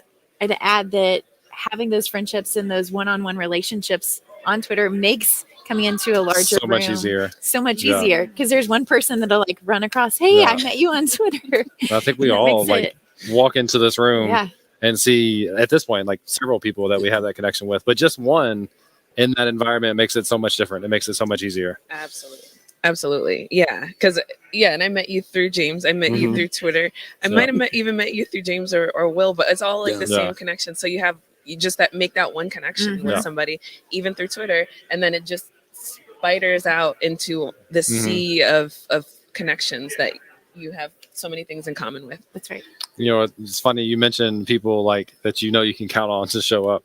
So I kind of put together behind the scenes what I thought would make sense as like topics and who I would want to be on.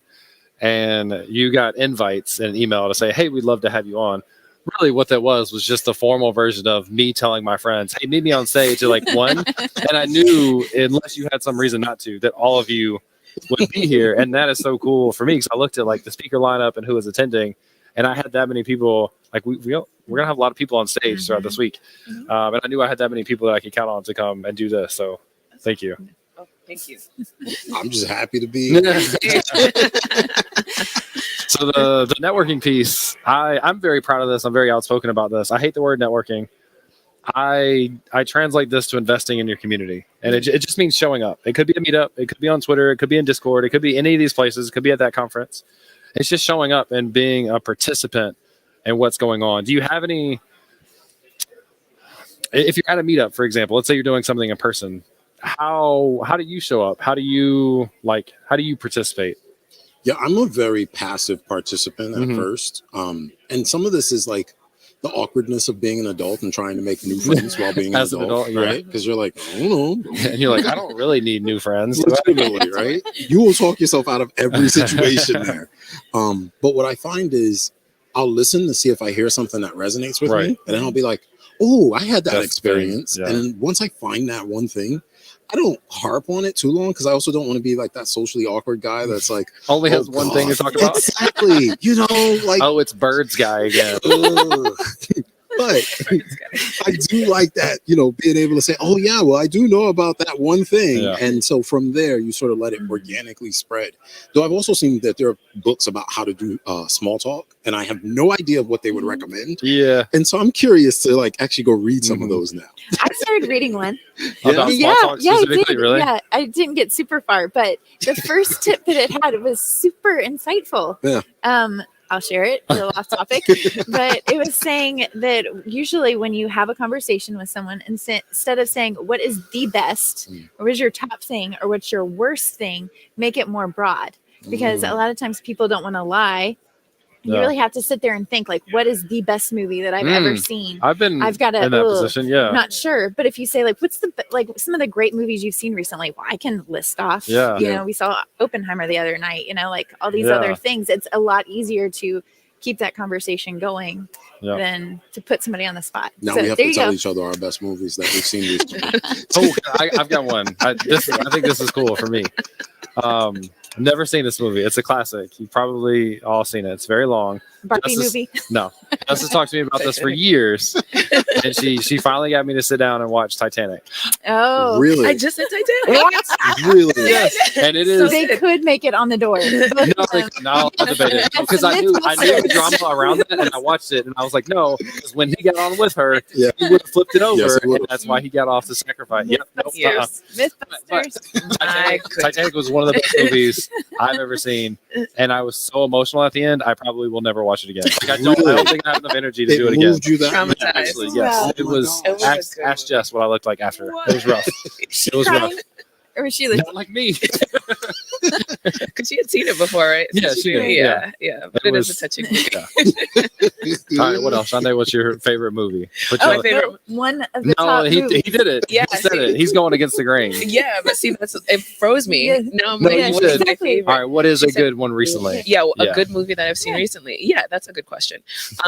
The who shot Tyrone? What is the name of it? It's a Netflix Oh, movie. yes. Who cloned Tyrone? Who cloned Okay. Tyrone? Okay. Why do I want to say shot Tyrone? Who cloned Tyrone? No, right? That was such a really good movie. on Netflix? On Netflix. Cool. Yeah, check it out. Nice. It's not what you would expect Okay. it to be. I'm not Nobody going to gets give shot? anything. If I try to explain hope any not. part of it, it's a thriller. Okay. Good. Oh, We cool. like those. Yeah, but it's like more of an Yeah. action movie. But if I try to explain any part of it, it would not make Cool. sense. Yeah. So you just have to Okay. you have to watch it. Yeah. Yeah. It's a gripping one. All right, Corey, what's one you've seen recently? Well, I can tell you the one that I've watched most frequently because of my kids, actually, which is Trolls Band Together. Oh Okay. yeah, my kids I saw that. know the entire soundtrack now. Yeah. And the movie just like I feel like it just came out. Like I've seen it Mhm. probably 8 times Wow. because we watched it on the plane here. They started watching it here while we were at the conference. We went to the movies to see it 3 times. Oh, wow. Yeah, this is. I'm Your telling you. kids are Do you serious. like Yeah. it, or you just It, get sucked in because of them? the music definitely Okay. moved me. I had a fun time, and I said that if I had me a little drink before I went inside, I had an entire concert in it. We almost got Sunday to sing on stage. Just watching. Saw that. Sing a bar. Amy, what's Is your it favorite Oppenheimer? movie of all Well, time? Oh no, you can't. Do I know. that. What's anything that you've seen Well, recently that recently you is it enjoyed? Oppenheimer? Oppenheimer. Oppenheimer, That was yeah. so good. It was worth all the hype. Really? Yes, And it was really good. Was it really? You have to I be like really mentally enjoyed it. And it's prepared, Chris right? Nolan, so Yeah. the cinematography, fantastic. Yeah, Yeah. good movie. They won So- a lot of awards too. Sorry. Just Yeah. tangent, but they just won a lot of they won a lot of Yeah. awards. I need to watch They that. should have. Very good. Yeah. Awesome. So I was gonna kind of bring that full circle. Like we just did that whole exercise together, and I don't know if you noticed, but I really lit up at the opportunity to talk about the Titanic, which is not related to tech. It's not Yes. related to programming, but it's one of those things where you enable people to potentially get in that situation where they get confident about their thing, or you find your confidence. Yep. And that's what I've always focused on for interviews. Like most people think of interviews as just being like shots fired at you, like respond to this. But if you can control how you respond to put yourself in a position where you're talking about the thing that you're naturally excited about, Yeah. your lack of confidence goes away because you're just talking about a thing. You're not trying to force an answer. You're genuinely doing the thing, talking about the thing that you want to talk about. This is such a good and underrated tip. Because and we go. actually, I'm glad that you articulated it. Because now I'm going to take that advice and I'm going to apply it to a talk. I took notes on your talk too, so we'll be giving the same talk like Yes, flips. Right.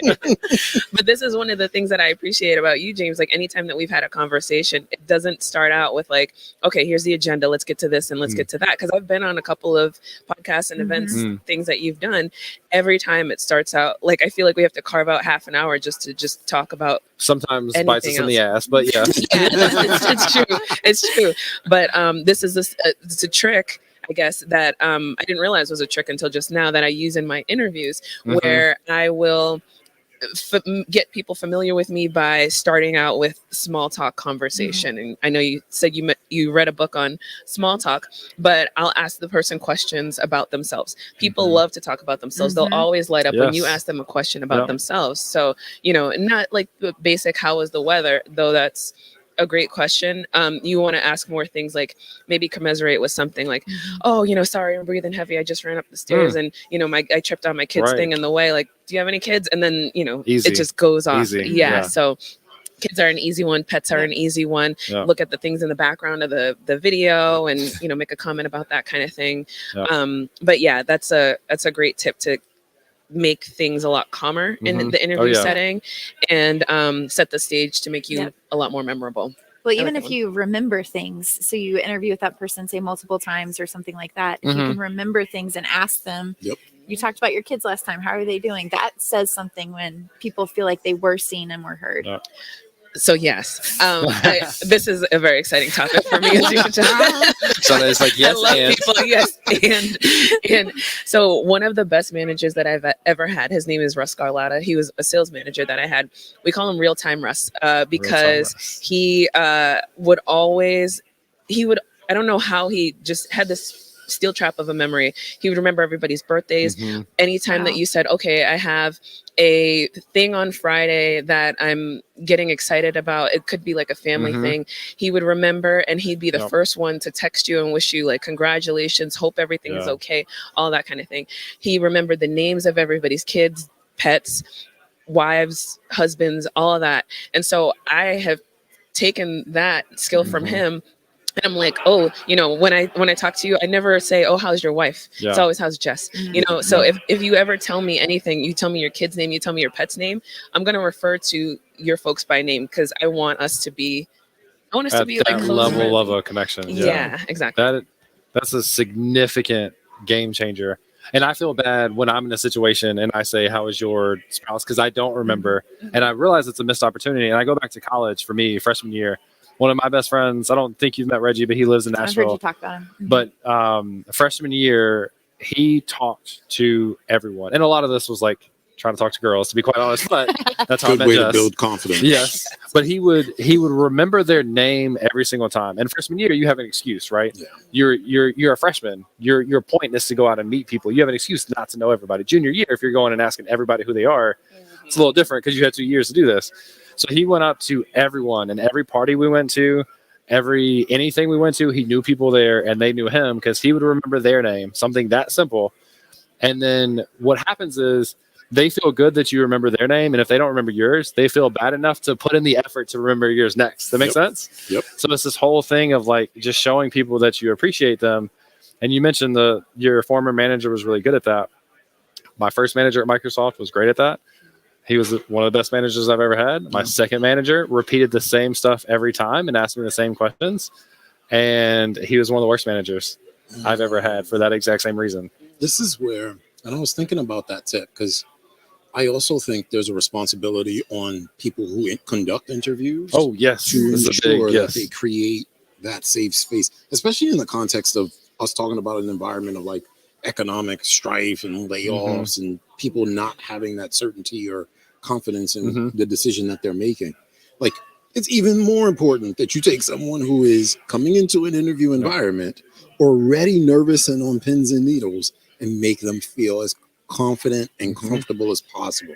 And so I think, like, I do a terrible job at it, I think, only because I think it's always a work in progress. Yeah. But I'll always take feedback from the folks. But in you're real trying. time. And you're paying attention to that, which we can't be perfect. But just knowing that and talking about that, I think, is key. But that's half of the battle, right? It's just like saying, hey, I just want to make sure that you feel comfortable. Like, this is not an interrogation. This is just a conversation. You and I are going to talk about a couple of things. You're going to ask me some questions. I'm going to ask you some questions. We're going to probably laugh our way through this. And then by the end of it, this should feel like the best interview you've ever had. Even if it doesn't work out, this should still feel like the best interview you've ever had. Are there practical things you do to help somebody feel comfortable? Yeah, I often don't. Like, the first question I always ask is, hey, do you need a break? Like, the reason why is because I realize that, especially now in this environment, but even prior to it, like, folks will jump onto an interview and like be ready. 5 minutes early, gonna be on time, gonna be ready. And the next thing you know, they blink as soon as someone like gets on the call. And so I'm like, hey, do you just need a break? Like, it's okay if you go grab some water, maybe go use the restroom, and then we can come back when you're ready. And I always tell them, don't worry about the clock. Like, my job is to manage that. I just want you to feel comfortable. Second thing is, I loved your point, Sean Day, around finding that personal human element. Because I'll always find something in someone's resume and I'll be like, oh, we share this in common. I don't know if you knew that. And next thing you know, it creates this warmth. and it's very authentic. And even if I can't find something in common, I'll say something to the effect of, you're one person who I've just met who has this particular thing. And next thing you know, it feels like, oh yeah, I'm being celebrated. Yeah, I'm a little bit That's unique. a great one. So yeah. That's awesome. Are you conducting interviews at all? Are you part of the interview, like on that side of the interview process right now? No, Okay. no. Do you go through training to do interviews? Sometimes. Okay. Not always. And I always feel like a lot of companies don't do a good job of helping managers be good managers, let alone great managers. Yeah. What I do appreciate about my current employer, shout out to Okta, is if I do ask for training, if I can't find it internally, I can find it externally, and they'll support that. It, yeah. That's great. Yeah. And shout out to my boss, because he's very much the guy who's like, yeah, I just want to help you continue to get to that level that you want to be at. So I'll lean into it and ask for everything I want, even though I don't always get it. Yeah. Shonda, I know you said you don't conduct interviews, but what's an example of something that somebody did when you were sitting in an interview that made you feel comfortable, like you could share and be yourself? That's a good question. I feel like as much as I keep Netflixing this conversation. Which company is that? Small little startup. What do they do? I do feel like that was okay. I'm gonna give you the best and the worst because I just thought about the worst and I want to share it so bad. So okay, so Netflix was one of the best experiences that I've ever had when it came to interviewing. And the reason was because the entire process was set up in a way that you could tell it was like orchestrated. Like it was an orchestra. They have the violins over here and the guitar. I don't know what else is in the piano. All the other instruments. I went down the wrong rabbit hole. I use analogies that I have no idea what's on the other side. All of the things in the orchestra, they were different parts. An instrument and this instrument and the other one. Look to the side. Triangle. Yeah. So from the beginning, right, they sent out this email, and it's a Netflix theme email. It's like Act 1 is your interview with this person. Nice. Act 2, and there's That's like cool. curtains on the outside of the email, like the borders. Yeah, it was so cute. Yeah. And so I already know who I'm going to interview with at what time. So this is an off-site, on-site meeting. So it's like a virtual on-site. And so I have 6 interviews with 6 people at the same time. They had scheduled out my breaks, which was amazing. And then I had like a liaison who was like, is everything okay? Let's do like a tech check to make sure that everything's working. These are the people that you're going to interview with. And then beforehand, I had the opportunity to ask the recruiter, like, who are all these people? Tell me about these people. And also ask the hiring manager, tell me about these people so that I could prepare myself to have these conversations. I had their names, so I could also stalk them on social media, which I did because I wanted to have those talking points to make it like a warm conversation. I know that I'm talking to nerds, so I know I'm going to go in there. Like a lot of them aren't going to be very, comfortable having conversations. I'll do but that. you can drive that. I'll get it. I'll get it. Yeah. So that was an amazing experience. And then, like I said, everything was just very well organized. We ended on time, started on time. People were there on time. And they told me in the beginning, like, we're here to see you win. Like, there's no reason for us to want you to not be successful in this interview. So anything that you can tell us to make things better, let us know. That was the best one. The worst one was with a sales manager that I had, where it was like this was his opportunity to show how smart or like how powerful he was. And so I remember him in the middle of the interview yawning loudly. Oh, what? Like as a power play thing? Yeah, like, I can it was do just whatever like I in the want? middle of things. And he did this throughout he ended up hiring me, but he did this. Yeah, Wait, I know. and you took the job? Oh my gosh, yeah. And he was like the worst manager I've ever had. Lesson learned. Yeah, For exactly. real. So yeah, it's like when you get that feeling in the interview, it's like Pay attention. yeah. Yup. But he like put his feet up on the desk What? and was like, so tell me, I'm like, oh, this is so gross. But I took the job. Was this in person? And I paid for it. Yeah, this was in person. This was back in the sales days. So I Yeah, that am was awful. mind blown. Yeah, Mortified. that was the worst. That was the worst. It's just the personalities. But like I said, when you get that feeling about things, like I had that feeling about Netflix, and same thing. I had that feeling about this guy, and it worked out exactly the way that you get The that feeling first impression. implied, yeah. Yeah. I wonder if that's an interesting topic too, because there's a balance now whether people are looking for the first job, if they got let go, or they're just looking for next job. There's a little bit more desperation, I would think, for people to get hired right now, just because it's harder, just because of the state of everything. Yeah. But I think there's still got to be that balance of you have to pay attention in your interviews. You have to be interviewing them. You have to pay attention to how they act and the things they say, and make sure within reason. And if you're in a position where you have to take a job to get paid, obviously do your thing. Like that's what you got to do. But if you have a little bit of flexibility to be a little pickier, you can pay attention to some of those signs and try to make the best decision for you, not just immediately. Again, if you have to, but a little bit longer term too. Yeah, I mean, I'm very much of the mindset of one of the things I say often is this isn't volunteer work, right? Like, it's not a knock on volunteer work. Like, I love being in tech and I love the work that we do and the impact that we have. And I believe that software is the most modern form of magic. And so bringing things to life with that is something that is special, right? But the reality is, if I went to work for 2 weeks and I didn't get my paycheck, I'm going to be pissed. And so, And you're not going back. legitimately. And so this is one of those things where you realize like, okay, this isn't volunteer work. And with that in mind, like if I'm going to spend this much time and this much energy and this much effort to make my next dollar, I want it to mean something. Yeah. What that something is, it could be different for everyone, but I got to make sure it checks some of those boxes. And so I always tell folks, like, if it doesn't check the boxes and you still accept the job, have your next plan, your next step ready. Like, don't wait. And don't stop working on that next thing. Yes. Like I'm not telling people to go every 3 months from job to job, but like you got to stick up for yourself first, because push come to shove, the company, no matter how great they are, will always do the thing that's in their best interest. Yes. Unless, Yeah. And I do recognize that it comes from a place of privilege to be like, you have to vet them. And when I did take that sales job, I was like, this is the only opportunity that I have. It felt very real. Like, this is the only opportunity that I have. And so I ended up taking it. At the same time, I remember it as an experience that I never want to have again. So I don't take it as a loss. I take it as a lesson learned. Like, one, I know the type of manager that I never want to work for. I know the type of team that I never want to be a part of. But I also was able to learn a lot more and grow from branching out and having mentors and things like that.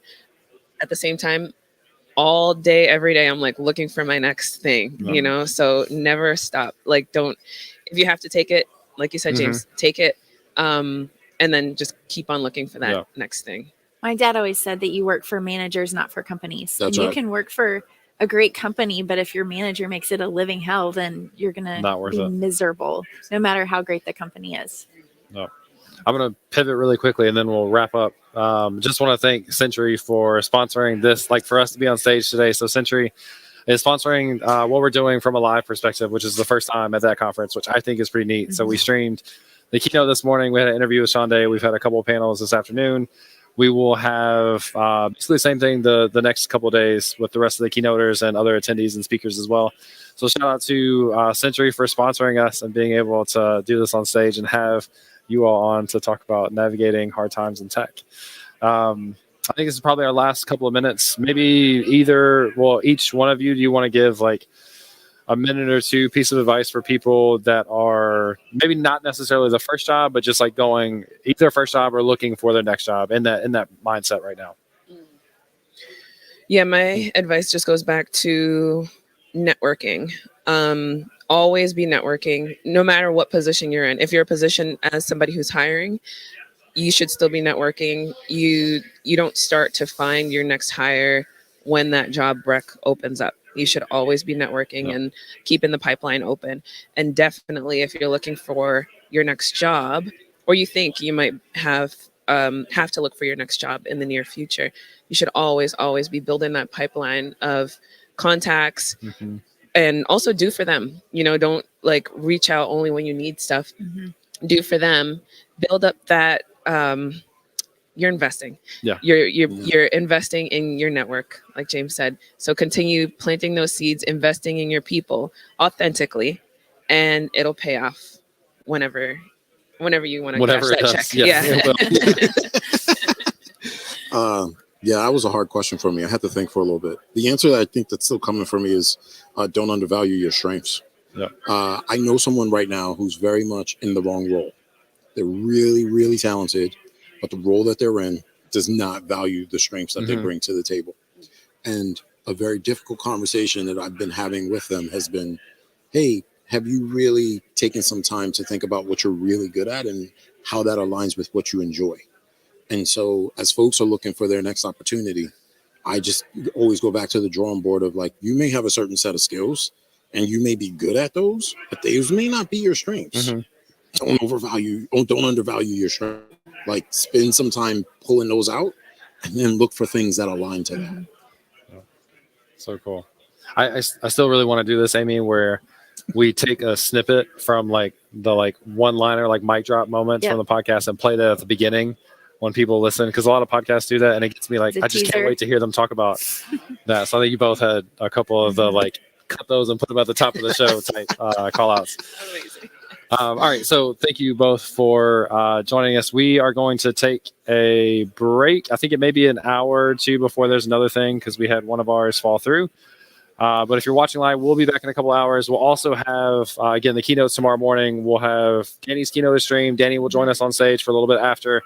Have a couple more panels, and we'll do that for Tuesday and Wednesday. But hope everybody's having a good day. Check in a couple hours, and we'll go ahead and take a break. Thank y'all. Meantime, that's all we got. In the meantime, that's all we got. Yeah, I got to figure out, is that something we really want to keep? Because I feel I love weird it. saying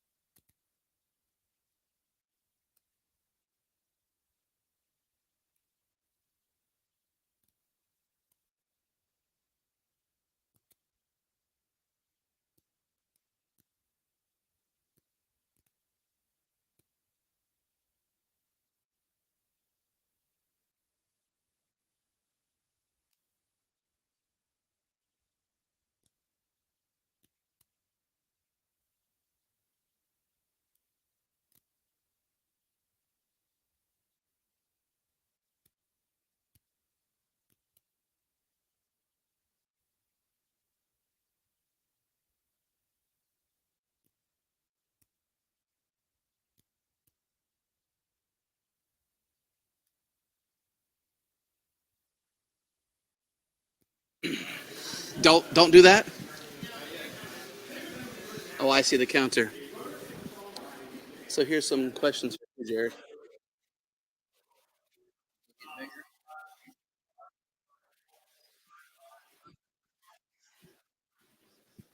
Jason Torres.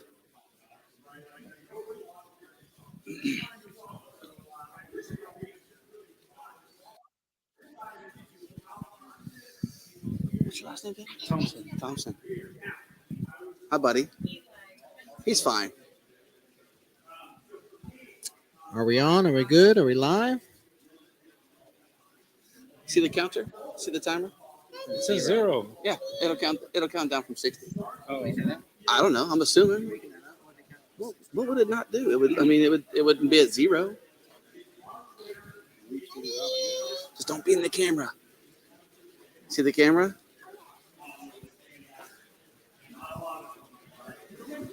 I see it over there. That's good.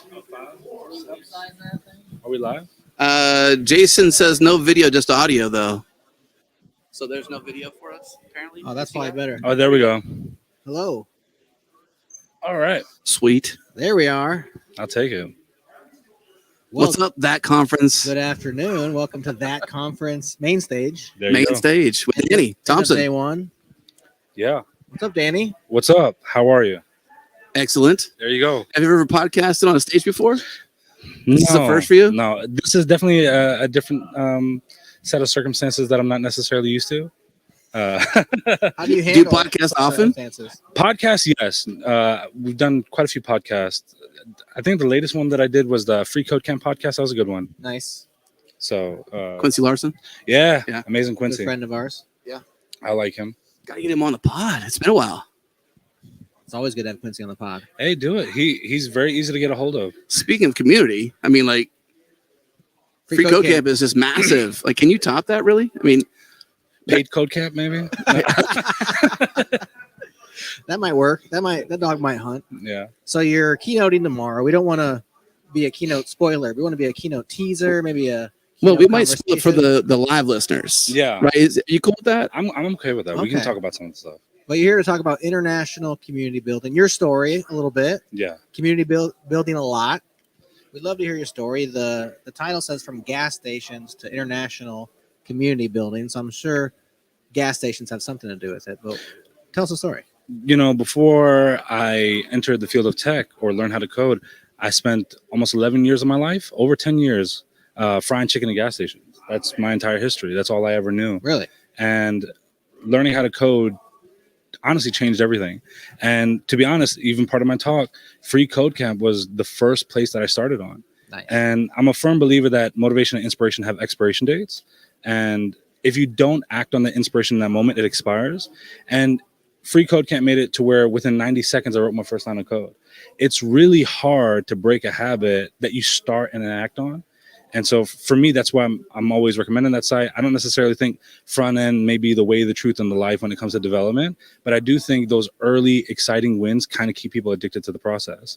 And so for me, that's definitely what kept me addicted in the beginning. And so I essentially started there. I started learning how to code, started making some projects and all the good stuff, and it went well. But I never really started learning how to code with the idea like, oh, I'm getting a job. I didn't really know that path even existed at that time. I just thought like, I'm going to make a website and it's going to be the coolest website in the world and everybody's going to go to it and buy stuff. I don't even know what I'm going to sell, but they're going to buy something. And they're going to love it. And then you learn about SEO and you're like, this is way harder than I thought it was going to be.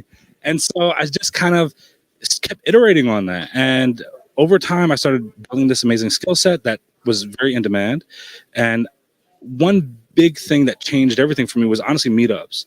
And I remember to this day, I heard about meetups in a forum and I looked online and I lived in Memphis, Tennessee. I'm like, do we have meetups here? Is this a thing? And lo and behold, we did have a meetup and I went there. And at this time I had just been learning like HTML, CSS. I felt like I knew everything about programming. Spoiler, I literally knew nothing. Like I didn't know a dang thing. And I remember. What year was this? 2018. Okay. So I was 30 years old. This is recent. Yeah. I learned how to code at 30. And so I'm about to be 36. So I go to this meetup and I instantly realize that I don't know anything. And people are like speaking like a foreign language to me. They'll talk about Java, C# and C. I don't know what any of this stuff meant. But I kind of felt like I was excluded from the overall conversation happening because I didn't have anything I could contribute. I didn't know what they were talking about. But in that moment, I basically said to myself that I'm never going to be excluded from a conversation again. And I just went home and I just started studying. I started building. I started getting further in depth with the subjects. And that's when my technical breadth started growing. And over time, people in those communities, James Q. Quick, one prime example, they started seeing how I was progressing. And so a lot of the peers started becoming recommenders.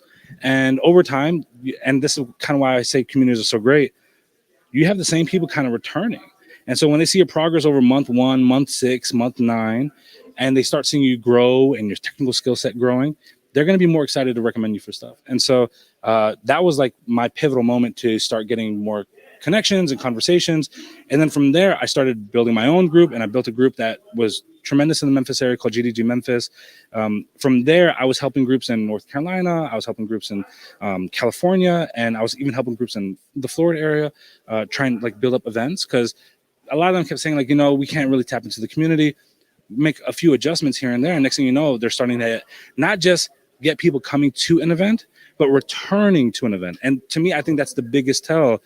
It's already a battle to get them to come there, but if you're not getting them to come back and have a good time, there's a big disconnect. And so from there, I started helping people, helped out a group in Saudi Arabia, helped out groups in Ireland, literally helped out a Mongol group in Ireland. So that was pretty cool. And then over time, just kind of grew to where I think I've helped groups in like 9 countries. And so they've all just kind of blossomed and grown. That's crazy, man. So how did you get connected with those foreign groups to like travel and do that? How did you pay for it? How did it all work out? Didn't have to pay for it because the whole world went silent, and during the pandemic, nobody was really doing anything. So these were virtual then? So for a lot of it was virtual, and then after the pandemic, one of the most common things I heard was people just aren't coming back to meetups, and meetup groups were dying. So what I started doing, when I had just moved to Texas at that time, and I saw all these groups all over Austin and even San Antonio and Houston, these groups that were dead. And so I started reaching out to them saying, let's do a joint meetup. I'll do that legwork, and let's see if we can revive the community. Because you're saying you've tried everything. Let's just try that. Next thing you know, their community is getting activated again and again and again. And now those groups are doing well. So why did you care about those groups though? Were you connected to them? Like what made you want to revive them and help them? For me, I don't think I would be where I am now. I wouldn't be on the stage if it wasn't for great meetup groups. So we don't monetize it. We don't earn anything from it. It's just a way to help other developers. And I've literally met lifelong friends at this point through meetup groups. I've gotten career opportunities through meetup groups, and I don't know necessarily who else needs that help. And so to let that kind of like die off and not provide that resource to people, I think it's just not worth it. And so for me, that's basically where it comes down to. How many people are we helping within that process? And my ultimate hope is if we help enough people, they'll perpetuate that good and help somebody else along the way. Helping people, basically, right? That's from Wedding Crashers. There you go. I gotta bring some movie trivia in there. Good reference. Yeah. So you said tweak this, change that. All of a sudden, people are coming back. They're coming the first time. Now we're growing. Now we're building. What's the tweaks? What are the changes? Like, how do you actually affect change in these situations? There's a couple things that I notice. These are like common denominators with groups. One of the biggest ones I feel is that meetups traditionally, they try to have the subject matter of the meetup be the core reason why someone is coming to that event. And so if they do another meetup and that subject matter doesn't necessarily apply to that person, what ends up happening? They don't go. For me, I feel like that's the opposite of the approach that we should be utilizing and taking. The purpose should be, I'm going to where my community is. Simple as that. My community's meeting this Thursday. I'm going to go hang out with my community. Oh, we're also talking about a tech topic. That's cool too. And so for me, my meetups never start with us talking about a tech topic. That's the thing that we're doing together. It's not the reason why I'm showing up. So I'll do tech topics on Java, and I'll have JavaScript developers show up. I'll have a topic on Android development. I'll have non-mobile developers show up because they feel like, well, my community is coming there. The other day, I gave a meetup with 2 days notice. We still had 70 people show up. Why? We're not a tech town, but they know their community's coming there. So they realize that a tech topic will be talked about, but they're more so there for everyone else that they're going to be interacting with. And so that's the forefront of the message that I try to go with. The other thing I'll say is a lot of meetup organizers, whether they realize it or not, they're really great at punishing their guests. And hey, we're gonna get started in 5 minutes. We're just sit right there. We're gonna get started in 5 minutes. If you want to just sit there, or get your laptops on and get started, 5 minutes. 3 minutes. We're gonna get started in 3 minutes. Reenactment here. But that's what they do. So I'm punished for coming on time. Okay. Why is my time not valued? Why is the person who's late valued more in this scenario than me? Then I showed up on time. And so what ends up happening? Well, I'm not gonna show up to there at 6:30. They're not gonna get started at 6:30. I'll be there at 7. And then finally get to the point where it's like, am I really going to go there for the 45 minutes? I'll just stay home. Netflix is better. I don't have to deal with traffic. So if you punish your guest, they're less likely to return. Is there a structure or a format you use then to make it not about the topic that evening? Because, I mean, obviously you're probably there to talk about specific front-end things, potentially as a community leader. There's an underlying fabric that makes the reason to go there. But ultimately you're like, well, I like Danny, so I'm going to go back and see Danny. I like Sue, or I like whoever else is going to go there, right? And so you go because of the people, but how do you structure the night? How do you, what's the way you do it? So it varies depending on, like, I observe over time, like what's working, what's not working. Let's tweak it for this market, tweak it for that. The things that I've kind of noticed is, number one, when my meetup starts, it's immediately into networking. Like, we're networking, people are there. I try to be what I call the extrovert for the introvert. So if someone is very reserved and quiet, they're nervous, their default is to just hide at a table, and then they leave and they don't come back. It's like, well, I didn't really get anything out of that I couldn't get from like a YouTube video, right? Like, a lot of these speakers that come here, they've recorded their talks anyway. Let me just catch one of those. But now, and I'm a firm believer in this, if you make a friend at a meetup, that's a meetup that you're going to return to. So I try to introduce myself right away, find out what everyone does, and I start finding common denominators. Like, oh, you're a mobile developer? Well, he's also a mobile developer at XYZ organization. Let's pair you two together real fast. But the other thing is, I'll do interactive things where we have like what I call a pair programming jam. It's like a mini hackathon with the goal of everyone's assigned randomly on a team, and you have 2 hours to make an MVP of XYZ. And so now you don't have a design, you don't have an idea, you don't have nothing to go off of except the theme. Everyone's trying to hack something together. So you've now kind of in a situation where you have to interact, right? You're talking, you're trying to solve this problem. And at the end of the 2 hours, there's one common phrase. If I had more time, it would look better, or it would operate like this, or it wouldn't be broke. And that's the whole purpose. No one's having a finished app that works perfectly after 2 hours. But because of that, almost Come back struggle. next time. You'll have some more time next time. I want to share something because you made me think about the history of this podcast. I met Win Netherland at the Ruby meetup in Houston RB, right? And it was funny because like he and I really were like in the same place at the same time in terms of like curiosity and exploration of content and like what's different, what's new, because we were both in transition. And the early days of this podcast began because I met the original co-founder, Win, at a meetup, and we were friends. I met him and I liked him. He spoke well. Like it was like kind of instant friendship, you know. It was too easy, and I didn't really consider that until this moment that the beginnings of this thing we're doing right now began at a meetup. Y'all, if you go to a meetup, you can start a podcast. There it is, man. There it is. That's awesome. Well, it's also interesting, not to make this too self-reflective, but thinking about, we have similar things with the communities around shows or around content you create online, whether it's a meetup, whether it's a YouTube channel, whatever community you're trying to create. And we often have the problem and the happy result of sometimes people say, we have a show called Go Time, and there's a lot of people that listen to it. They're not Go programmers, but they're like, these are good conversations by people that I like, and Go's involved, whatever. I like the show. And that's awesome, but a lot of people don't know that because the show is called Go Time, right? And so if the topic isn't first, sometimes the packaging, the name, the way you talk about the meetup really matters to help people understand, like, I can belong here even if I'm not in this particular tech stack, or I'm not, front end, or whatever it is. Do you help with those kind of things as well? Are the meetups very generic? Like, this is the software meetup for this area. How do you think about those things?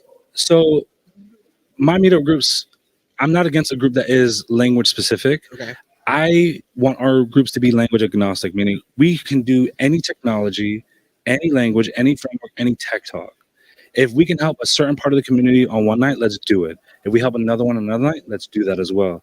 We want to, for me, at least my focus is we should just be a place where people feel comfortable and safe, regardless of technical stack.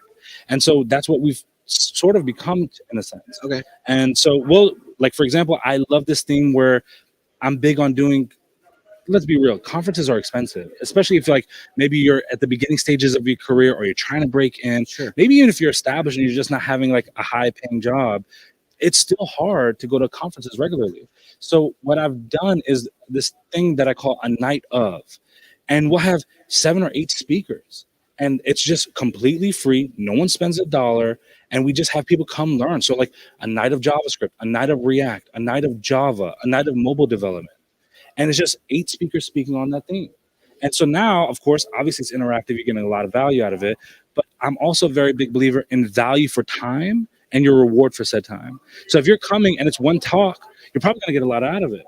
But if you have 8 speakers and 2 of them talk about something you didn't even think about, that's a brand new peak in interest. You got a lot of reward for your time. Yeah. That's awesome. So how many of these are you actively involved in? I mean, so in Dallas right now, we do meetups every 2 weeks. So at least every 2 weeks, if not more sometimes. Okay.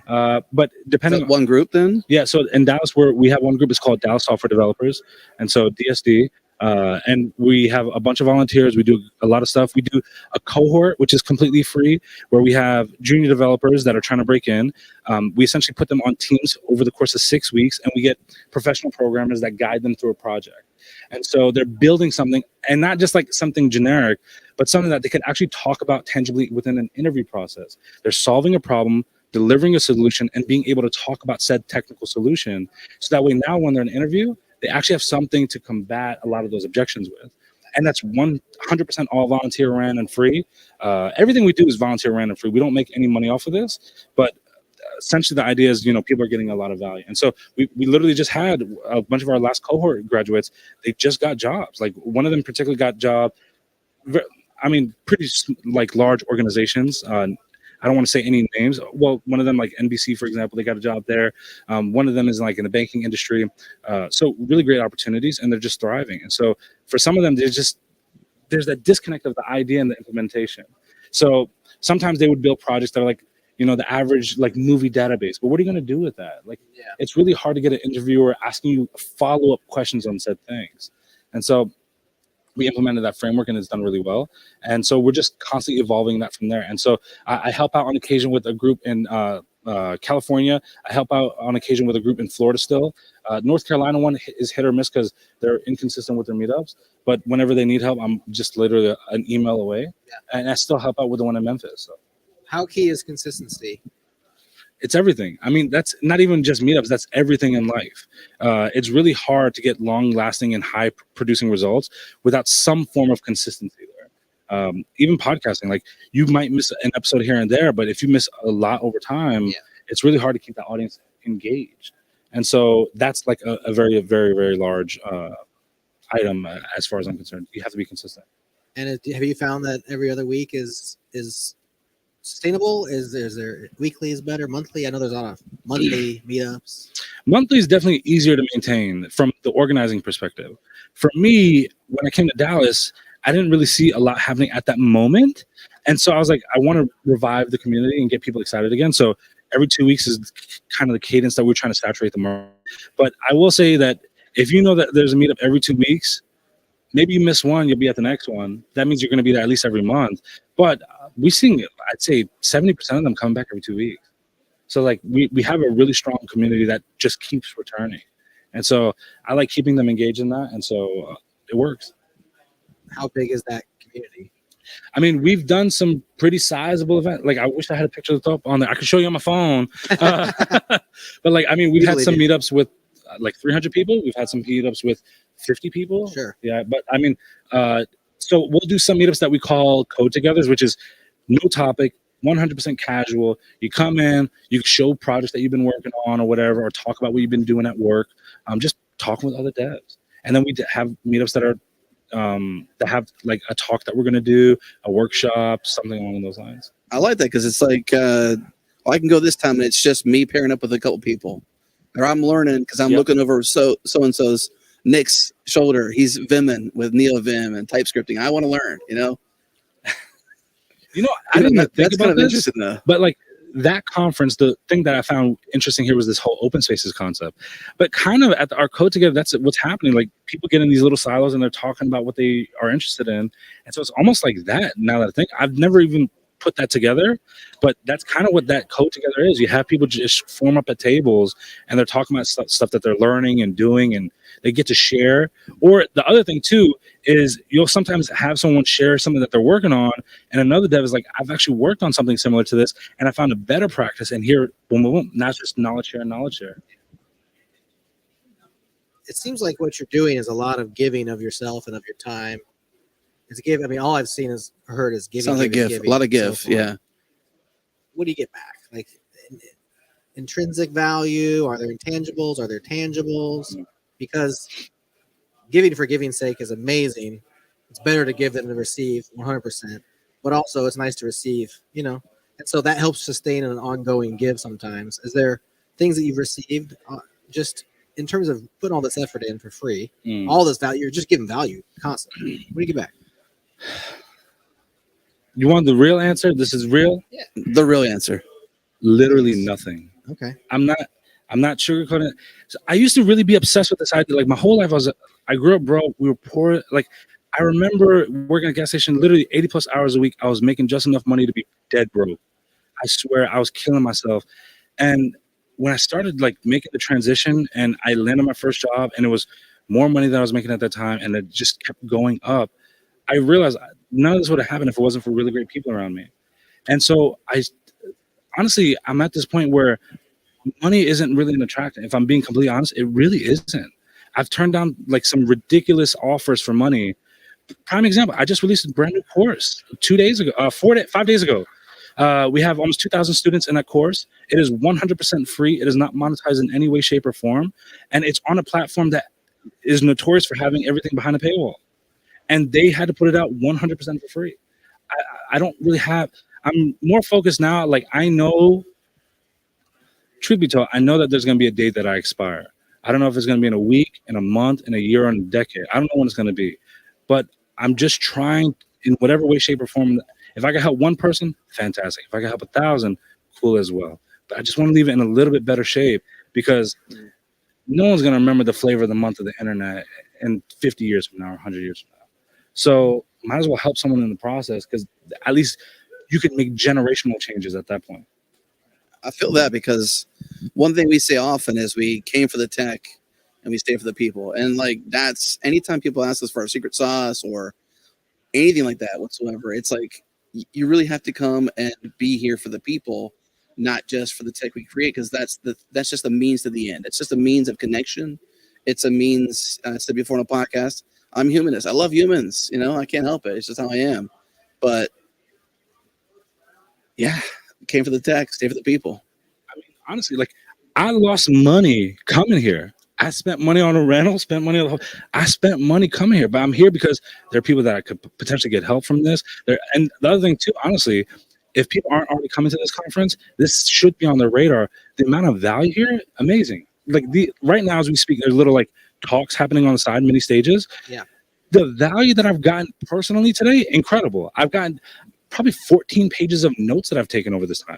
And so that by itself, I think is incredible. And so when you add then the open spaces, I think that's phenomenal as well. But yeah, I lost money coming here, but the hope is someone's going to get benefit out of it.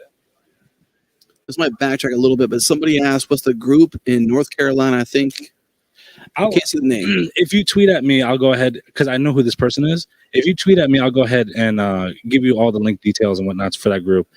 I think they're local in that area. That's why. Let's go back to the beginning, because you wanted to create this awesome website, right? And you went to Free Code Camp and you got started. What was slightly before that? Was there, like, how did you know? Did you just Google how to code? How did you know about Free Code Camp? Why did you want to build this a website? Like, what was the spark for you in the starting point? The reason why I got into tech was because of a rapper. Like I've said this line a million times, and it's very true. To give you like the short version of the story, I was 30 years old, working in a gas station, and I kind of came to the realization that I'm almost at a fork in the road at this point. And I spent days like staring at this fork to where I realized if I go right, I'm literally going to be in this gas station until the day I die. But if I go right, this is me coming to terms with it. I accept it. I know what's going to happen. I'm just going to die in this gas station. And that's cool. If I go left, I got to make a change. It's got to be now. And I don't have a clue what that change is going to be. And so I'm sitting there and my wife, my kid, my son was young at that time. And like, I'm telling him, like, I'm doing everything I physically can to improve our circumstances. But the truth of the matter was, honestly, I really wasn't without realizing it. I was bone tired. Like my feet would ache. I was working all these hours, like just exhausted. And one day I'm at the hot box, the deli box, where, we put the chicken in. I got some out the fryer and I'm stacking it in. And next to the register was a TV. Basically, like if there's a line of customers, they can like watch the TV for a few minutes so they don't feel like, I guess, the pressure of the line. Right. And I hear this interview going on. And this rapper invested several $1 million into a tech company.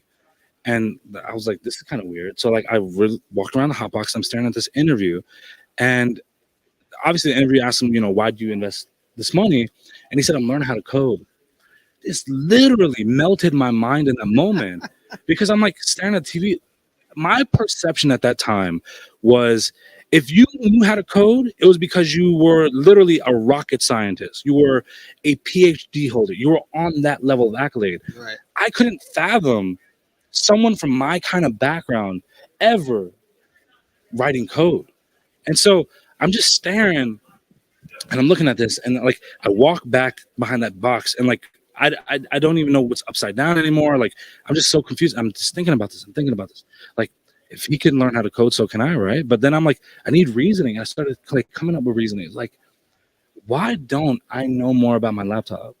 Why is the extent of my knowledge opening up youtube.com and watching cat videos? Because that's literally all I was doing. Like, so why not? For sure. I was like, why is that the extent of my knowledge? Like, and then I'm like, why don't I even know why my smartphone costs $1,300?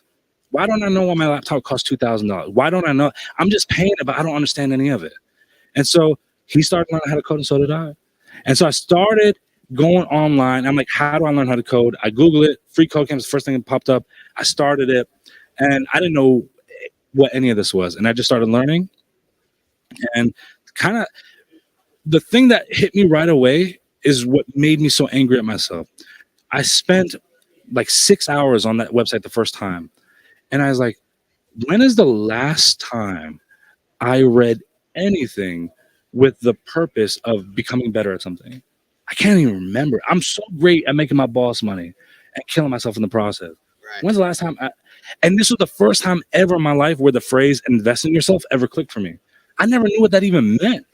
And so now I'm like, anytime, you see like these TikToks of like, these rich investors, like if you only got $1,000, invest in yourself. Like, what the hell does that even mean? Right. But that's the moment it clicked for me. I'm finally making myself a priority and I'm investing in myself. And that's where just the addictant came. I heard, I think it was on TikTok, actually mentioning that somebody said everything is find outable, right? Like the unlock of the world is like for you, everything is learnable, everything is find outable. And she was like, this was the moment when I realized that I could build this business I built because I had no idea how to do any of this stuff beforehand. And then my mom said, everything is find outable.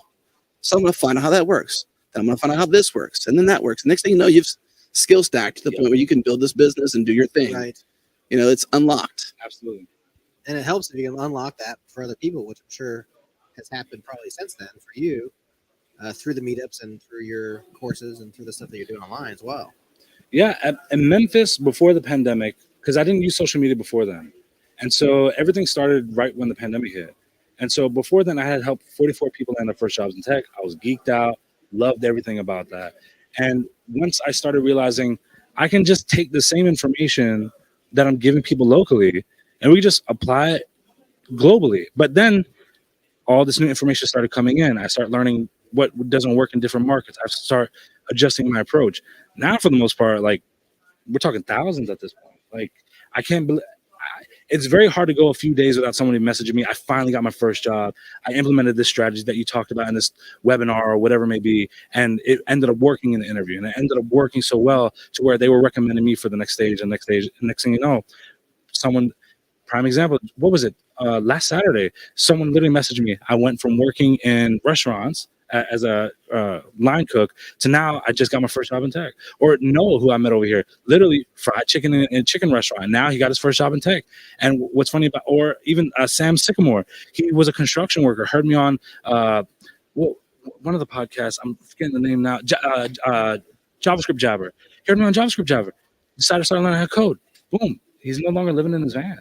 Like, the thing for me, I never knew this path was allowed. Once I figured it out, I'm like, oh, this is it. But now I start running my mouth because I don't know who needs to hear this. And it doesn't necessarily mean that tech has to be the thing for you, but it would be amazing for you to find out what that thing can be and start putting that effort in that right situation. Amen to that. What's next for you? Where are you going from here? What are you doing? Get ready for this keynote tomorrow. A little longer term than that. So we just released one course. The course was testing a theory as far as an educational method of teaching. And so now my idea is I have a similar method that I want to utilize for technical content and courses. And so that's going to be the forefront. A lot more technical courses are going to be coming out using said theory. I have an idea for a technical course that, I'll be honest, I've never seen done. And I think this is going to help more junior developers than ever be job ready with actual job ready skills instead of maybe trying to manufacture confidence in an area where they may be lacking it. And so I think that's going to go a long way. Really, really excited about that one. We're working on, honestly, one of my big goals is I want to do kind of how I mentioned the whole theme with a night of, with the meetups being like mini conferences. I want to do a big conference, but 100% free for the community. So that's in the works as well. I don't know if we're going to be able to achieve it this year. It's my goal this year, but more likely it's probably going to be beginning of next year. I have a name for you. Free Conf Camp. There we go. You know what? It's so original. I think it might work. It might just work. It might just work. That's amazing. It might be IP issues there, but yeah. I like it. We'll call it FCC for short. There you go. There you go. .org. .org. We're coming for you, Quincy.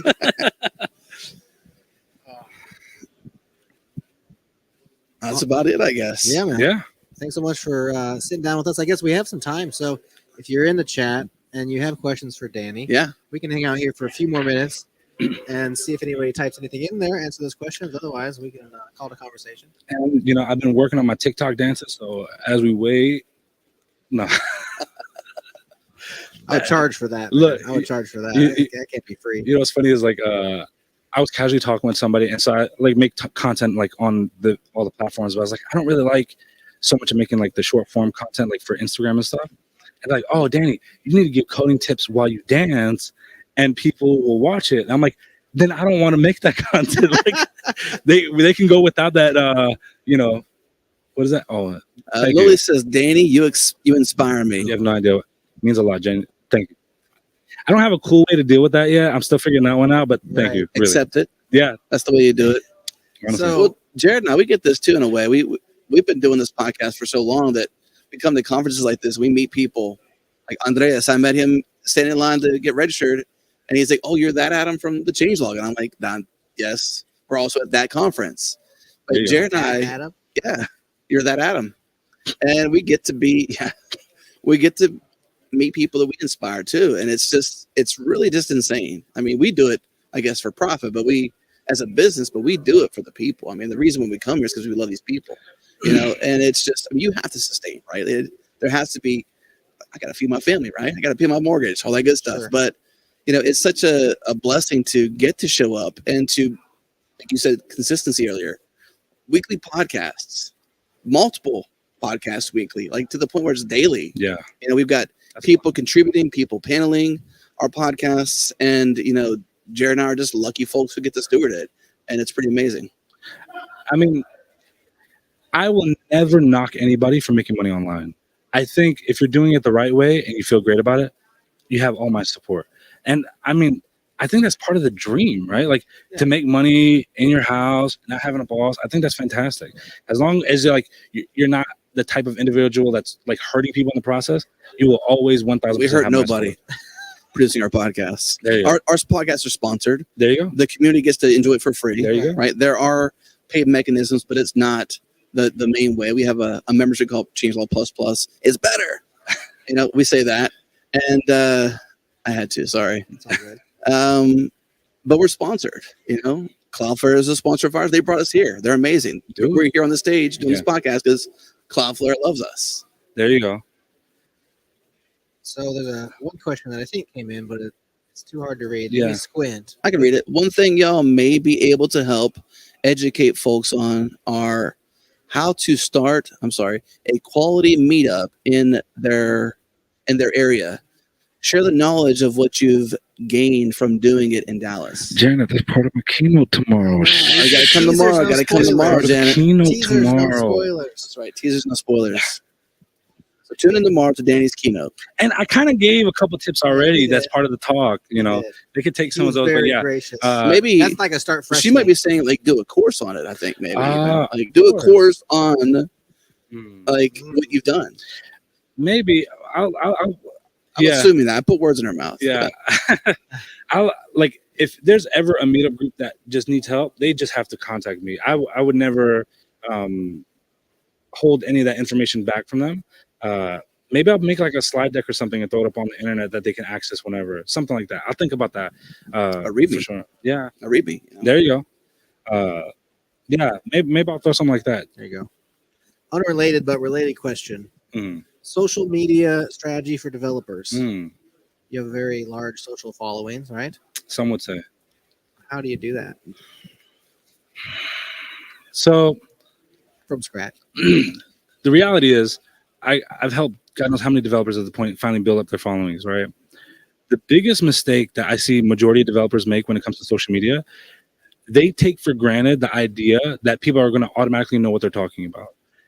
My timeline has 1,000 different accounts competing for 5 seconds worth of my time.